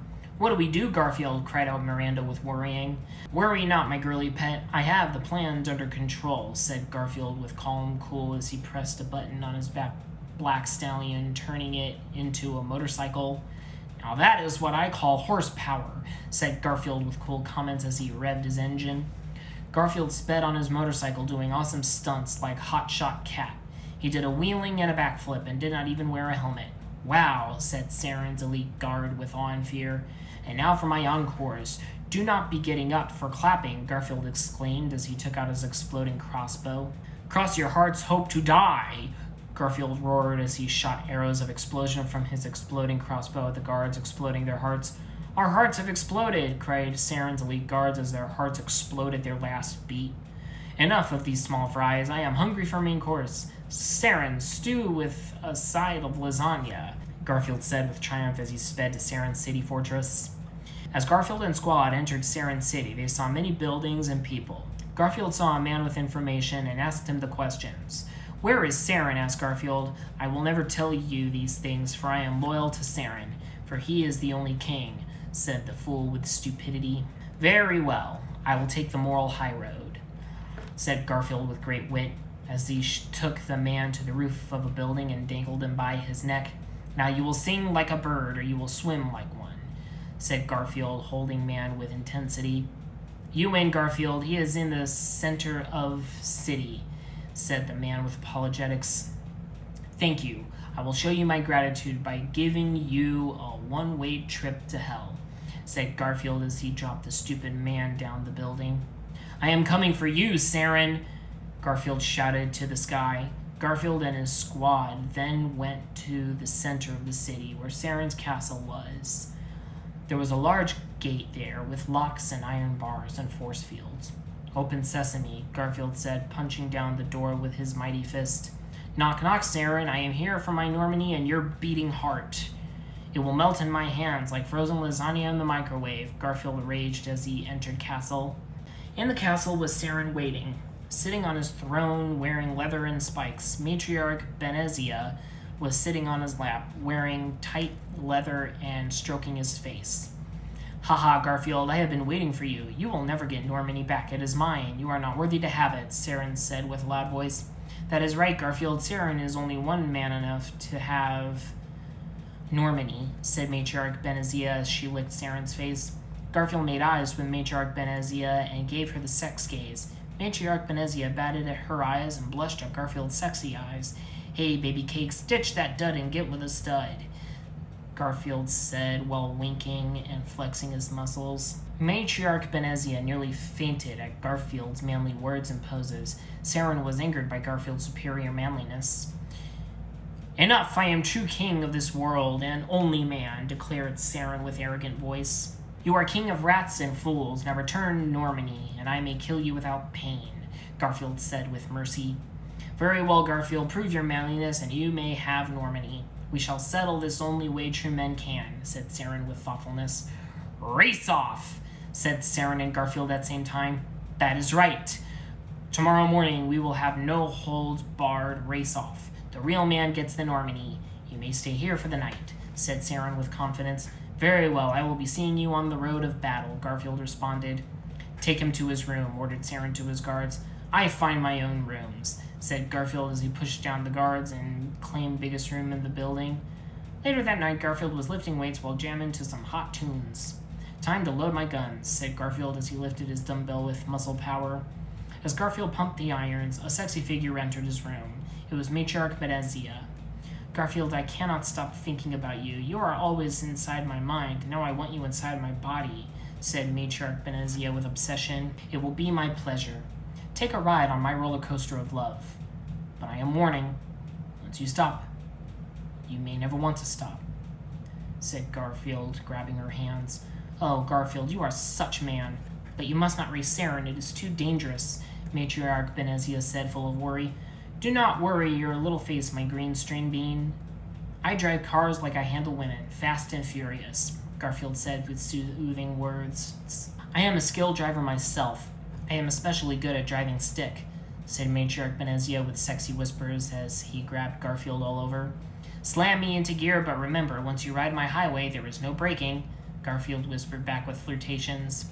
Matriarch Benezia grabbed Garfield and pushed him on the bed. She climbed on top of him and squeezed him with tight-toned thighs. You need a polishing. Allow me to help, said Matriarch Benezia as she rubbed her hands on Garfield's muscular body.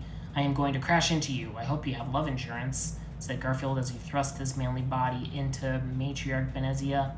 Garfield and Matriarch Benezia rubbed their bodies and made sweet, powerful love all night long and into the break of dawn. When morning came, Garfield prepared for a race of his life. Garfield, please be careful. I cannot bear to lose you. You have taught me so much, and I have so much more to learn, said Matriarch Benezia with longing. It will be nothing. When I get back, wear something nice for me, like whipped cream bikini, said Garfield with a wink as he left the room to meet Saren on the racetrack. Garfield walked to the racetrack, which had lots of obstacles, and circled around a volcano. Many people were watching and cheering. Garfield's squad was on sides, cheering on their hero. Suddenly, he saw Saren pull up in a black Jaguar. Hey, Garfield, check out my Hot Wheels, said Saren with boasting. Garfield looked on with modest approving. Not bad, but I need new ride. We'll burn a hole in the road, Garfield said with whistling. As Garfield whistled, a super cool car came from the horizon.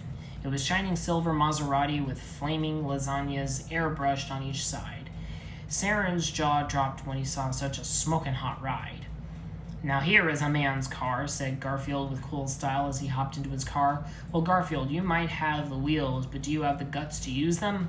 Challenged Saren with intimidation. Silence your words, or I will show you your own guts, responded Garfield with dismissal. The race was about to begin, and all were excited and on edge of their seats. Garfield, you can do it. We are relying on you, said Dr. Mordaunt Solus with inspiration. Garfield, please come back safely, cried Miranda with worry as tears rolled down her cheeks. With a shot of a gun, the race started, and Saren and Garfield sped in their cars at maximum speed. Garfield put on some motorhead to pump him up for driving. I am the wind, faster than light, stronger than brick, said Garfield as he sped off in his silver Maserati. Garfield and Saren raced neck and neck along the track. They sped up the mountain and were close to edge and were full of danger. They were both driving like pros, and race was tight like a sock on a horse. Eat my tires, said Saren with wise guy remarks as he sped up in front of Garfield. Oh no, Saren is winning, said Jacob with panic. Come on, Garfield, you taught me to overcome all challenges with manly strength. I know you can do it, cheered on Garrus from sideline. Garfield heard the cheers of his friends, and it filled his fear with the courage to win all obstacles. Suck on my tailpipe and choke, said Garfield as he sped forward with speed of an angry boar with his awesome driving. Garfield was far in lead now, and all hope looked lost for Saren. But Saren was a dirty man with dirty tricks. I will win at all costs. Prepare to face losing lane, said Saren as he pushed the jump button on his Jaguar, causing it to jump in the air ahead of Garfield. Curse you, swindling swine, shouted Garfield with fury. Saren rushed ahead and over a bridge. When past the bridge, Saren cut down the bridge with scissors. Ha, Garfield, you can never catch up. I will be winning forever, said Saren with cheating as he drove away. Saren was sure confident of his winning. Nothing would stand in his way. Normandy is mine forever, Garfield is fool for challenging me, thought Saren to himself with delusion. Then all of a sudden in the distance, a manly orange figure, rippling with muscles, was standing with mighty vengeance. It was Garfield. How can this be? Squealed Saren like dirty pig he was. Garfield raised his mighty fist in the air, charging it with power. He then smashed it into ground, causing a massive earthquake eruption, making rocks and lava fall on Saren. Looks like you are off to a rocky finish, quipped Garfield with cleverness as he calmly strolled a finish line to win race. Garfield is the winner. He is the trophy of champions, declared umpire with congratulations. Garfield took the trophy and raised it in the air. Oh, Garfield, you have did it, cried out Miranda, running to Garfield and grasping his leg. My hero. said Matriarch Benezia with swooning. Garfield stood like the man, with ladies clinging to his legs, while he held trophy in the air like a true champion. As Garfield was celebrating, a figure came from the ashes and approached him. It was Saren. Garfield, you have won. I am the loser man. You have proven yourself true champion and worthy of Normandy. Here is the keys of the Normandy, said Saren with apologetics. Saren, you are a worthy opponent and man, but I am even better than man, said Garfield, taking the keys and grasping Saren's hand for shaking. Yes, Garfield. Only you can defeat Reapers. Goodbye, true warrior, Saren said as he exploded. Garfield took the keys and entered Normandy. Inside was Joker, sitting by pilot chair. Garfield, you are back. I am so glad, said Joker with joyousness. That is right, Joke Man. I am back like a yak. I hope you are ready for writing, said Garfield as he high-fived Joker. Garfield then headed back to the captain's quarters to rest for more space adventure and prepare to fight Reapers. As Garfield rested on his bed, a sexy figure entered. It was Matriarch Benezia. Garfield, you are truly a legend for all time. Your driving is second to none. But now I want you to drive me to paradise, said Matriarch Benezia as she brushed her hand on Garfield's manly cheek. All of a sudden, another figure entered the room. It was Liara Tsani. Mother, you are alive! I cannot believe the happenings, cried out Liara Tsani with shock. It is true, I have life, but I have been dead inside until I met Garfield. He has made me a woman anew, said Matriarch Benezia with truth. Yes, Garfield is a beefy man burger with galaxy proportions. But you are hogging all, and I want a bite, said Liara Tsani. Relax, ladies. We can have mother-daughter talks in the bedroom, Garfield said as he took a lady in each arm and headed to the bedroom. Garfield, you know just what to say, said Liara Tsani. We're going to have mother-daughter bonding, said Garfield with suggestions. Yes, we both want to bond with you, Garfield, said Matriarch Benezia as she massaged Garfield's muscular back.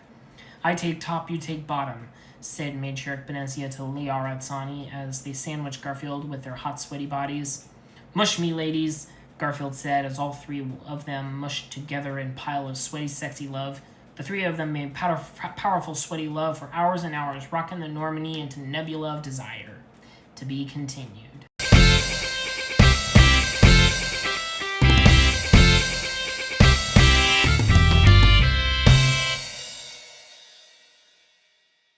It was morning when Garfield awoke with his ladies by his side.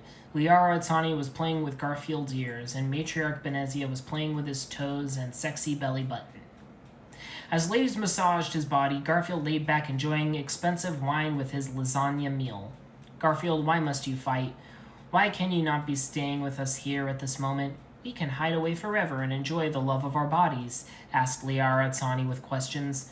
Sorry, chickenpox. I am a fighting man, and the fighting man must fight, for it is his fight alone, said Garfield with determination. I understand your words, but they make my heart cry, said Matriarch Benezia with sad understanding. Do not cry heart tears, my flower sack. After I save Galaxy, we will have a celebration of physical kind, reassured Garfield with kindness. Garfield, you know what to say to make comfort of me, said Matriarch Benezia with comfort. Garfield then stood up and walked to pilot room where Joker was sitting to give the orders. Joker, it is time. Prepare Normandy for space flight. Time to spread your wings and soar, Garfield said with encouragement. Garfield, you taught me everything I know of piloting and what it means to be a man. You are like father I never had, Joker said with tear in his eye. Yes, Joker, and you are like son I never wanted. But enough sentimentalities. Now comes final test of manhood. Are you ready? Garfield asked with questions. Yes, I am ready. I will not fail you. Time for lifting off, declared Joker as he revved Normandy motor and prepared for taking off. Garrus then approaches Garfield for sentences filled with discussion. Garfield, there is no turning back now. Are you ready for final battle? Asked Garrus with meaning. I was born with lasagna in my mouth and gun in my hand. Bring on the hell of battle, declared Garfield to all. Let us do it, shouted Garrus, high-fiving Garfield. Miranda came to Garfield filled with worry and clenched his arm, which was full of muscle, tight. Garfield, I am worried. I have premonition of tragedy, Miranda full of concern. Do not worry, my delicious diva. The lies of evil cannot stand against my fist of truth, said Garfield with certainty. Besides, worry makes women fat and ugly, said Garfield with joking as he slapped her behind. Oh, Garfield, you charm me like snake in a jar, said Miranda with blushing. When we are done, I will let my snake out of its jar, said Garfield with flirtations. Garfield, you make my mouth watering with hunger, said Miranda with desire. Keep your appetites in check, my sweets. For now it is time for mission, said Garfield as he took command. As Garfield sat at Commander's throne, he took out lasagna for enjoyment as ship began to move. Garfield, you mad? Lasagna will spill in such crazy speed, said Garrus in shock. Don't worry, my cautious compadre. Behold, said Garfield as he took out a marvelous device. What? Said Garrus with questions. It is the gyro bowl. Look with wonder, said Garfield as he took out lasagna and put it in. As Normandy sped at speed of sand and fury, lasagna stayed in bowl without spilling. It was miraculous to all. What sorcery is this? Exclaimed Garrus, pointing at gyro bowl. Relax your tensions. It is miracle of science and engineering, said Garfield with reassurance. Yes, I wish to study gyro bowl for scientific discovery. It holds knowledge beyond my understanding, said Dr. Mordensols, examining gyro bowl with microscope. I must have gyro bowl for myself, then I will not spill things any more, then at long last my dreams will come true, thought Garrus to himself. Garrus then went into daydream fantasy, imagining himself inside a giant gyro bowl with countless hot ladies laughing and pleasuring each other. But fantasy turned into nightmare as giant gyro bowl span out of control, sending Garrus and ladies into hurricane. The gyro bowl then came to life and began devouring Garrus and the ladies. Ah! Screamed Garrus as he descended into madness of gyro bowl nightmare. Garfield grabbed Garrus by a collar and slapped him with sense. Take hold of it, man, said Garfield, slapping Garrus. I am sorry, I was lost in a nightmare of spinning agonies, said Garrus, sweating with nerves. Be careful, do not let gyro bowl consume your soul, said Garfield with knowledge. You are wisdom, said Garrus with admiration. Garfield then sat back down and launched words from his mouth full of orders. Prepare to go in Omega Relay. This time, no more playing nice, roared Garfield with triumph. At orders, Joker revved engine and sped Normandy into Omega Relay like a space dolphin on his last day on Earth with no regrets. As Normandy entered Relay, all braced themselves for combat. Look, said Garrus, pointing at approaching ship. It was Collector ship. The Collector ship approached with menaceful flight, looking to destroy all. What do we do? Cried out Joker in panic. Fire the blasters, ordered Garfield without fear. Normandy blaster cannons charged full of energy blasted the Collector's ship, but they were deflected. No! Cried out Miranda as he clung to Garfield's manly figure for protection. All of crew embraced for worse as Collector's ship approached, then suddenly all heard a familiar voice. Amico! It was John Arbuckle soaring through space with his Element Zero katana and his hair and cloak blowing in wind. John Arbuckle had rugged scar on left eye and grizzled stubble. John Arbuckle soared through the Collector's ship and slashed it in half with his Element Zero katana, exploding it in pieces. John Arbuckle then came on board to Normandy's spaceship to greet his old friend Garfield. Garfield, it is good to be seeing you again after long years of time, John Arbuckle said, embracing Garfield's hand for shaking. John Arbuckle, it is good to see your future face. Thank you for killing Collectors. You are top-notch space swordsman, Garfield said with thanks. No problem, Garfield. Nothing like sliced spaceship and Collector juice for healthy breakfast, said John Arbuckle with wisecracks. After destroying Collector's spaceship, Normandy pushed on further until they saw Odie's space fortress. Land head for maximum impact, Garfield said as he looked at Space Fortress with telescope like true captain. With Garfield's majestic words, Normandy smashed into the Space Fortress with power of Garfield's women-pleasing manhood. It was monster crash, but all were all right. Normandy is barely in one piece, said Garrus with exasperation. Good thing I always use protection, said Garfield cleverly. Garfield and crew marched on into the Space Fortress to find Odie and put an end to his wicketry. Garfield then came across doorway. A voice with foreboding talked to them. It was Odie. Haha, Garfield, I knew you would be coming. If you wish to face me, then enter my gauntlet of trials. Prepare to face a waking nightmare, Odie cackled with evil. There will be no dreams in the sleep I will be sending you to, said Garfield with teeth clenched with anger. It is sure trap, Garrus warned with advice. Then let us trigger it, Garfield roared as he ran in. Garfield and crew ran through hallways and encountered collector soldiers, but they were not a match for his might. Garfield shot all collectors with his trusty Desert Eagles without blinking a sweat. Worms are best used for fishing, not fighting, scoffed Garfield at collectors as he blasted them into pieces. Garfield and crew then came to a large open room. Odie was heard again with voice of taunting. Garfield, you may have warrior spirit, but can even a real man such as yourself face friend? Taunted Odie with vile. Silence your nonsense and fight me like a man. Garfield responded with manliness. In the distance, Garfield and crew saw a strange figure. It approached them slowly and looked familiar but strange. It was the Tali Chimera. The beast had head and torso of Tali, but also heads of lions and bull and unicorn. She had legs of a dinosaur and her arms were snakes. Tali, you have looked better, Garfield said with truth. Garfield, Odie has brought me back from death, but has turned me into a hideous monster, cried the Tali Chimera. What fiendery, Garfield said with anger. Garfield, you must end my misery. Only by your manly hands may I find pieces of mind, Tali Chimera said with sadness. If there was no other way, sighed Garfield with resignation. I have but one favor asking of you. May I please feel the awesome power of your loving one more time? Tali Chimera asked with favors. No problem, my doomed dame. My manhood make pain into pleasure, Garfield said as he embraced Tali Chimera for romancing. Garfield and Tali Chimera grabbed each other's sweaty, sexy bodies and rubbed into each other like sand on paper. Garfield, I hope my snakes do not frighten you, said Tali Chimera into Garfield. Those snakes are not a thing. I have a true serpent here, but its bite only brings pleasure, whispered Garfield with sexiness as he took off his pants.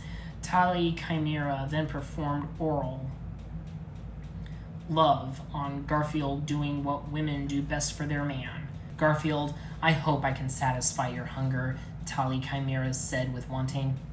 My appetites are always hungry, but this is but appetizer. Time for the main course, said Garfield as he grabbed Tali Chimera and threw her on a bed for body rocking.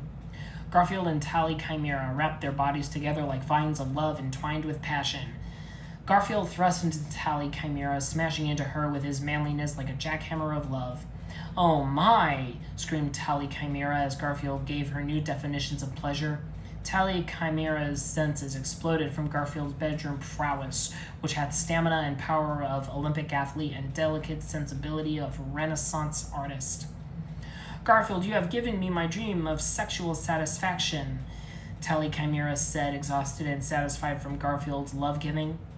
The majestic power of Garfield's sex made Tali Chimera disappear into magic mist, sending her to a better place. Farewell, Tali, I will avenge you, Garfield said with determination. Come, we must go, said Garrus to Garfield, put his hand on his shoulder. There is a new dish to be served, lasagna stuffed vengeance, Garfield said, looking into the sky. Garfield and crew then marched forward, not looking back because they knew the future waits for no one. After much walking with feet on ground, they came to a new room and once again heard menacing voice of the arch-villain himself. Haha, Garfield, you have killed a friend, but can you destroy what is most precious in this world? Taunted Odie with bile. At Odie's taunts, a fearsome monster came forward. It was Lasagna Husk created through Reaper technology. You monster! Roared Garfield with teeth clenched. The Lasagna Husk approached Garfield as he was filled with psychological torment. Garfield, you must destroy Lasagna Husk. It is only way, said John Arbuckle with assurance. With heavy weight on his heart, Garfield filled his Desert Eagle with explosion bullet and raised it with aiming at Lasagna Husk. You should be a delicious feast, but instead you are a destructive beast. Go to hell and rest in the devil's stomach, Garfield said as he shot one bullet, which sped with single-minded speed into Lasagna Husk's heart, exploding it. Garfield stood in silence, and one manly tear ran down his cheek. Such waste of delicious lasagna. Villains must pay, Garfield whispered with anger, clarity. Garfield gathered himself and knew that evil must not be allowed to live when it defiles heaven's greatest gift to man. We will have a moment of silence for lost lasagna, ordered Garfield to his crew. With Garfield's orders, entire crew bowed their heads in respect for the fallen lasagna that could not be saved. After the touching moment, Garfield braced himself with newfound fury. There was no time for tears. Justice is burning in my fists, ready to explode, Garfield said with grave sternness. While sadness loomed over them, Garfield and crew moved onward. After more walking, Garfield and his crew came to another large room with pit of magma. Over pit were 2 cages, one filled with baker's dozen of sexy hot ladies ready and willing, the other filled with innocent orphans crying with horror. The voice of evil then was heard again. "Ha ha, Garfield, you have destroyed what is most precious to you. But now you must make diabolical choice. Which will you save? Sexy hot ladies? Or the innocent children?" Odie exclaimed with malevolence. "Choices are for cretins and cowards. Real men take all," Garfield said with stolid conviction. Garfield then took a rope and swung to the cage of sexy hot ladies and broke them free. "Thank you, Garfield. We want to express our gratitude to you with our tight bodies," said the hot, sexy ladies, eager to taste Garfield's firm and toned man meat.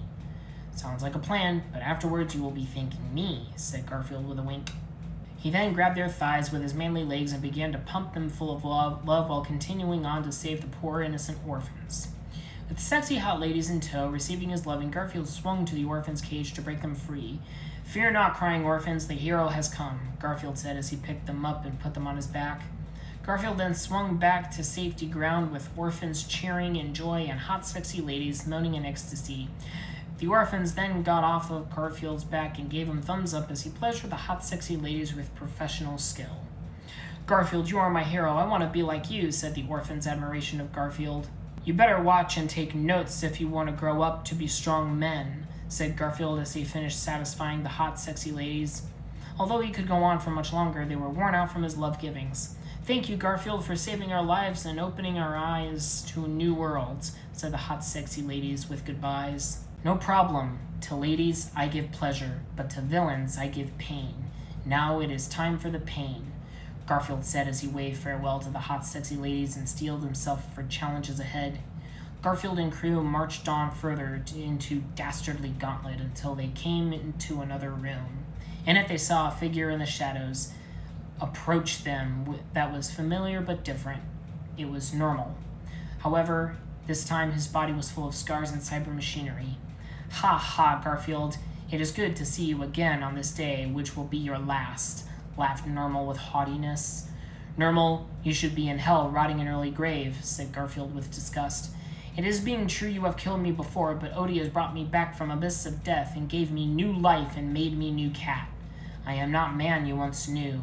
I am become Cyber Normal 10, said Cyber Normal 10 with newfound fury.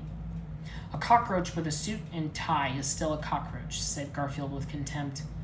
"Be still in your mouth. I will be tasting your blood, and then you will regret those words," roared Cyber Normal 10 with blood boiling. "The only blood you will be tasting is your own," said Garfield as he cracked his knuckles, preparing for combat. "Die now!" shouted Cyber Normal 10 as his cyber arms turned to laser cannons and shot at Garfield. Garfield dodged lasers with swift cat acrobatics and charged Cyber Normal 10 for close combat collision. They grappled each other for stalemate. "Taste some of the pain you have made me feel," said Cyber Normal 10 as he shot laser from his robo-eye, lasering Garfield's manly shoulder. "Arga!" gasped Garfield as he staggered back to a wall from dirty laser shot. "Haha, Garfield, I am the dentist, and you have a cavity on your face. Time to give you an appointment to hell," said Cyber Normal 10 as he turned his right cyber arm into a giant drill and approached Garfield with menace. Garfield was trapped against the wall, but he felt no fear. As Normal lunged drill arm at him, Garfield caught it and tore off the arm with a mighty ease. "It is time for your morning drill," said Garfield wittily as he impaled Cyber Normal with his own cyber arm drill. Garfield then tossed the impaled Cyber Normal 10 aside and held his injured shoulder. "Garfield, are you okay? Are you hurt, my beloved?" cried out Miranda with worry. "No need for weeping, my munching mistress. Just a little cold lasagna is all I need," said Garfield as he took ice-cold, frozen lasagna and massaged his shoulder with it. The healing power of lasagna soothed Garfield's massive muscles, but Miranda wanted in on the fun. "Let me massage your wound with my tongue," said Miranda with licking. "I know you have special talent of that skill," said Garfield with wink. While Garfield and Miranda enjoyed their flirting, they knew they had to finish Battle of Fate of Humanity. "Time to press this forward," said Garfield like true war hero. With Garfield's brave words, they moved on further to Sinister's space fortress to put an end to the wars once and for all so that love can rule galaxies again.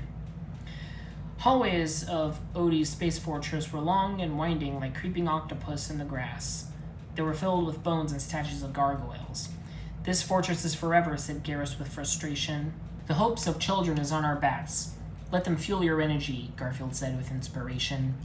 With Garfield's wise inspirations, they continued until they finally came to the lair of the demon himself. In the room was impaled bodies all over a fountain of blood as Sinister's centerpiece, Odie, was sitting on his throne, cackling his evil. "Garfield, you have passed my trials. Now I will give you reward of eternal pain," said Odie as he feasted on flesh of baby seals. "I will be having to return that reward in exchange for second prize, your head," Garfield roared as he charged into combat. Garfield ran to Odie to administer punishment of the beating kind, but he fell into traps. Garfield triggered anti-lasagna force field with his feet. "What is this tomfoolery?" shouted Garfield with surprise. "Ha, you furry fool, you have fell into my death trap. Now face frozen doom of space," yelled Odie in evil triumph as he pressed button which opened trap door under Garfield, sending him into outer space. In space, Garfield fell into 12 black holes and a sun, which caused a supernova. "No!" cried out Miranda with tears as she fell to her knees in despair. "Not even might of Garfield can survive that. Galaxy is mine forever. Ha ha ha ha ha ha ha ha," laughed Odie as hope seemed lost in pits of space. "Garfield, please come back," said Garrus with solemn words as he held his head low. The crew watched on in helplessness as Odie laughed his evil at his victories. Was Galaxy doomed to eternal evil? What will become of the humanity? These questions were asked in their minds and heads as they feared for all. To be continued. Author's note: I am not being paid by Gyro Bowl.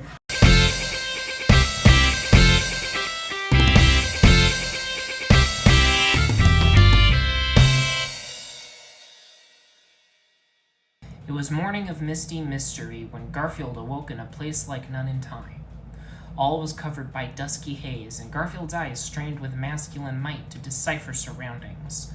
All around him was light of pearly dimness, and feelings of unease coursed through manly muscles like uncertain streams through rocky earth of power. "What is this place?" Garfield asked as he righted himself. He seemed to be floating in ether. Around him, rocks floated in nothingness, and cracks of prism ran through like wounds of neon. Garfield floated in void like baby floating in a bottle. "Garfield, you are where you belong," said a voice with echo. The voice echoed from void surroundings and penetrated Garfield's mind like hot fork through cold lasagna. "What madness is this? Return me to physical plane. I have war of vengeance to wreak upon the Reapers and Odie," Garfield bombasted with focused fury. "No, Garfield, you must stay here in my pearly gates and pleasure me for all times." The echo voice took on tones of womanly femininity. A mystery woman appeared, glimmering with glitter. She floated in front of Garfield, wearing a sexy see-through robe. "I am Mistress Time. You have fell into black hole through time and space. Your manly body of muscles could not be destroyed by the black holes, and you have fell into the core of space and time.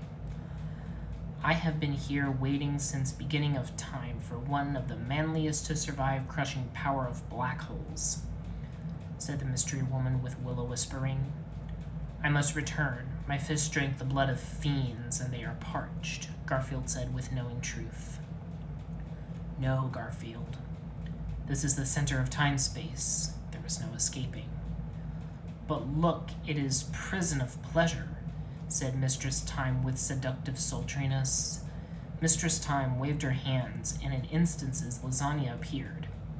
The hot, steaming lasagna floated in the abyss, piquing the interest of Garfield. "Very well, my black hole beauty. I will eat your lasagna and your womanly treats. Then I will leave," Garfield said with smirk and a wink. "But Garfield, it is impossible. You may have entered the center of space-time, but there is no escaping, Mistress Time said with protest. We will see, my cosmic cutie. First, my lasagna, Garfield bellowed with majestic voice. At Garfield's command, floating lasagna leaped into Garfield like zebra leaping into tiger's mouth. Garfield's mighty jaws came down on lasagna like axe, cleaving the head of condemned prisoner. Mistress Time watched Garfield eat his lasagna and could not remove her eyes from the sight of majesty. As the molten red hot food smeared his chiseled face and splattered on manly muscles, her heart burned with desire. The sight reminded her of powerful predator dining on flesh of decaying dead gazelle, and it turned her lady engine on. Garfield, you eat lasagna like black hole devouring star, with sensual power and universal glory, Mistress Time said with admiration and awe. That's right, Dimple Bumps. My mouth is a vortex of pleasure, and there is no escape. Now it is your turn, Garfield said, pointing to Mistress Time with command. Oh, Garfield, you know what to say to make a galaxy girl feel like universal woman, Mistress Time swooned with swooning as she floated to Garfield for lovemaking of cosmic quality. Garfield embraced Mistress Time, clutching her see-through gown and tearing it off with manly motion, exposing her supple body in all its glorious nakedness. He took a remote from his back pocket and clicked on a stereo which started playing Into the Fire by Dokken. Garfield then licked her firm breasts like portly child licking fresh ice cream cones, with delicate power and ferocious sensuality. Mistress Time moaned like a sow in heat, orgasmic ecstasy pouring from her voice. Garfield then moved his tongue down her body like moist, crawling slug in supple oil, leaving trail of sexy wetness. By the time Garfield's powerful tongue reached her lady pearls, the song had reached the cool keyboard interlude. He stroked her womanly treasure with his silky tongue to the smooth vocals of Don Dokken and the power chords of George Lynch, sending her into the fire. As Garfield's tongue played on Mistress Time's gems, she wailed like out-of-tune guitar being played by an angry bugle boy. Enough whetting the appetites, pussycat. I am going to feed your lady whole and satisfy your womanly hunger, Garfield said with soft seduction as he removed his blue jeans and boxer briefs, unsealing his man-torpedo. Garfield, I have spent eternity starving for man-meat. Please fill my body like starving orphan seal, Mistress Time said as she gripped Garfield's muscular body, readying herself for delivery of pleasure package. Garfield snapped, and at his snapping, a bed covered in roses surrounding by 4 blue torches appeared from nothingness. Garfield laid Mistress Time on it and then straddled her with romance. He wrapped his thighs around her like crawling vines, crushing her body with pleasure. Garfield then parted Mistress Time's thighs, revealing her secrets. He then inserted the orange love comet into her, thrusting with manly yet gentle force, penetrating her atmosphere. His technique was top-notch and got all 10s. The 4 blue torches began to burn bright red, for red is color of passion. Mistress Time continued to scream with pleasure, and the force of their loving began to rock the surrounding cosmos. As Garfield delivered effortless pleasure with top-of-the-line force and style, the surrounding space-time continuum began to break. The barriers of the black hole prison began to shatter as their love-makings increased in intensity. Finally, with Mistress Time's climaxing scream, the walls of space-time shattered, leaving a doorway into infinity. Garfield saw his job was done and unstraddled himself off of Mistress Time. Mistress Time, barely regaining her breath, looked up to see what was done. Garfield, you did it.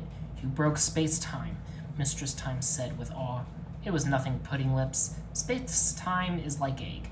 If you want the juicy yolk, you must crack the shell, Garfield said with the wisdom of 1,000 physicists. Garfield, you are a lover, fighter, and scholar. You are a jack of all masters, Mistress Time said with impressment. I am master with this jack, Garfield with a wink as he pointed to his love lance. Oh, Garfield, perhaps you should stay and show me more of your jack mastery, Mistress Time said as she lay on a bed of roses. Sorry, my metaphysical minx, but I have missions of importance. As long as Odie lives and reapers breathe, my boots can never rest and my fists can never be quenched, Garfield said with stern righteousness. Garfield then began to walk to portal, but Mistress Time shouted to him to stop. Garfield, be careful. The space-time continuum is unstable. Laws of reality are being broken. There is no telling where the portal will be leading, Mistress Time warned with caution. Don't worry your concerns, Baby Sauce. I have a check of pain to deposit in a bank of fools, Garfield said with chill calmness as he walked into portal. What a man, thought Mistress Time to herself, already longing for a meal of man she may never have again. Upon entering portal, Garfield was surrounded by shifting vortex of spiraling madness. A bright kaleidoscope of chaos swirled around Garfield, and space-time itself churned around Garfield like butter gone mad. Garfield saw many times and no times. He saw many places but no places. He saw egg of energy crack and erupt, giving birth to universes upon universes. He saw cosmic gas create stars, and stars creating solar systems. He saw the journey of life as one-celled grasshoppers gave birth to dinosaurs, and dinosaurs gave birth to men. At last, after seeing the creation of cosmos unravel before his manly eyes, Garfield woke in strange room. It was silent, white, with strange decorations of oddness. Garfield walked amidst the silent room, looking for any who might be, but all was none. Garfield's mighty feet echoed on the floor like thunder trapped in aluminum foil. Strange paintings and marble decorations stood in silent white room. Through doorway, Garfield saw a hunched-over orange figure eating lasagna. Garfield wondered who was the hunched figure. But then he was the hunched figure. Why am I the hunched figure? Garfield thought to himself as he wondered why he was the hunched figure. Garfield then saw a plate of lasagna in front of him and did what was best, and ate the lasagna as makers of universe intended. Afterwards, Garfield got up to leave when he saw an orange figure in bed laying down. Who is that figure laying down? Thought Garfield wonderingly, but then he was the orange figure lying in the bed. This is tomfoolishness. I have no time for laying down in beds. My muscles hunger for wrath, and my fists thirst for fury, Garfield said as he lay down in bed. Room around him was filled with white strangeness, and floor was tiled with patterns of mystery. Ahead of Garfield materialized object of mysterious enigma. It was a floating black rectangle. The floating black rectangle spoke nothing, but beckoned for Garfield. It shone lightness, nothing, and taunted Garfield with silent mockery. Within object, Garfield saw birth of the cosmic, and it inched closer with threatening. Garfield thought of all the happenings. His mind wandered to universal meanings and cosmic importance. He thought of symbolism and philosophy, but strange black rectangle continued to approach like off-the-rail mine cart, slowly and with purpose. Then Garfield knew that he knew, all-knowing. He scoffed a mighty scoff and stood up on bed, tearing off smoking jacket to reveal manly body of muscular manhood. The rectangle gasped in terror and sweat beat down its face. I have no patience for rectangles, Garfield said with eyes of angry hawks woken up from early morning nap. Garfield, I am not rectangle, I am a monolith, the rectangle said with pompous vanity. Rectangle, monolith, you are still square to me, Garfield said with cool knowingness. Garfield then charged his fist with the power of an exploding god and careened it into the talking rectangle, shattering it into interstellar nothingness. The rectangle screamed like 1,000 babies losing their diapers as it shattered into pieces. Having solved the mystery of the universe, Garfield then punched the air, creating another space-time portal.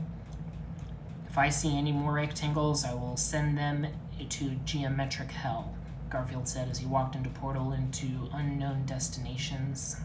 Meanwhile, in Odie's Reaper Fortress at center of galaxy, Odie was preparing assault of diabolical wickedness on unsuspecting citadel. Odie was in his sorcery chamber where forbidden crafts of ancient techno-magic were practiced.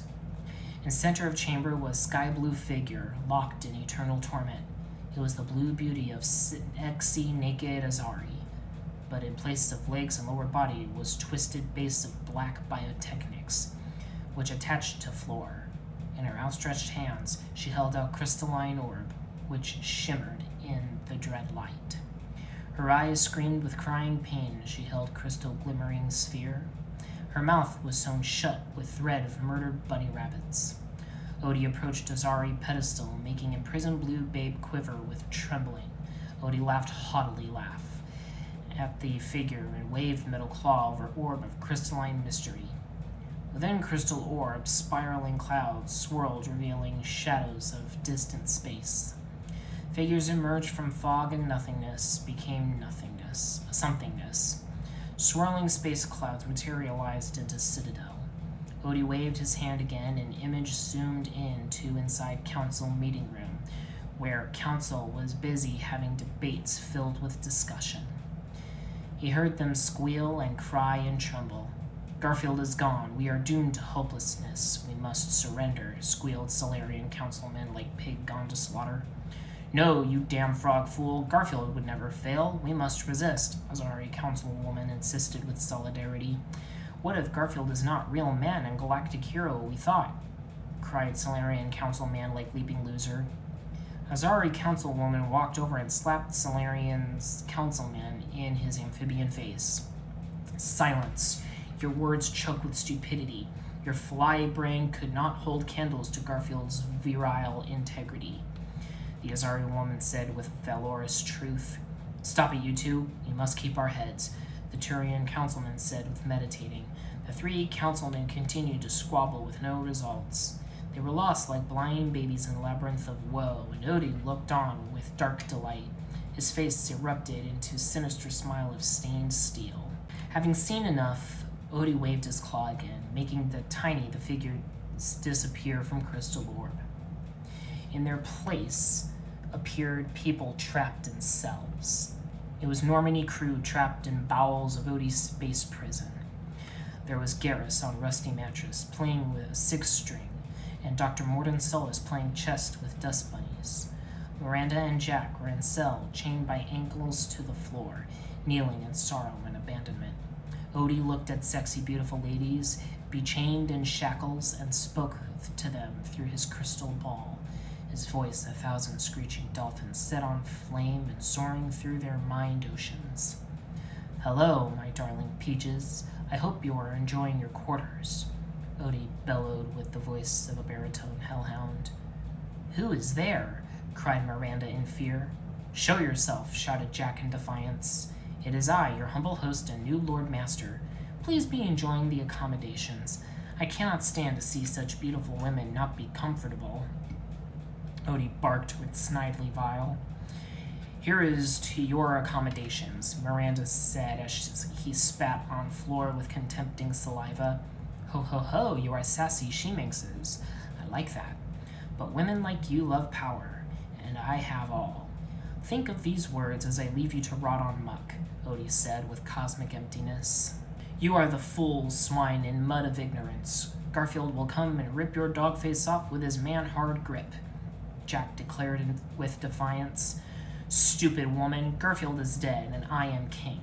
The galaxy is now mine. Garfield is swimming in the salty seas of hell, while I ravage galaxy with Reaper wrath. But enough discussion. Enjoy your containment." Odie then waved hand, making his enchained ladies vanish from view. In their place, swirling clouds of uncertainty appeared again, before materializing into Reaper Menace Harbinger. "It is time, my loyal servant. Being invasion on Citadel. Make assault with deadly force," Odie ordered with imperialism.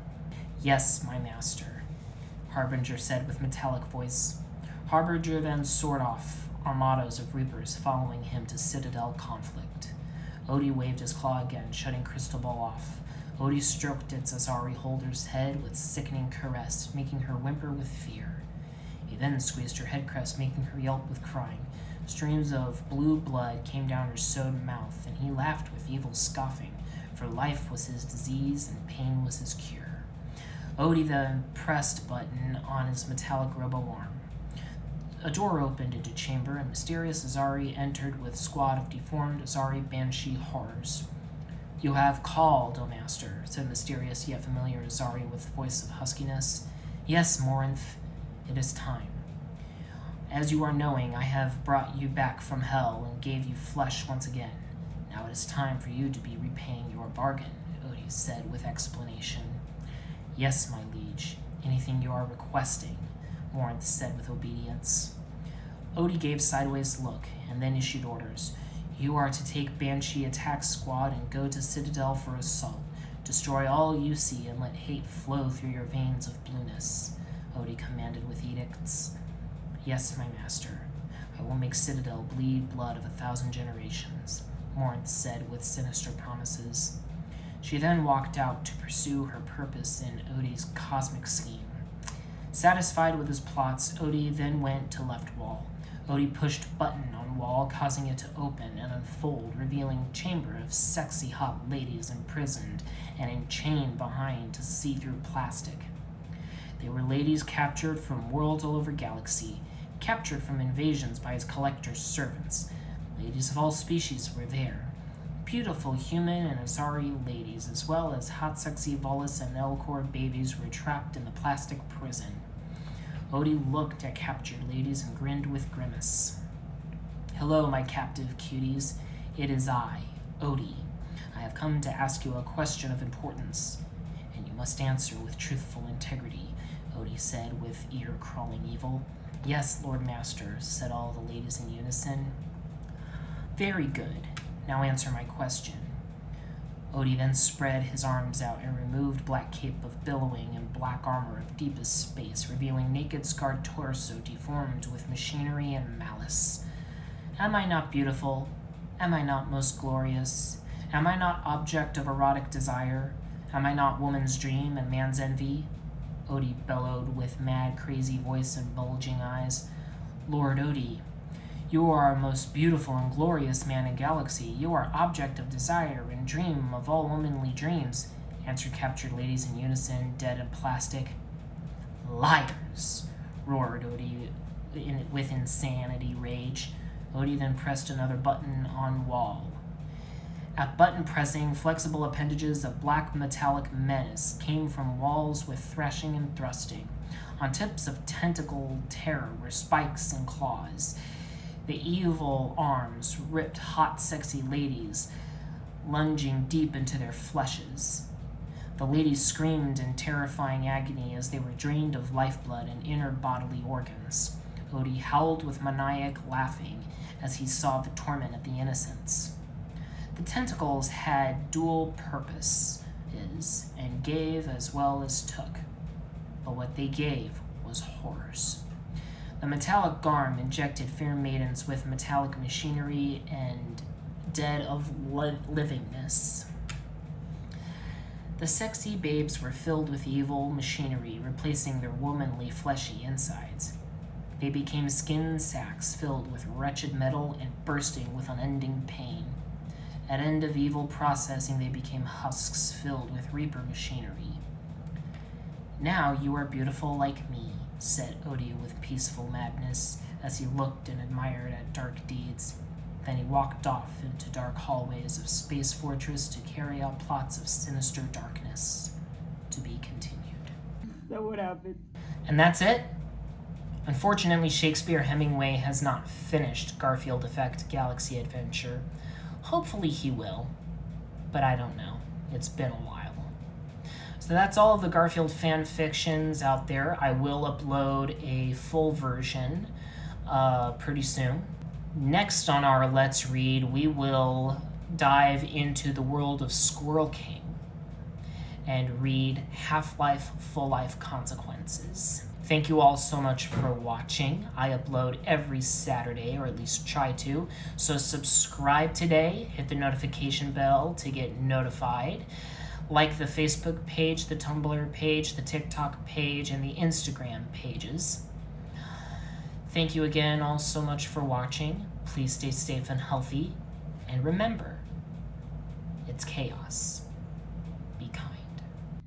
How can that be the end? What kind of an ending is that?